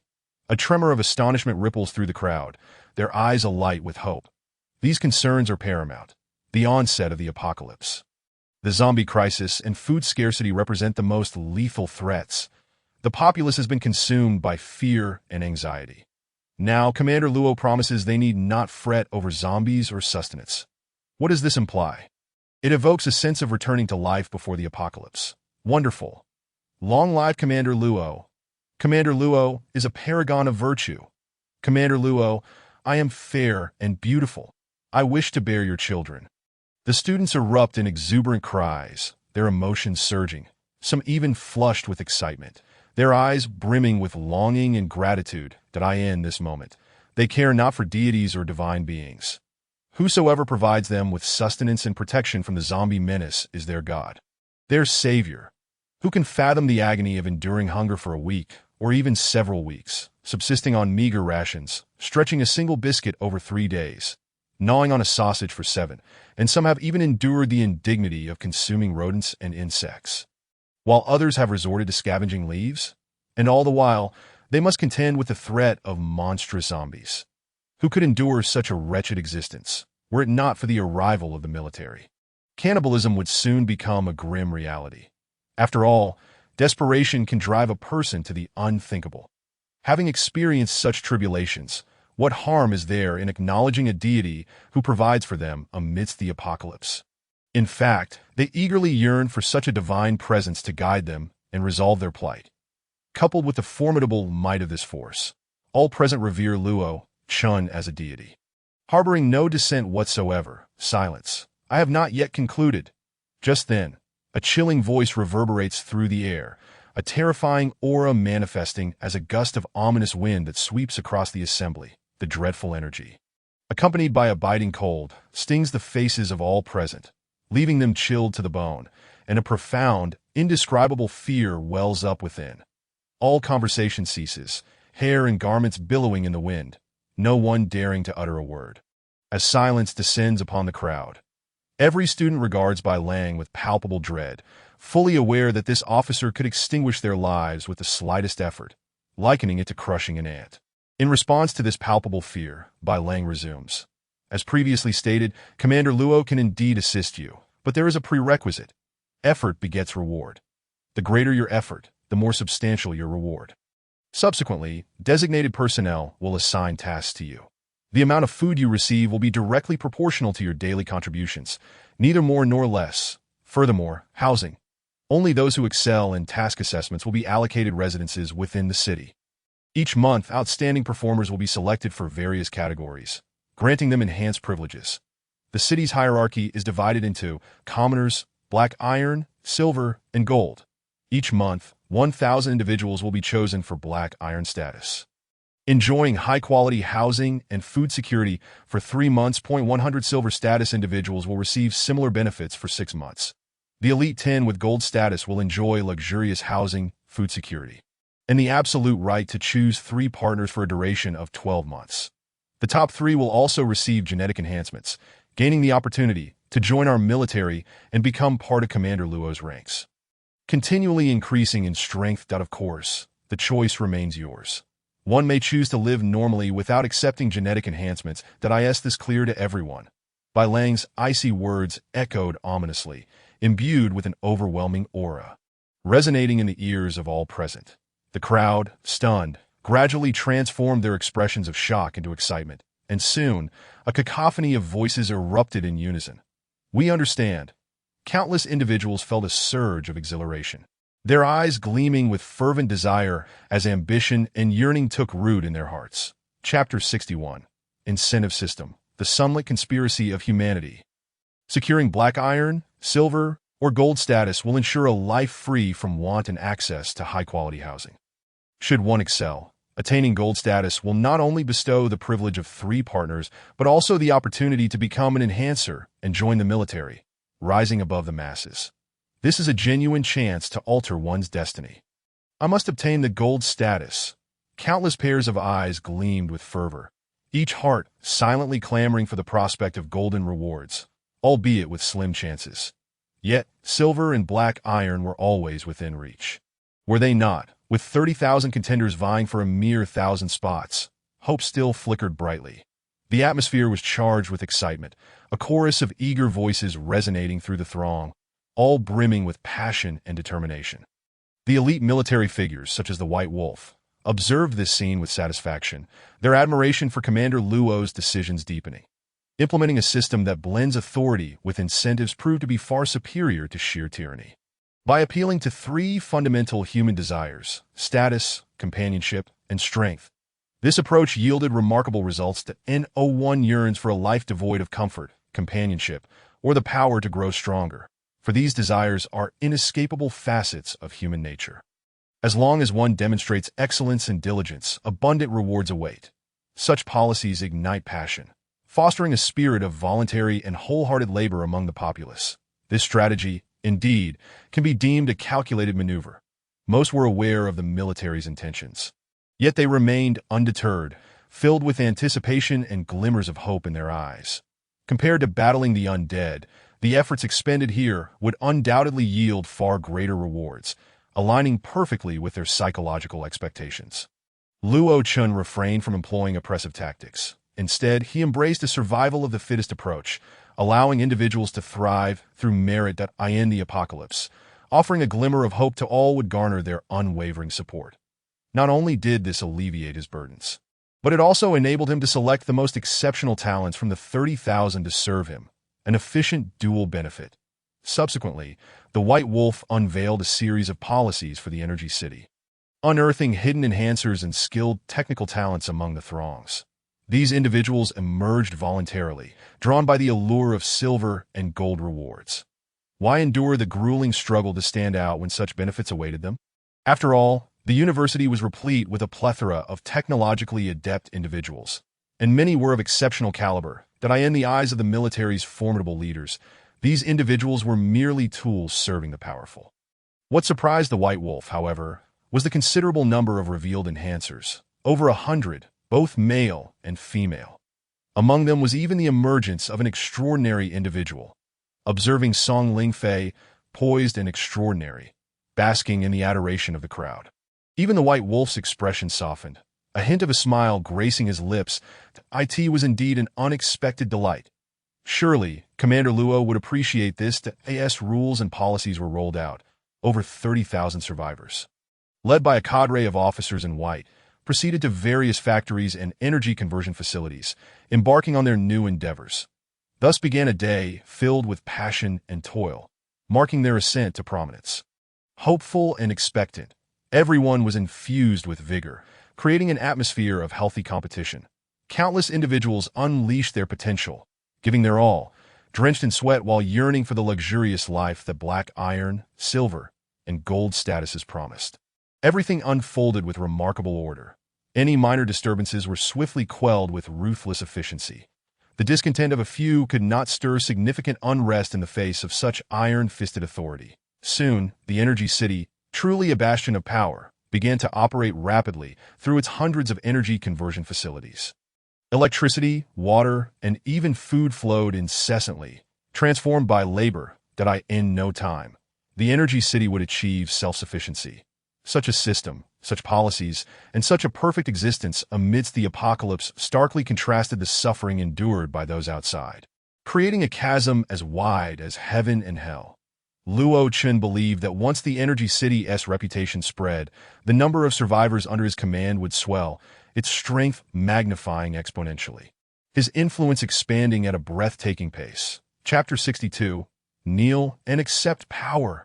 Atop the Yunming Divine Tower in Energy City, a realm brimming with advanced technology, beams of white light resembling infrared swept across the area.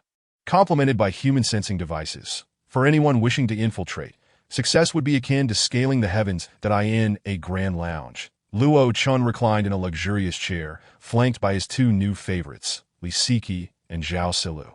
Clad in modern, youthful attire, they exuded a refreshing charm. Gently massaging his shoulders, Luo Chun, eyes closed, savored this moment of bliss, wielding immense power as a leader, reveling in the beauty before him. Truly, a man should live thus.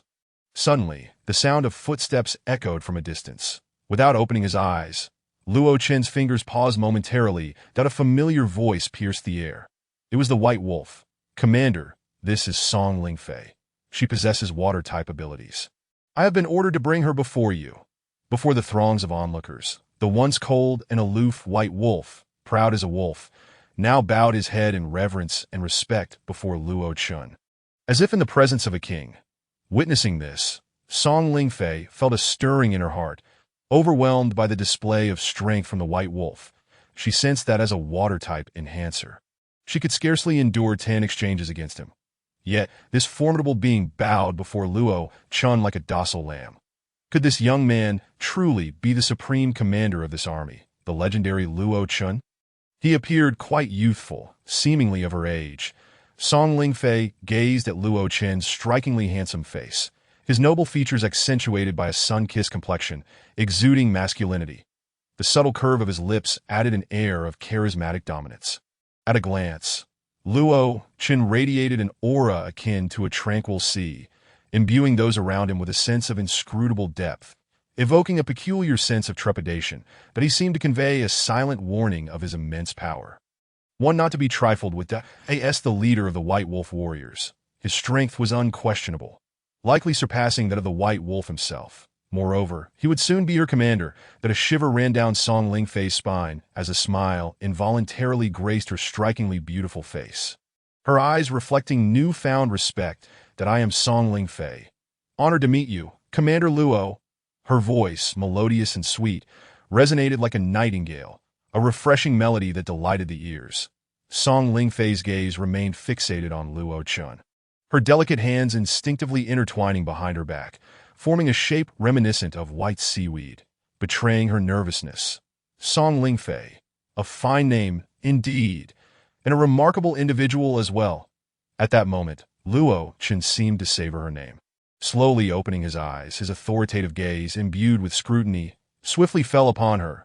In an instant, Song Lingfei felt an unparalleled weight pressing down upon her, as if confronted by an ancient war deity.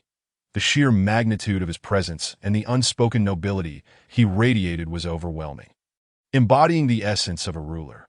This encounter sent her heart racing, as she beheld the young man before her, sensing his extraordinary aura, distinctly transcending the mundane. Could it be that the legends were true? Was Commander Luo truly a reincarnation of a divine being? Originally dismissive and skeptical, Song Lingfei found herself wavering upon experiencing the aura that Luo Chen exuded. Her strikingly beautiful face, marked by grace and poise, revealed a flicker of emotion. The air of authority surrounding him was imbued with the essence of a ruling sovereign, an innate nobility that was nearly impossible for ordinary individuals to emulate. A tempest of astonishment surged within her, and the reverence in her eyes deepened. As she beheld the two enchanting women by Luo Chen's side, a glimmer of astonishment crossed her features, yet she maintained her composure. For a formidable figure like Officer Luo, let alone a few mundane school beauties, even celestial beings would be worthy of his attention. Unbeknownst to her, Luo Chen's current demeanor was a manifestation of the principles of the yin-yang scriptures, which draw upon the essence of the sun and moon and the forces of nature. This unparalleled technique of dual cultivation had undergone several transformations, granting him the pure yin essence of several exceptionally gifted women.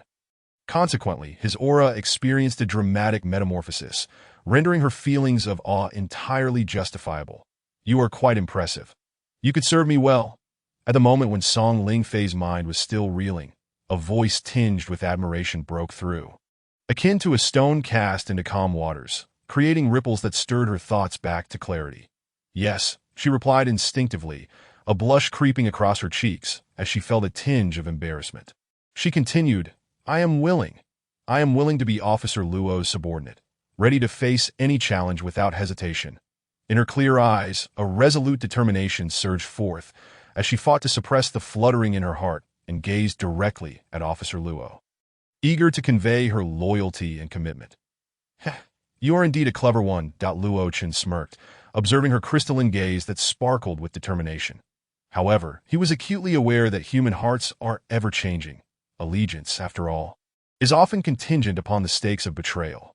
With his current power dominating his domain, he could easily command fealty. Yet, should circumstances shift, the situation could become precarious that he had never placed his faith in loyalty. Instead, he relied solely on his absolute strength, a mere ability user among 100 enhancers. What could they do in rebellion? Should such a scenario arise, outside the energy city, they could be extinguished like ants. And within, they would be akin to moths drawn to a flame, courting their own demise. As long as this power remained firmly under his control, it posed no significant threat. That said, a degree of admonition was still necessary. Observing Song Lingfei's fervent declaration, Luo Chen's lips curled into a faint smile that he suddenly lifted his leg, remaining silent. Yet his gaze upon her was laden with meaning. What does this signify? Testing my loyalty? A flicker of doubt danced in Song Lingfei's heart, quickly replaced by understanding.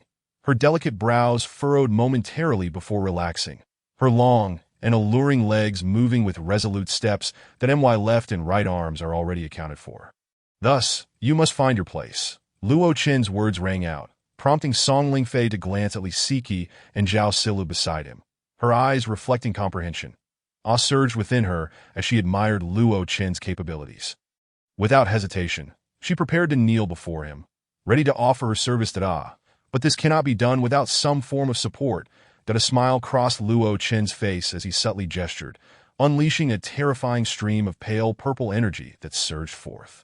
A circular cushion materialized beneath Song Lingfei's pristine thighs as she knelt, her expression one of shock as she marveled at the astonishing spectacle. The overwhelming aura enveloped her, intensifying her feelings of subservience. As she gazed at Luo Chen's legs, a blush crept onto her face, her eyes betraying a contemplative expression. Suddenly, the meaning behind Luo Chen's actions dawned on her. Power could be granted, but it must be accepted in a posture of submission as a testament to fealty. Moreover, the cushion beneath her seemed to carry its own significance that in that moment, Song Lingfei's perception of Officer Luo underwent a transformation. The object of her oath of loyalty was not merely an unfathomable powerhouse, but also a figure of formidable cunning. Chapter 63. Subjugation and Recruitment, the Ultimate Selection.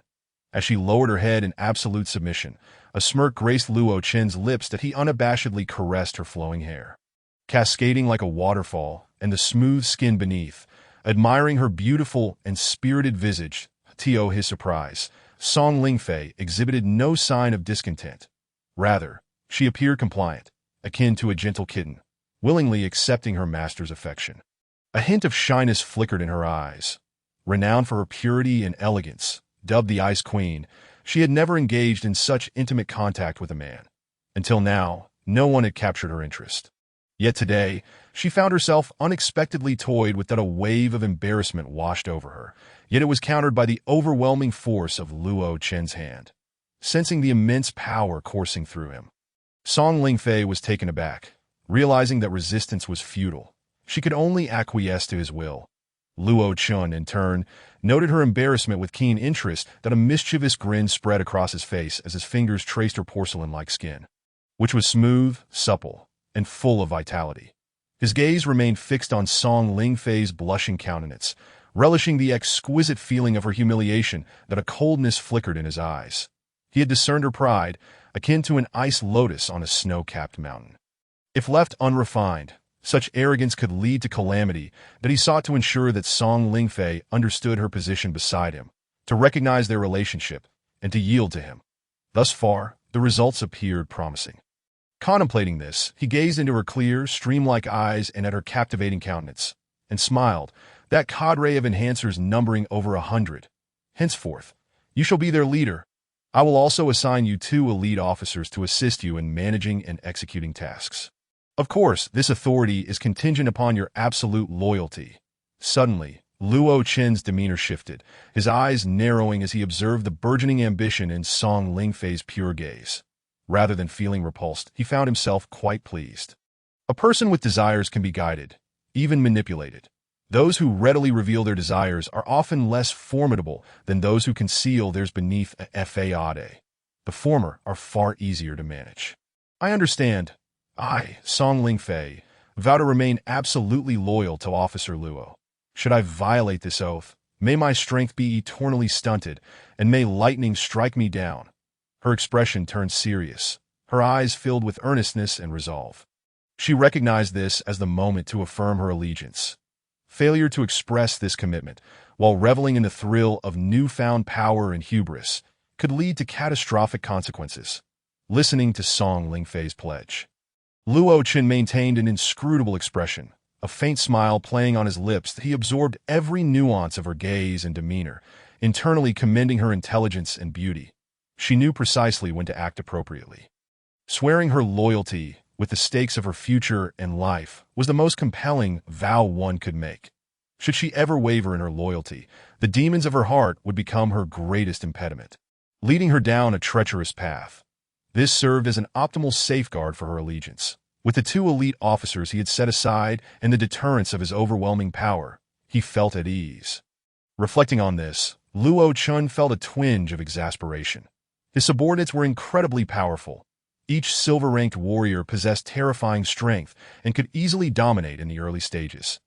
Yet they appeared to lack interest in women and power, only pursuing the desire to grow stronger. True leaders were exceedingly rare to date. He had only identified 2, White Wolf and Black Bear, the latter recently unearthed. While not significantly inferior to White Wolf, Black Bear had a more brash temperament, yet possessed an undeniable aura of intimidation. These two were the only ones he had actively recruited. Managing his genetic warriors was challenging enough. He could not afford to allocate resources to a group of lesser beings. This was no time to employ a sledgehammer to crack a nut. Song Lingfei would serve as a trial. If she performed well, she could continue to serve, but if not, she would simply warm the bed. Luo Chen felt a hint of regret. Song Lingfei's name, voice, and beauty were all remarkable. Yet she failed to catch the system's discerning eye that he couldn't be bothered to invest further effort. Casting a glance at Li Siki and Zhao Silu, he pondered. Did he lack women? Did he lack beautiful women? What he lacks is a captivating beauty to enhance his prowess. Only with dual pleasures can one truly savor delight. A subtle smile graced Luo Chen's lips as he gazed at the departing Song Lingfei. And with a composed expression, he addressed the two women beside him. You may retire for now. We shall converse later this evening. All right, responded the two ladies, their faces flushing with a hint of pink at the suggestive words. And they gracefully retreated. How about it, White Wolf? At that moment, a smile appeared on Luo Chen's face as he turned his gaze towards White Wolf, his meaning unmistakable. Commander, the individuals have been brought forth, meticulously selected by me, and await your personal evaluation. White Wolf replied, wearing a pleased smile as he looked at Luo Chen with an air of deference. Indeed, splendid. You truly live up to your title as my foremost warrior. Your discernment is commendable. Make sure to impart some wisdom to that brute, Black Bear. Despite his size, he remains utterly inept. Luo Chen chuckled at White Wolf's expression, offering a few reminders before settling comfortably into his chair, ready to enjoy the spectacle. With a clap of his hands, White Wolf commanded attention, and suddenly, the sensing door of the room swung open. Dozens of exquisitely beautiful young women, radiating charm and grace, entered, all clad in modern, revealing attire, from JK uniforms to white and black stockings, fishnet lace, and alluring camisoles. They showcased a myriad of styles, pure and sweet, seductive and enchanting, mature and youthful. Even a teacher among them, IT was a veritable cornucopia of beauty, limited only by the imagination. Luo Chen found himself momentarily dazzled, captivated by the array of enticing styles before him. Each of these young women was a carefully chosen gem, selected from a pool of thousands by White Wolf, each possessing fair skin, striking beauty, and a physique that could easily be toppled. Most were the epitome of campus beauty, goddesses that would have drawn the admiration of many in the world before the apocalypse. Yet now, they all gazed at Luo Chen with expressions of anticipation and desire. Many bit their sensuous lips, flaunting their alluring figures and captivating legs, each hoping to attract the attention of the man they yearned for.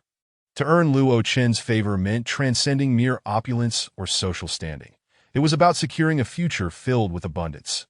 Each woman aspired to a life of greater quality and luxury, a desire that had intensified in the wake of the apocalypse, where the contrast between extremes had become starkly apparent.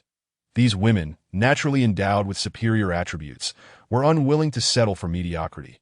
They yearned to ascend to greater heights. And at this moment, that pinnacle was undeniably represented by Luo Chen. Feeling the heat of numerous ardent gazes, Luo Chen found himself slightly unsettled. However, his commanding presence kept the eager women at bay. Otherwise, he had no doubt they would have overwhelmed him in a fervent rush. Did he not underestimate the desires of women? Their yearnings are not inferior to those of men and can, in certain respects, surpass them. Luo Chen maintained his composure, sitting regally in his luxurious chair as he surveyed the line of beautiful women before him, that a profound sense of accomplishment and pride welled within him, akin to an emperor presiding over a selection of exquisite maidens. This was a symbol of power and status, such as the benefit of authority, whether it pertains to women, resources, or the respect and admiration of others. It serves to fulfill one's desires to the greatest extent. Yet power is also a corrosive poison to the heart and mind. Luo Chen, clear-headed, regarded the stunning women before him as mere tools for empowerment. Only through absolute strength could one possess and safeguard all that one cherishes. He calmly surveyed the array of lovely maidens. His gaze finally settled on two exquisitely crafted young women clad in charming cat-eared, maid outfits. The black and white ensemble exuded an adorable yet seductive allure, perfectly accentuating their flawless figures and delicate features. Angelic faces, elegant noses, and captivating eyes, embodying a blend of innocence and allure. To Luo Chen's surprise, they bore an uncanny resemblance to one another. His eyes sparkled with interest as he stroked his chin, inquiring, "Are you twins?" "Yes, indeed," they chimed in unison, their voices harmonizing perfectly, further affirming his suspicion. Remarkably, their voices were strikingly similar, indistinguishable to the ear, a sweet melody that stirred one's imagination. How delightful! Was this arranged intentionally? Even Luo Chun, with his extensive experience with women, felt a thrill of excitement. He regarded White Wolf with a newfound appreciation, recognizing the finesse in his selection of these exquisite twins. "What are your names? Who is the elder? How do you differentiate between one another?" A mischievous grin spread across Luo Chen's face, his gaze inquisitive. "Oh dear," he mused, with faces so alike. "How can I tell you apart?" "I am Du Yuhan, the elder sister." One responded. "I am Du Yushi, the younger sister," the other added. Their synchronized answers revealed their shared embarrassment yet unwavering determination. They recognized that this moment presented a rare opportunity to seize everything they desired by captivating this man. The elder sister, Du Yuhan, bore a hint of hesitation on her innocent face, while the younger, Du Yushi, nervously bit her luscious lips, her delicate hands clutching her skirt tightly. Seeing their demeanor only piqued Luo Chen's interest further. As he sensed their apprehension, "Step closer. There is no need for reservation. I only require one to speak." His calm voice resonated with authority, an unmistakable command. The sisters exchanged startled glances, yet a sense of relief washed over them. How mortifying it would be to voice their thoughts in front of so many. A rosy hue crept onto their cheeks, their enchanting eyes glowing softly, exuding a sweetness reminiscent of youthful love. Shyness, tension, and embarrassment. These emotions were precisely what men found most appealing, as they stirred the instincts of conquest and protection that a fragrant aroma wafted through the air, intoxicating and delightful, tinged with an inexplicable sweetness that tantalized the senses. "Ah, it must be their natural scent," Luo Chen mused, his keen perception, honed through his cultivation of the yin-yang scripture, allowing him to detect the essence of these young women. These exquisite twins bore the freshness of blossoming lotus flowers. Yet to be savored, as the two young ladies approached, Luo Chen unreservedly took them, one on each leg, their graceful forms nestled against him. The sisters stiffened momentarily, biting their lips in a mix of embarrassment and anticipation. Their long, fair legs shifted restlessly, the hem of their skirts fluttering as fragrant breezes enveloped them, their smooth skin blushing ever so slightly.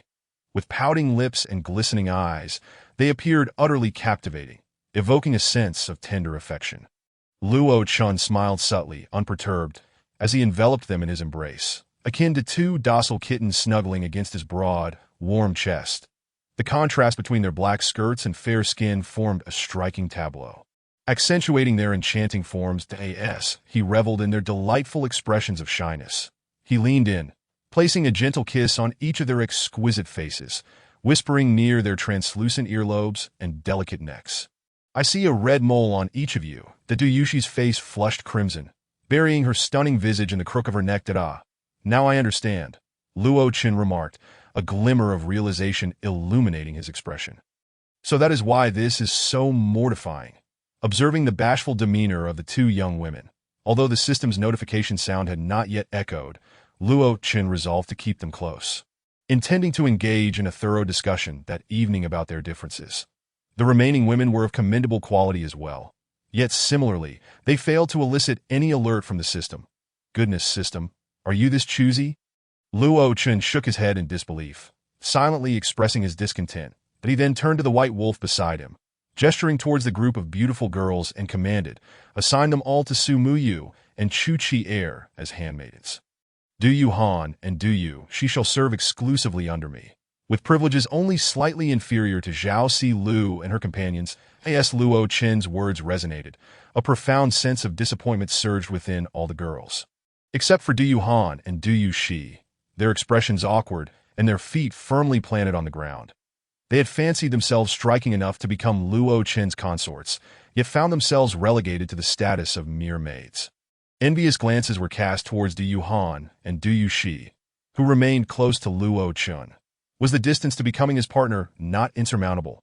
A dozen or so youthful maidens, though somewhat disheartened, had not entirely relinquished hope, as glimmers of aspiration still sparkled in their eyes. Being near Su Muyu and Chu Chi'er meant they could frequently encounter Luo Chun, and perhaps opportunities would arise. Thus concluded a high-end selection process, where numerous beautiful maidens, revered as goddesses by many, found themselves entirely eliminated, with only the Du sisters, blessed with their exceptional twin allure, securing a candidacy. This inevitably led Luo Chun to ponder the system's discerning nature. Nonetheless, the circumstances were complex. It was likely that due to the zombie mutations, a portion of the eligible young women had succumbed to the undead or transformed into them. As he beheld the retreating figures of the charming young women, having settled these matters, Luo Chun redirected his gaze towards the White Wolf. Chapter 65. The Establishment of Dominance and Expansion. He inquired. What news from the city today? What are the reactions of the survivors? With remarkable composure, Luo Chun posed his question. Reporting to you, Commander, there are no unusual occurrences within the city. Everyone has praised the policies you have implemented. The overwhelming majority are filled with enthusiasm and fervor, driven by the hope of attaining 3 high-level privileges. They are all self-motivated and exceedingly proactive. At the mention of this, a hint of a smile graced the White Wolf's icy visage, her eyes reflecting admiration towards Luo Chun. The speed at which he stabilized a multitude of survivors and galvanized them to actively participate in the operations of Energy City was genuinely commendable. Luo Chun's mastery over the hearts of the people and his governance skills marked him as a truly worthy sovereign. Observing Luo Chun's unperturbed demeanor, the White Wolf felt a stirring in her heart. A glint of icy resolve flashed in her eyes as she divulged another aspect concerning the city that, of course, apart from the majority, there are still some who are unwilling to exert effort, seeking to take advantage and cause disturbances. That MY subordinates have already executed these individuals without delay, employing iron-fisted measures to instill fear across the board. A chilling aura permeated the air, the White Wolf emanating an intimidating presence akin to a sharpened blade, instilling dread in all who beheld her. The Du sisters displayed visible trepidation, their faces paling in response to the White Wolf's overwhelming aura.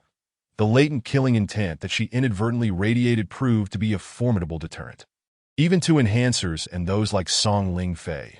Not to mention the 2 ordinary girls that eye in the face of the White Wolf, the sisters experienced a profound psychological shock, akin to a pressure that chilled them to the bone.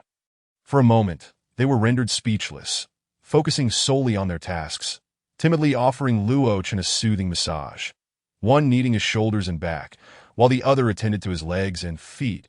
That it was a scene of leisurely indulgence, one that would surely evoke envy in others. These exquisite twins, relegated to the role of devoted attendants, would undoubtedly be considered a waste if seen by others. The lavish treatment they afforded Luo Chun was nothing short of extravagant. Yet, he remained unfazed, reveling in the luxury of his numerous endeavors, consolidating power, and rallying his subordinates. After fighting for so long, is it not reasonable to enjoy some comforts? He mused, urging the music and dance to continue. Luo Chun, savoring the premium service, wore a contented smile and addressed the White Wolf once more. You have done well. The situation in the city is manageable. For those causing disturbances, execute them swiftly to serve as a deterrent. His gaze turned steely. Moreover, while maintaining internal stability, it is time for us to expand our reach. Please inform Black Bear and Song Ling Fei. Have Black Bear lead 1,000 troops alongside Song Ling Fei's team of enhancers to scour the surrounding areas. First, to plunder resources such as food. Second, to hunt zombies and collect crystal nuclei to elevate the ranks of our gene warriors. Third, to assess the situation of neighboring factions, eliminate any small forces directly, and expand our territory. You and Black Bear shall engage in a cyclical exchange. I want to see a fully formed army of black tech mechs composed entirely of silver-level warriors in the shortest time possible. Regarding any survivors encountered, they would be selectively integrated into Energy City to infuse fresh blood into our ranks. As for the elderly, weak, or infirm, Energy City does not harbor idlers.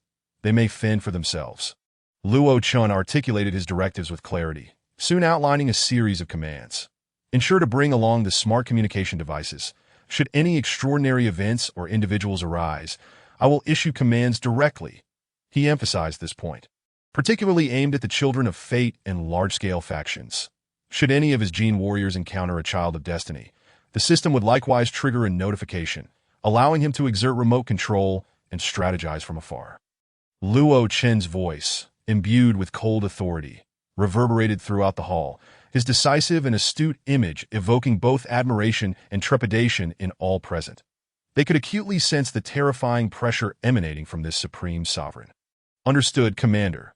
The White Wolf replied with respect before departing to fulfill her orders. Meanwhile, in Energy City, a kaleidoscope of colors manifested, with countless fighter jets soaring in the skies, maintaining vigilance over the surroundings. The city's fortifications were patrolled by over 100 soldiers.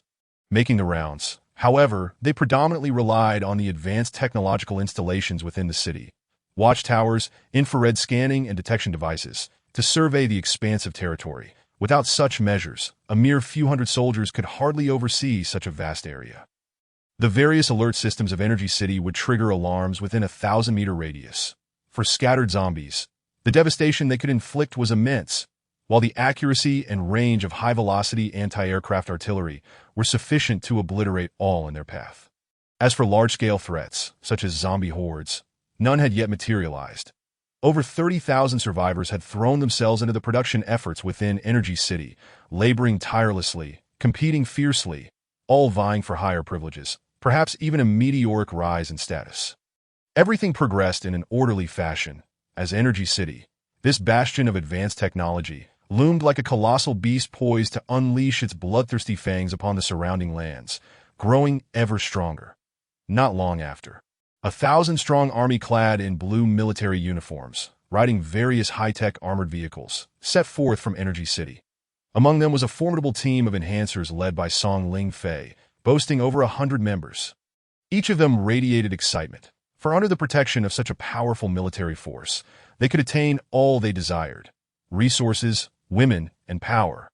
All eyes gleamed with ambition, secretly grateful for their encounter with Energy City. This rapidly ascending titan of power, that as long as they could keep pace, their futures would undoubtedly be limitless, potentially even rising to the ranks of elders. Many cast envious glances at Song Ling Fei, a mere woman who wielded immense authority, having ascended to become a luminous star within Energy City. One person below, yet a multitude above. What a glorious position to occupy. However, they could not help but respect the reality that, in this post-apocalyptic world, strength reigned supreme, and the ability to speak through power was paramount.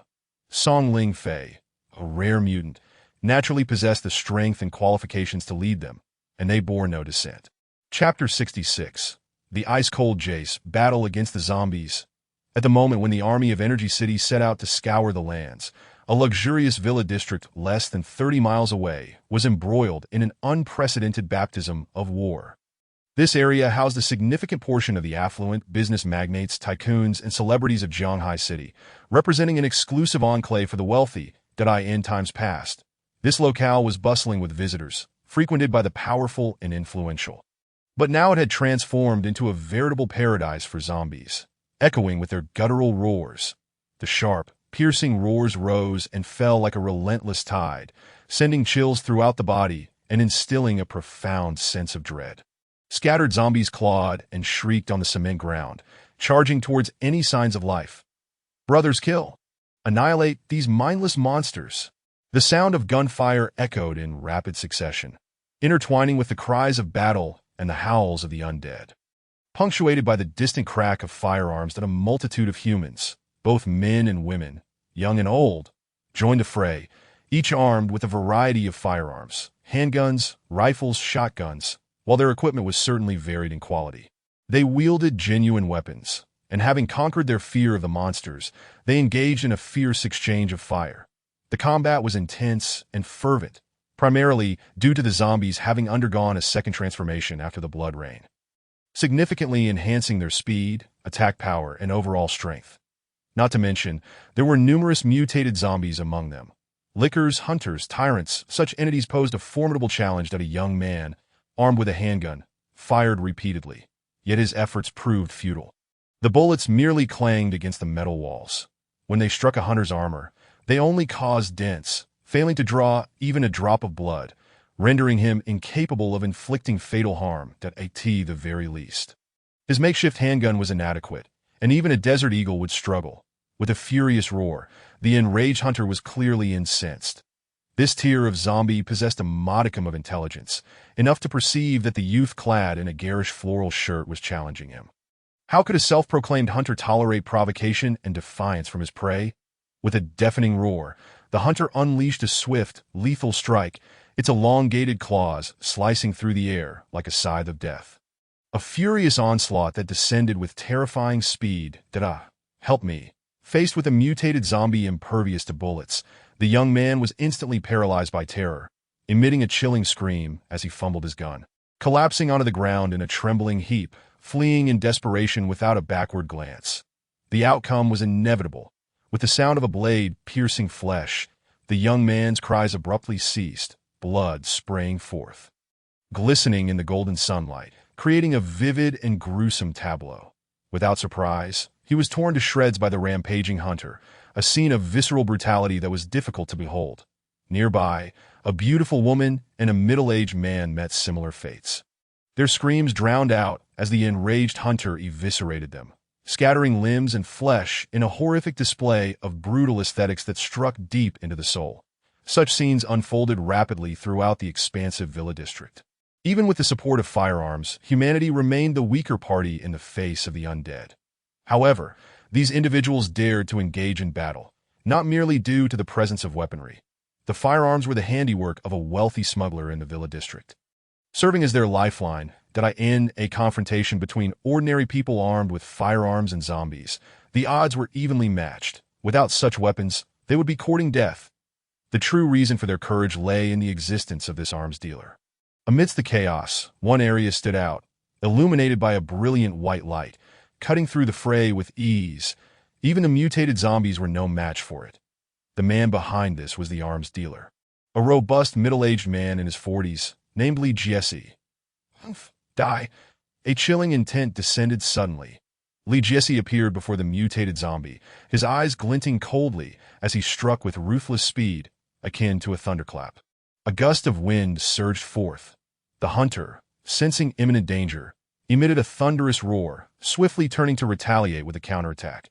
The sound of impact resonated violently, as if the very air were to shatter. A blinding white light erupted, clashing with the hunter's deathly scythe that an ice spear, glimmering with a bluish hue, manifested rapidly, accompanied by swirling snowflakes and a piercing cold wind, amplifying its power as it sent the hunter flying several meters away.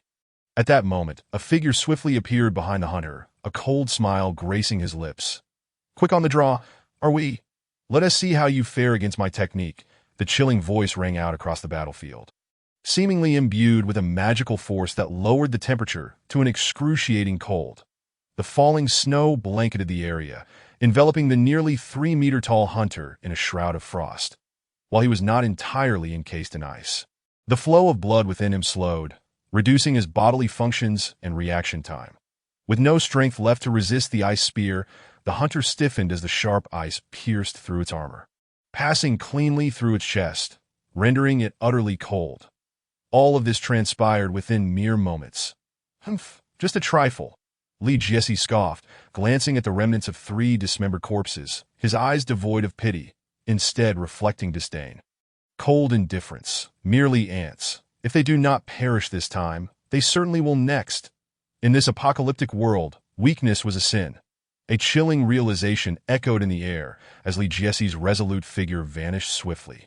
Continuing his hunt for zombies, collecting crystal cores, that he had become a beneficiary of the apocalypse, easily scavenging resources with his firearms, having uncovered the secret of the light orbs after the first blood rain.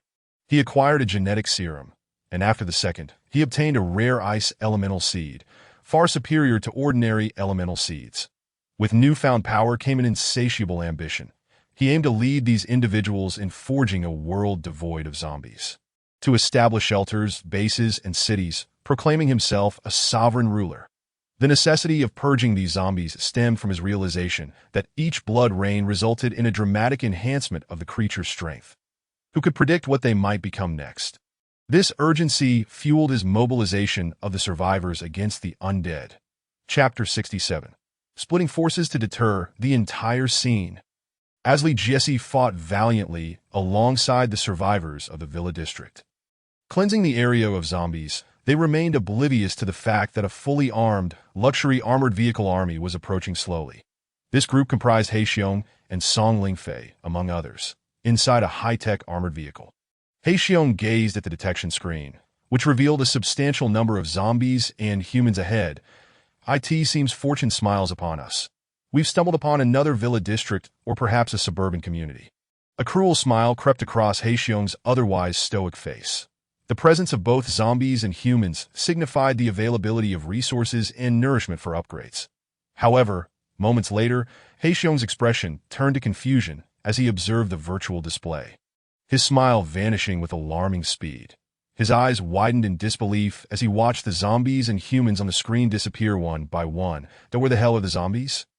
Where are the people? They've all vanished? Heixiong's dark visage reflected his dismay. His heart bled at the prospect of losing the valuable experience of his army. "Commander, could it be that they are engaged in a firefight?" One soldier speculated, glancing at the screen. "What do I care about them?" "Relay the orders. Advance at full speed. I intend to wipe this place clean." Heixiong's face was suffused with an intense, murderous intent. Should anyone dare snatch his prize from him, they would undoubtedly pay with their lives. On the other side, a squadron of armored vehicles raced forward, led by the formidable Black Bear. Song Lingfei, her expression somewhat peculiar, observed the hurried advance of the army with a shake of her head, a flicker of trepidation glinting in her eyes. This relentless push had traversed 30 miles, with Black Bear's forces sweeping through without obstruction. Their momentum akin to a torrential flood, leaving no opportunity for retaliation. This reality had left Song Lingfei feeling quite vexed throughout the journey. She signaled her troops, declaring, "Since they are heading east, we shall move west." Song Lingfei resolved to break away from Black Bear and expand independently. Upon hearing her words, her empowered troops instantly perked up. Throughout the journey, they had felt redundant, their chances to engage few and far between, mostly relegated to clearing minor threats. Now, with the prospect of splitting their forces, excitement surged among them. "Commander Song is right. We should have divided our forces long ago. Goodness, Black Bear's team has left us with nary a scrap. If we return to Energy City empty-handed, won't we be looked down upon by Commander Luo?" lamented one, voicing his agreement. "Indeed, if this continues, our standing may very well diminish upon our return. Energy City is teeming with strong individuals, and they do not tolerate idleness," another remarked, a fleeting shadow of worry crossing his features. The others echoed this sentiment, their faces betraying a sense of urgency as they yearned to establish their legacy and secure their foothold in Energy City. Listening to her subordinates' discussions, Song Lingfei furrowed her brows, her eyes reflecting contemplation and a glimmer of hope. To the west lay the Zhanghai metropolitan area and a significant portion of Jiangnan province. In contrast, to the east, beyond Chu City, lay the territory of Sakura Nation. Though merely a tiny nation, it still bore considerable weight compared to Zhanghai. Could Black Bear possibly intend to charge directly into Chu City? Heading towards Sakura Nation, a wave of curiosity washed over Song Lingfei, but she quickly dismissed the thought. Surely that was implausible. Jiangnan province was their strategic target, and the 9 cities to the west would keep them occupied. Meanwhile, as the battle in the Villa District neared its conclusion, none noticed a mechanized military convoy approaching like an unstoppable tide of steel. The ground shook with the rumble of their advance. It was only when the scattered survivors, still tidying the battlefield, caught sight of the sudden appearance of the armored forces that they were struck with shock and disbelief as far as they knew. There were only 2 military garrisons in Jiangnan province, the closest being at the border with Sakura Nation in Chu City, which was a considerable distance away. How could they possibly appear here? For a moment, confusion reigned, of course. Many faces lit up with joy, believing that the army had regained control and rushed to their rescue. My goodness, the army has truly arrived. It can't possibly be a hoax. Right, someone exclaimed, eyes wide with incredulity. Are you out of your mind? Do you really think so? With so many armored vehicles, Who else could it be but the regular military? Came a dismissive retort, but that's not the point. Everyone. Our hands are stained with blood. A voice of concern suddenly echoed through the crowd that a month had passed since the apocalypse began, and many had shed the blood of innocent people for survival. Whether by choice or by circumstance, that I en longua, even the lightest sentence would see them imprisoned for life. How could they not feel fear? A flicker of dread crossed many faces, though they masked it well. Military personnel, you say? Gazing upon the imposing convoy, Li Jiesi felt a mix of trepidation, but did not falter. He prided himself on his prowess, confident he could claim the head of a general even amidst a sea of troops. As long as he avoided overwhelming firepower or lethal weaponry, he believed he could retreat unscathed. Thus, he calmed himself, watching the scene unfold with patience, waiting for the right moment to ACT that I end the face of this sudden turn of events. Everyone in the vicinity halted their actions, their expressions tense as they focused on the fearsome military force. Suddenly, all the armored vehicles opened their doors, and soldiers armed to the teeth emerged, exuding a chilling and formidable aura. Their movements were synchronized, graceful yet imposing, creating an overwhelming visual impact. Clad in blue and white military uniforms, they stood erect, radiating an oppressive atmosphere of martial prowess. Everyone's expressions shifted, their hearts pounding with intensity. Good heavens! They're that formidable? Li Jiesi, who had just moments ago been brimming with confidence and ready to take action, now wore an expression of astonishment, disbelief etched across his features. Unlike the ordinary people around him, he was an exceptionally powerful ability user, keenly attuned to the presence of strength and danger. Li Jiesi could distinctly sense the terror emanating from these soldiers, particularly those in white uniforms, which sent waves of unease coursing through him. He harbored an absurd feeling that any one of these soldiers could easily best him in combat. Were all the military strongmen comparable to ability users? Or even stronger? What kind of terrifying army was this? A sense of dread enveloped Li Jiesi, and he began to contemplate retreat. Just as he was preparing to make a move, a tall, robust man with dark skin and an icy demeanor appeared, flanked by a throng of soldiers who regarded him with reverence. Who is the leader here? The cold inquiry resonated, carrying an undeniable air of authority that swept over the crowd. Everyone felt a shiver run down their spines, especially those nearest to him, trembling uncontrollably under Black Bear's oppressive presence. Bewildered and shaken, they instinctively turned to gaze at Li Jiesi, who stood not far away. In that instant, the eyes of countless individuals converged upon Li Jiesi, including Black Bear himself. Damn these wretched fools, Li Jiesi thought, feeling the weight of countless gazes upon him and confronting Black Bear's mocking, cruel smile. His face darkened, a look of utter dismay etched upon it. Chapter 68. A humble posture, direct action.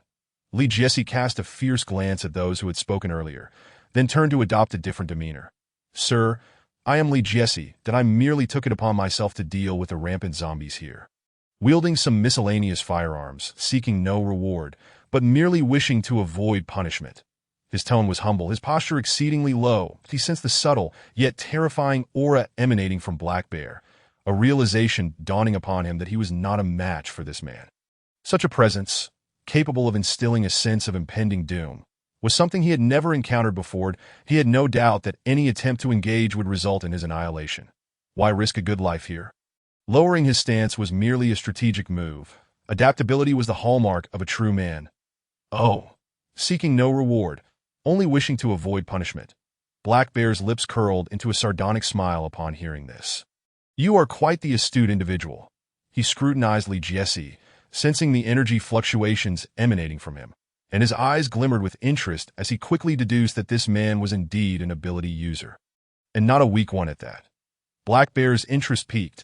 A cruel smile spread across his face as he remarked, Ordinarily, your actions would have displeased me greatly. However, your understanding of the situation earns you a reprieve, and I can offer you an unimaginable future. His chilling words reverberated through the air, leaving everyone momentarily stunned. Curiosity flickered in the eyes of those present, filled with envy and resentment as they cast glances at Li Jiesi. Yet, what could they do? He was a bona fide ability user, while they were not even classified as empowered individuals, rendering any comparison futile. They could only look on with envy that a hint of perplexity and curiosity also crossed Li Jiesi's face. Though it was merely a facade, deep down, he felt quite uncomfortable. He was contemplating how to placate this fearsome officer so he could extricate himself from this perilous situation and seek a different path for development. As for the so-called bright future, regardless of which faction he joined, would he not merely be a laborer toiling for someone else? Where was the thrill in that? A true man's ambition should flow like the Yangtze, charging towards the sea. How could he languish in the shadows of others? Though unwilling, Li Jieси felt compelled by the pressing circumstances to nod in agreement. Wait! Just then, Black Bear extended his broad palm, his expression turning icy. Did I have a prerequisite? You must withstand one of my strikes to prove your worth. With a glimmer of amusement playing in his eyes, Black Bear wasted no time, transforming into a flash of white light and launching a sudden, thunderous punch. The tiger has descended from the mountain. The Black Bear, employing military combat techniques with an iron fist, is ferocious and domineering. Decisive and swift as the wind, fierce as thunder. With a single strike, he lunges toward Li Jiesi's face, unleashing a formidable display of strength, though he withholds a portion of his power to guard against unforeseen circumstances. One must understand that mercy toward one's opponent is cruelty toward oneself. The seasoned Black Bear, a warrior of great repute, comprehends this truth all too well. That in an instant, a chilling wind swept through, howling fiercely as the heavens and earth shifted, waves crashing tumultuously. That a black tiger, conjured by his punch, materialized in the air, almost taking on a tangible form. With a thunderous roar, its ferocity reverberated through the cosmos. Its might awe-inspiring, the terrifying energy had reached a point of manifestation. The unstoppable black tiger, its visage fearsome, bared its teeth, radiating an intimidating glare, surging forward like a tempest, unstoppable and relentless, sweeping away all in its path. The very void was shattered, producing a deafening sound of rupture, surpassing the speed of sound, sending tremors in all directions. That a wave of dread energy surged forth, spreading like ripples in water at an astonishing speed, crashing across the arena like a vengeful tide. My heavens, what terrifying power! Is this military powerhouse even human? Merely the aura alone sends Chiel Legisi trembled as he rose unsteadily to his feet. Yet unexpectedly, he did not stand upright. Instead, he assumed a half-kneeling posture. Before the gaze of the multitude, he laid his dignity upon the ground, adopting the lowest of stances, despite the contortion of his smile. It radiated brilliance. Genuine sincerity shone in Legisi's eyes. He spoke no falsehoods when he articulated his desire to grow stronger. As for eternal loyalty, that would depend on whether the Black Bear could maintain his superiority. For him, allegiance to the powerful was not a source of humiliation. However, should it be the weak, he would undoubtedly usurp them.